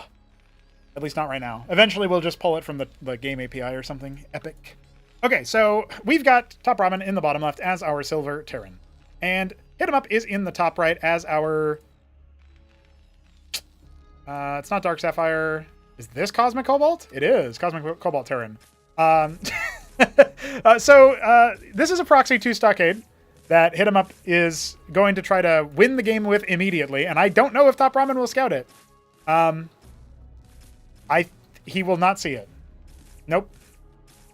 Okay, well, ladies and gentlemen, HitEmUp is going to win this game, and TopRamen will be down 1-0 in the best of 3. Yeah, I just looked at the chat and saw GG's, but I think that wasn't the same vibe I was going for exactly.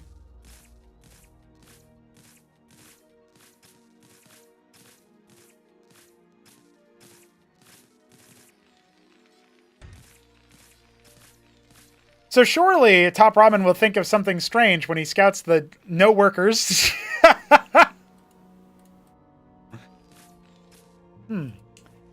Well, this one's for you, Shambler.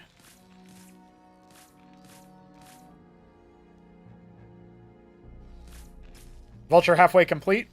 What is Ramen prepared? I think the answer might be no. It does tick one of the damages off. Ooh, the Vulture goes loose. Where's the stims out? There we go. The stim's coming.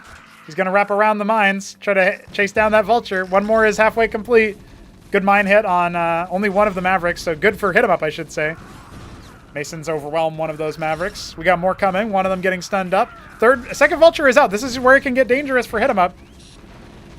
Oh, I say that, but all of the Vultures are done. We've got more Mavericks streaming on in. Remember, the eco is not very good here. Oh, God. It's not very good for either of our players. HitEmUp now has the worker advantage, not the harvester advantage. Now he does. Not a preemptive stim there from HitEmUp. He's going to end up losing most of his Mavericks almost immediately. Going after the eco, but I'm not sure that that's actually what he wants here. He's going to park up like 4 Mavericks back here. And I don't think Ramen is really stabilized. He doesn't have any more money to do anything. The mine laying is going to be for real, but I mean, that wounded Vulture, I guess it can get repaired. Both Vultures leaving the building? I mean, surely what happens here is just, yeah, look at that, even stimming the one Maverick to clear the mine, you know, like, he's going to come up here and see that there's nothing here. The Vultures are going to arrive. What does HitEmUp do? Looks like HitEmUp charges forth with his Mavericks. He stims them. And he's just going to let it rip. The Masons are not defending themselves. Ramen could have already lost one of those. He's going to lose all of his Masons. There's going to need to be some kind of decisive move here from HitEmUp, who cancels his... he cancels the last Mavericks that he had and lifts his ministry. I can't believe what I've watched to this game, to be honest. To be honest with you guys, I cannot believe what I'm seeing. Ramen has enough money for one Mason. And nothing else. He can't make a single other thing. The structures lift.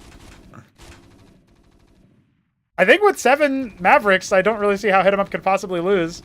Oh, he's going to see the Vultures there. The spread is good. Is he going to run into the mines? No! No, on the attack move! It's too good! The stimmed Maverick DPS too high. One wounded Vulture gone. The other one, 16 health.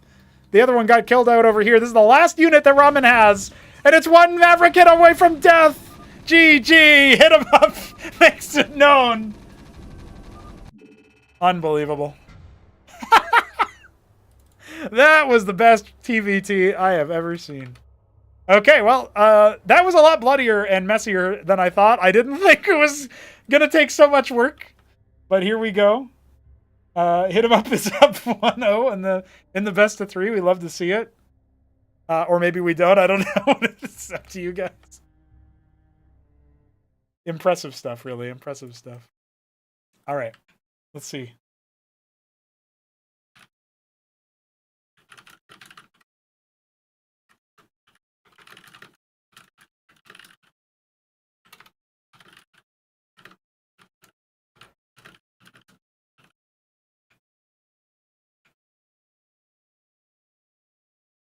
Finally, a good mirror, man.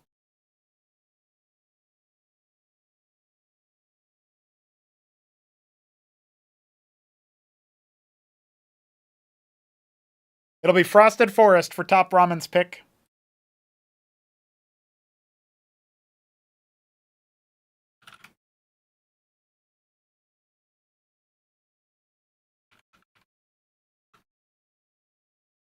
Man. what a game. What a game.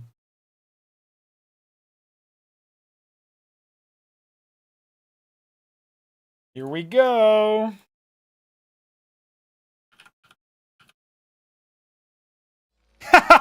It's happened again. All right. TopRamen is in the top right as our Silver Terran, and HitEmUp is in the bottom left as our... Ooh. It's not Sienna. It's not... Damn, what color is this? It's not Zinwaldai brown because it's not deep enough. I think we have a saddle brown, but I think that's more... That's not this. Saddle brown? Just regular brown. Okay, there you go. Brown Terran. Brown Terran versus Silver Terran.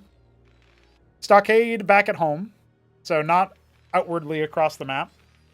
And I didn't have to change the overlay, so that's very, very good. I can't believe it.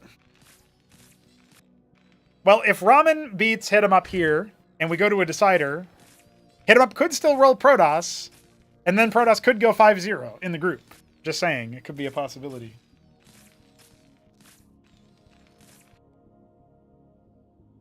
Okay. Well, I guess HitEmUp will make a stockade over here, probably float it in and just waypoint Harakans into the base. That's my guess. When Ramen scouts his opponent with his Mason and sees that there's only one stockade, well, I guess that's the open question. Will he see that there's only one stockade, right? The Maverick will finish if it moves across the map and intercepts the scout. That could be the opportunity for Ramen to be pretty much in the dark, right?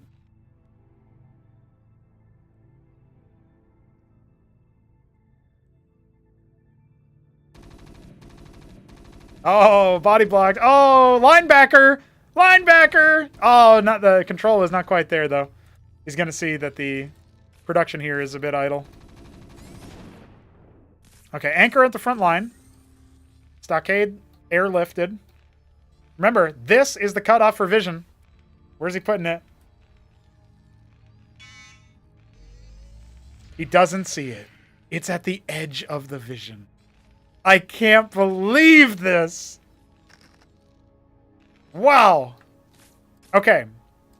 So, this is the slimmest of margins. Oh, no, he found it. He was going to go build something and he found it. Oh my god. He's got to lift it off. He'll kill a Mason. That's brutal.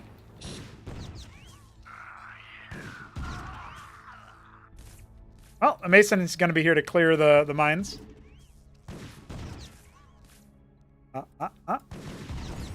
See you, nerd.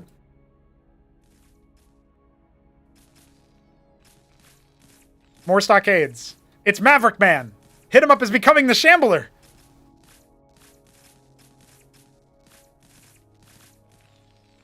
Okay. Well, if Ramen keeps going vultures, maybe HitEmUp can do that. This stockade's going to return home. It'll be 5 stockade Maverick production. I don't know, man. 3 Mavericks and an Anchor are moving out. That's 3. It looks like this one Vulture is going to get stuffed on the entrance. Just going to continue laying mines. Good map coverage, right? Sees like whether there's another base being taken. Maybe we'll intercept a drop or something. Second Fulcrum on the way.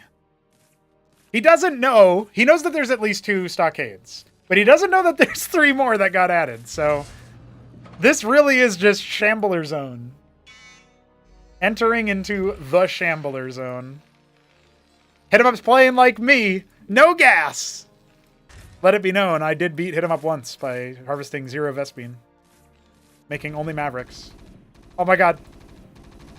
The mother load! He scouts the whole damn kit and caboodle.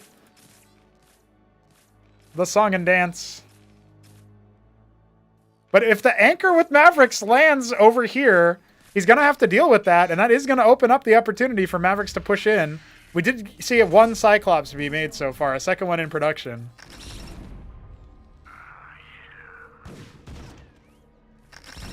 I love that he's just sending 1 in. There's the anchor. There's the anchor. Would love to see a unload stim reload on that anchor, but I don't think it's happening. Now he's just going to try to storm the front. The Cyclops might get focused down. Remember, that's not in the anchor. It's a brittle unit. Another one out the way. There's the anchor going down. More Mavericks are waypointing across. The worker line has been sabotaged. Single Vulture with 2 HP. All that's remaining there. More Mavericks. More! The Cyclops on the rally gets caught. The second one dove on. Now they're loose in the mineral line. And no, the Vultures! Okay, Ramen still has a significant worker advantage. But he needs to actually get rid of HitEmUp's forces. Including the ones that are in the anchor. So...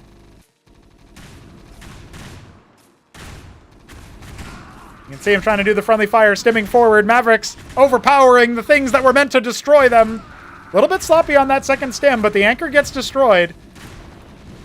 The Vultures are not quite long for this world either. More and more Mavericks are coming in. Ramen needs to stabilize. He's got a better eco. But I think HitEmUp is just too powerful. Too many Mavericks. Too many men. The anchor's lifting over. It's trying to get closer. Help out at this base too. That 1 Vulture with 10 health. Oh my god, the Cyclops has been killed. Mason's dying left, right, and center. The Vulture's ignoring the anchor, trying to defend the mainland. There's still 5 Mavericks loose in the mineral line of the natural. A Cyclops rallies into the anchor and dies. It's utter chaos and bedlam, and the Vulture is routed as well. GG! HitEmUp is second place in the group after the most deranged set of TVTs I've seen all year. That is not how I thought this group would go at all, but I'm glad everybody was here for it. You know, there was a lot of discussion about this group, about how everybody was like, dude, we're going to learn so much from this group. We're going to see all sorts of crazy things, crazy antics. And yet, no. No, you're not going to see all sorts of things, crazy antics. Really quite impressive, honestly.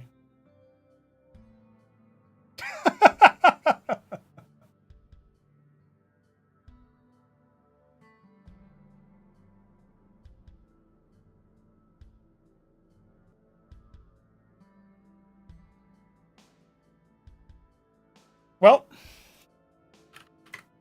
GG's indeed.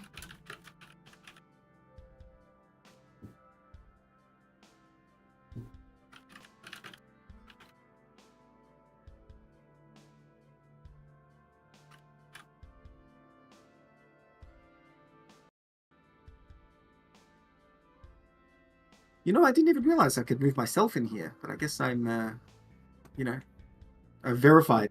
I have to. You sure do, buddy. Give me one moment here. Okay. All right, everybody should be able to hear you now, Mr. Neblime. I was just configuring some audio sources. And, yeah, I mean, listen, Neblime, you are a fraudmentator, and so that gives you the opportunity to access the casting channel. But also, you are the winner of this group. And I was just commenting at the end of that last game. Not at all how I saw this group going, but here we are. How are you feeling? What did I tell you before the playoffs match versus HitEmUp, man? You got to believe. Why are you always doubting me? Oh, no, I wasn't necessarily doubting you. I just think that the complexion of the games, like at this point, I actually think you were probably the favorite. But I didn't know what HitEmUp's form was like. He also played random instead of just straight Zerg, so that also made me think, yeah, Neblime probably has the edge there because maybe PvP happens. Instead, he gets Zerg all the games that he faces you on, even the rematch after the unfortunate Yeah, match. So that like, is funny. like you I was know, sort of like grumbling, like, oh, why can't he pick Zerg again? I want to replay that same game. And he just got it. I'm like, oh, okay. yeah, exactly. So we'll talk about all those specifics, but I mean, the fact that HitEmUp basically was Zerg versus you and Terran versus Ramen is very amusing to me. Ramen tried to put up a good fight on Genesis Y against you, and then of course the subsequent game after that was a little bit more one-sided in your favor. So it kind of feels like this was a comfortable set of wins for you. Were any of the games particularly troublesome? Well, let me think about the first game. The first game versus Hit, I sort of thought, like, my attack might not work. I mean, I saw that overlap coming in, and I already knew, because I know he loves doing that 3-0 card drop. But to be honest, in my opinion, that was kind of what cost him the game. I think these 0-cross harassing workers are only good if your opponent is not paying attention and, like, doesn't pull their workers. But I don't know, I feel like I pretty much always noticed that kind of thing, and it would have done some damage for sure. Like, it's not like I wasn't losing stuff or losing a lot of mining time. But then you consider the fact that he's at home in this situation where it's like, okay, can he defend, can't he? Mm-hmm. I think he really put himself in a very vulnerable spot, sending that across the map. And of course, I saw I was just brazenly attacking in because I'm like, all right, well, there's some stuff at home. And if you think about it, it's a substantial investment. Like 3-0 cores plus, like, say, an extra Hydra for the overleft. 3-0 cores would have done a lot to all my zealots and stuff. So, I think it was just fortunate that I had gone in thinking I'm going to do this sort of Grand Library attack, and then he sort of played into my hands a bit. He went like pretty defensive on the one base, and then he sent those units across. Yeah, weakened his front line a little bit. It did feel like maybe you still would have been able to breach even if the I0 cores were there, but it's just it's down to the fact that I don't think very many Protoss will do a. I noticed you were like staying on one gate for a while you decided what to do, is what it felt like to me.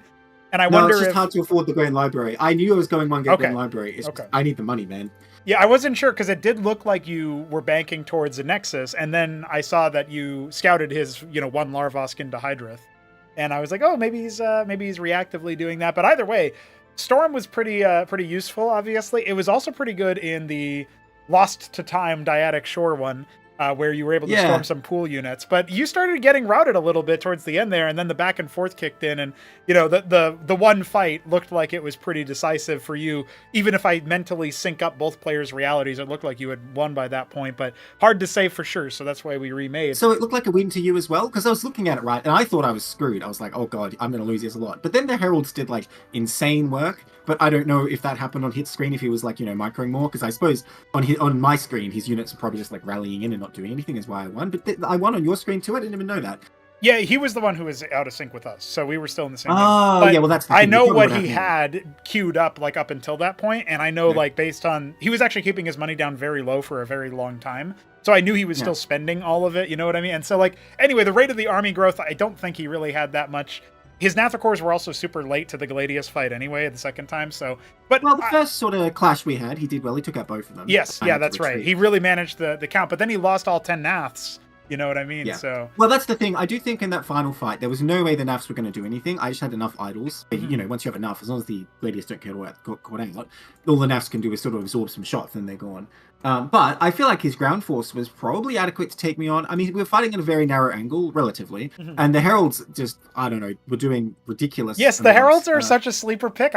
I know that I've seen Arbuz build Grand Libraries before, and so by chance he must have made Heralds before, but I really think you're the only Protoss that actively builds the Herald. And no. All I ever do is just stitch together parts of other players. And Crank told me, oh, look, Arbuz is doing this attack with like a couple Heralds and some other stuff. Okay, like, okay, I'll try it. So yeah, it's literally from Arbuz. And, Arbuz showed us how powerful Ecclesiasts were. Crankendale showed me how dumb I was not to be going Lavos first and so on. I just take pieces from other players, man. I don't come up with anything on my own. Listen, remember Biddy B fed you the cheeses that you used to defeat Shambler in Acropolis 1. So. I mean, shout out to Biddy B for his support, but he wasn't able to give me any like secret source this time. I didn't have any secret weapon from his mind. Hopefully for Acropolis I will. Maybe, yeah. I don't remember how active he really was. Like, I don't think he's transitioned into mostly a spectator role now. It doesn't really feel like he plays hardly ever. Yeah, but he's still like the ideas man. It's true. That's true. He does watch every video. He thinks about it. He's got great mind. Honestly, every series win you see, it's probably like BDB suggested what I did one of those games. Right. And I can't remember. It might have been him who was saying try the Lattice Rush. I don't remember. Yeah, but I've been trying that out for a while. That's not that new. The simulacrum stuff was really cool to me because you obviously did that reactive. That's part of the game that got lost to time, I think. But the way that it worked, I thought, was really cool to see. basically what was going on in that front where you're trying to defeat this Circuit at the ramp. Of course he goes sim, and then he still was able to get a little bit of value there, right? So what was that all about? What was happening there? I mean, I think it was fine for Hit. I think if you're looking at this from like a theory Zerg perspective, you can say, okay, he's going to come with his sims and he'll farm some, but I'm secure on my base. And I think that situation is okay for Zerg. It's just, well, as Protoss, you sacrifice a bit of economy, but you got a bunch of like free units, which are kind of mid. It's like, okay, I think that's fair. I think we're even after that point, but the fact that he went for these huge quads play, and honestly, I was a bit too confident moving out against it. I think if I stayed back, I would have been even better off. Is what put him in a dire situation. And, the engagements went okay for him to begin with. And like I said, that final engagement, if it wasn't desync, I'm not sure I would have won. So he definitely could have won from there. But I think the sort of flow of it is, well, he defended fine against the Sims, and then he did not expand. He committed to this aggressive strategy that was not probably going to kill me realistically, so I had a bit of an edge, and then it was just down to engagements. But yeah, we had played that before. We'd literally played me going that rush and him saying, well, if I get 2 circuits, I'm probably fine. And I guess we played that out. He was absolutely right. But I do think it's still like a strong move to sort of take the initiative. And if Zerg was trying to be greedy, you can probably just kill them. Which I think is important to have in your repertoire. If someone thinks like, oh yeah, I can always get away with this versus Neblime, then they're going to get away with it. But if they're like, well, what if he goes for the lattice rush? And another pro of this is if it's 6 pool, you're just laughing because you've got the fastest production, That is true. Yeah. So it really interesting stuff all in all. I also have to ask you, what the absolute hell was the play on Demaloon where you go 6 lattice Vassal? It didn't seem like it did anything besides give vision, but like obviously I see what happens after that. There's like a cascade of things that occur where you're basically forcing like Goliath because he doesn't want to make Cyclops because he'll just splash all his army. I get the kind of the theory there, but that was such a pocket build I've never seen before. What was going on there? I mean, I have played it in practice many times, and I might have even played it as Ramen, I'm not sure. Okay. So it's not necessarily like I'm coming out the gate with, the secret build. Yeah, that's kind of what it looked like to me, but I haven't been keeping up with it. There's so many games that Cosmonarchy is so popular now, dude. Like, how can I keep up, And me and Hit have, played a few different things as well that you didn't see here that, we work out what doesn't work. And I guess me and Ramen too. And, well, I'm getting ahead of myself, but that's why I was so prepared for the Sun Dogs, by the way, because Ramen had been doing that in practice. But anyway, the thing with the 6 lattice, right, is I'm hoping he doesn't scout, because then I can wait till I have 3 and go in and start doing a lot of damage, because he's going to make vultures initially. But he very responsibly Mason scouted, and I don't know if you saw, I'd actually rallied my lattice down to 6 o'clock. When I saw the scout, I'm like, all right, screw it, just go straight in, because he's going to find me soon. So all I could do was sort of pick off the worker on the fulcrum, and I was distracted and lost the vassal, as you saw, because I was at home macroing. So I was thinking oh, this isn't good. I have not done enough. I'm doing pretty bad. But then I feel like I haven't watched the VOD yet, but it seems like he got thrown off a lot because I kept scouting his base and finding nothing extra being built, and I'm like, oh, what's going on? I would have thought he'd have produced a lot by now. So it seemed to me that materially it didn't really work, but mentally it did. And then he sort of played into my hands because the lattices can handle vultures really well. I feel like almost every lattice unit has advantages with vultures. And then the Goliath is not a good unit because you have the manifolds to deal with that. So I was sort of hoping for that comp planning to deal with it. If he'd gone straight into Blackjack or something, or just started adding the stockades and mixing in Hurricanes as well at the time, it probably would have been a lot harder for me. But I guess I don't want to say I was 2 steps ahead or anything, but I just thought to myself okay, well, I hope he does X, what he did, and then I'm going to do this with the lattices and attack with the idols and manifolds, and he did, so it worked. Got it. Okay. Yeah, really interesting stuff all in all. I mean, I'm just seeing the meta develop and kind of the thoughts of players keeps ping-ponging where at first it was Protoss is hopeless versus Terran, and then it was, well, now Terran is hopeless versus Protoss, and then it was Protoss is hopeless versus Zerg, and now, obviously we're seeing all these different games. It's hard to tell because nerves play a part, and weird metas can occur, and really it's not the biggest sample size. We played 6 games between all players, so not really the biggest there, but really interesting to see where it goes. And I know you're very loath to speak about balance or anything like that, but do you think there's any blind spots that we have about really sleeper hit strong things? I'm still thinking about stuff obviously the Herald Discovery. So rather than pivoting it as what's OP right now, does Neblime have any thoughts about what might be undiscovered yet or underutilized? Well, I was thinking about the Ardent, and I think it's kind of awkward because it's too expensive for a tier 2 structure, except for the Cantor. That's the only thing that makes it worth it. But all these other units, you're kind of like, I guess. And you saw, it's useful for getting my minerals down, and servitors aren't bad at all. They're fine. And I think it's good for like a tier 2 structure, just to spam out something like a servitor. Feels fine. It feels useful. But then the problem is, its cost is like way ramped up to make up for how good the Acantor is. And it's definitely justified to make it expensive for the Acantor. But it feels so awkward for a tier 2 structure that you have to save up so much to get this thing that is also such a huge power spike, Is there a way to make it more in line with the Grand Library and the Rogues Gallery? I think would be better. I don't know. Just a thought I was having. Okay. Yeah. I know. I'm trying to think if I was thinking about anything else balance-wise. Not really. Nothing that you think people aren't doing enough of, or should be doing more of, or anything like that? No? Terran's got to play more bio as Protoss, man. It's pretty good. Yeah, I well, don't know what you're supposed to do once Vibrances come out, but I feel like there must be a way to open bio. It seems good to open bio. I don't know. I think I have to agree with you just purely based off of the fact that, well, Shambler keeps saying that he trades games with you, and then, Ramen, Dog, everybody else who, you'd say like this. I think it's a lot of mileage just making Mavericks. Right? I know. And look, I don't want to be rude to Shambler, but historically I feel like I've done pretty well against him. So if he's getting mileage doing that, I feel like it means it mustn't be too bad, right? And it also just suits his style, because we've seen these games where he sort of just sits home and he just keeps making the Mavericks, and you're looking at this Maverick ball, it's just getting bigger and bigger, and you're like, what's going to happen? So yeah, I think it definitely has a lot of play, but it takes a lot of concerted effort to figure out how to play something like that. You can't just jump in and be like, in the tournament I think I'll play bio. You got to practice like many games and figure out all the counters and stuff. And there are like big looming problems, like how do you deal with Vibrance if you invested into a lot of Stockade? Every Stockade unit is terrible versus Vibrance, Maybe Power Drain Savants can work, I don't know, but I don't think so. So it's not easy, but I think there's definitely opportunities there. Very interesting stuff and interesting observations. I guess my next question for you is, will you be available at 6 a.m. tomorrow? Because that's when we're going to be casting Shambler, Arbuz, and Steven, your countryman. 6 a.m. Eastern? Oh, so you mean 6 a.m. 6 my a.m. time? your time. Yeah, so... Not that early. That's the later. I'll be available for the group after that. There is no group. That's later? it. That's really? Yeah, I have to move it forward because I got D&D in the evening, so... well, I'm afraid not then. I guess you'll be missing me. That's right. Looks like some of the other undercards are still going on, so that's kind of cool to see. I guess they might have been a bit more... Hit's in the channel. Did he want an interview? I asked him a few times. It doesn't... I guess he went from deafened to muted, so maybe he does. I'll drag him in here and see if he has anything to say. But with all that said, you are the victor. Would you like to say any final words, any closing thoughts, besides, of course, your inimitable proclamation that those of us who are playing Terran should open bio versus toss more? Don't have any doubts, I guess. Don't have any. When you go into a match, don't have any doubts.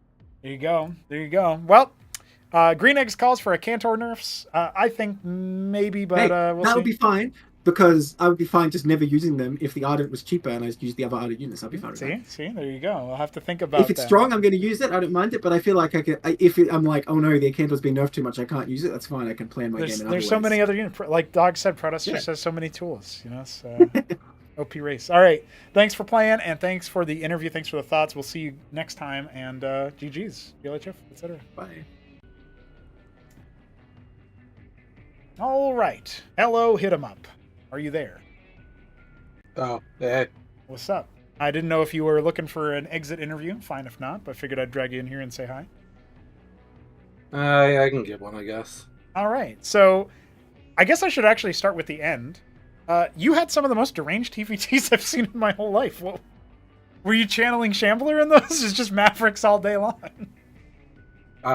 I mean, to break it down, after midway through the first game, nerves started getting me real bad. My arms started going numb, so I just decided to try and all in every single game from there. Okay, got it. Well, there was some legs in the Dyadic Shore game. Unfortunately, we did have to remake it, and from there it was it was the Gateway Grand Library A move. But when it comes to those TVTs, I did remember you saying that you were worried a little bit about TVT versus Ramen, and to see you pull out the double proxy Stockade immediately, that's an interesting choice. Talk to me about that game. Did you just expect, well, Ramen's going to make Fulcrums and then make Vultures and I'll overwhelm him? That's basically what happened. Being completely honest about that, like my mental was so bad that I'm like, I'm gonna do a build that should never work, so I could give Ramen the win. Okay. And then he lost to it. Oh man, that's talk about twisting the knife. Well, rip Ramen. Now, what about the second game? Because he loses to the first one, right? And then you go to Frosted Forest, and you're going your proxy stockade. You lift it. He finds it. Then you end up airlifting your anchor across Mystery Meat style. It really did feel like a build out of the old days of Cosmo. And you just kind of waypoint more Mavericks into him, like just kind of overwhelming all of his multitasking there. Because I do find Ramen is maybe at his weakest in terms of the like precision of his decisions when it comes to building up, like trying to respond to multiple fires, putting out multiple fires on multiple sides of the map. And so that seems to be what happened, but I'm curious for your take on it.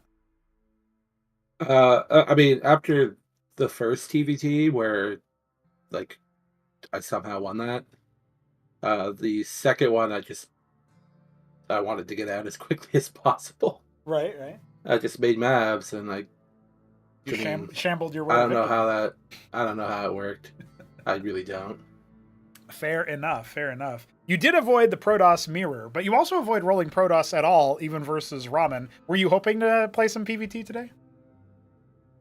I think it's a completely free matchup for Protoss, so I don't really care either way. Gotcha. Like in all honesty, like leading into this, like I played EUD like 6 times. I played Arbuz 6 times. I played Shambler like 10 times. Mm-hmm. I think I dropped 1 game the entire time. Right. And I was confident in my ability to deal with like any Terran whatsoever. But I don't know. I wonder, yeah, because Ramen seems to me like he's the best Terran when it comes to mechanics, right? But part of me does wonder, Shambler wouldn't have been able to make it to this one anyway, but part of me does wonder, wait, what if it's a style thing? And, but obviously you played against him for practice, so I guess you're not worried about that particular matchup, even if the Mavericks start to set in. So, kind of interesting. I think you did say that there was like one game where you had to like overcorrect or something, but even though you responded to it so single-mindedly, it still ended up working, kind of like those bizarre wins that you're not even sure how you managed to make it happen. So that's pretty cool to hear. And obviously, you got to show your random in general. And I did find it in particular funny when we had to remake Dyadic Shore, and then you still got Zerg. At that point, were you actually hoping to play Terran? Because you just told me that you think PvT is kind of a free matchup. So were you actually fine with getting Zerg at that point? Or was it already too far gone? So, to be completely honest, like I'll leak some practice results or whatnot. Like in practice, my last couple TVPs against Neblime have gone my way. Mm-hmm. I'm confident in like playing that matchup, and I kind of wanted to, but at the same time, like my mental was so destroyed that I don't think I could have pulled it off anyways. Did he do anything that surprised you? Like Neblime is obviously that you've described him before as a cute player, but like is there things that he did that were just like unexpected, like the way that he did the 1 Gate Grand Library opener in the first game, or when he did other stuff that started to pop in where he just goes for like the vassals or the sims or anything like that? Because he told me that he's tried all those builds in practice before. It's nothing that was new that he's never tried before. He's practiced all of those, but I wasn't sure if you had seen any of that or all of that. I should. He practiced all those against me. Oh, okay. So, and for the most part, I won those games. So, like, this is why I'm like so tilted. Yeah. Well, that's definitely the roughest one. But I guess one of the things that is, depending on how you look at it, I always like to try to see some kind of silver lining in all of these things, right? And I'm now thinking like, okay, well, one of the things that you did say in Acropolis too is that, all of those hype videos and all the discussion and analysis, I kept bigging you up as the big dog, the one that's going to win everything. Maybe now that that's no longer a set in stone like prophecy to be opined on by myself and others, maybe that'll reduce the stress on your nerves to that degree. Although then I would wonder if we would get into a situation where it would be like, some tournaments are like Tyrant's Tale, where you drop like 2 games the whole tournament and you just win dominantly. and then other tournaments are more like Acropolis 2 or something like that, and it just kind of bing bong ping pongs all the way back and forth. But I don't know if you have any more broad thoughts on how you're performing or what your goals are per se, or if you really have any at this point. Maybe it's just a time to vibe out. But very cool to see some of the games, and I definitely got a new respect for the pond timing that you pulled out in Dyadic Shore. So personally, I gained some stuff from it, but you're free to give us the last word and any thoughts you have about yourself. I mean, you just mentioned like how I'm gonna feel about the game or whatnot. Like the fact of the matter is that if in practice I keep winning almost every single game, I'm still gonna think I'm the best. So it's not gonna fix my ego, like fix any issues in the actual games. I'm still gonna be nervous as shit. We'll see if I participate in anything else, but Sure, I'll beat everyone up in practice. I don't care. There you go. Well, hey, I mean, there's something to be said for that, and maybe the preferred format then is some of these more shorter ones where you can just get a burst of it to give yourself a little system check. Hey, how am I doing in this? And then kind of keep working your way through that. But cool to see, and good to hear that you're still weighing up the opportunity of beating everybody in practice, giving everybody all these strats. At the very least, we'll see you in the cast overs. So there's that as well. All right, man. GG's. If you have any closing thoughts, feel free to leave them with us. But thank you for playing, and thanks for the interview. Thanks for the event. Hell yeah. And that is a wrap for the tournament day 1. Day 2, well, we've got lots of games. You see them on your screen right now. Group B, Group C. We're going to have Shopkeeper Dog, Art of Turtle, Crankendow. That'll be at 12 o'clock noon Eastern Time. Set your alarms. Of course, over in Group C, it'll be 3 hours later. Shambler, Arbuz, and Steven, Swarmlord 1. I'm looking forward to seeing all of those and more. Of course, besides all of that, we do have a bunch of undercard games that are still going on now and also that are going to be happening tomorrow. Switching over to show you guys those. We have a plan for Payback, Smarty Cakes Cannoli Grass Eater happening right now. Still waiting on the results to come in from that. The same is true for the Group G, which is Kasuga, Haunt, and Sausage Lord. All new players. Very excited to cast those at some point.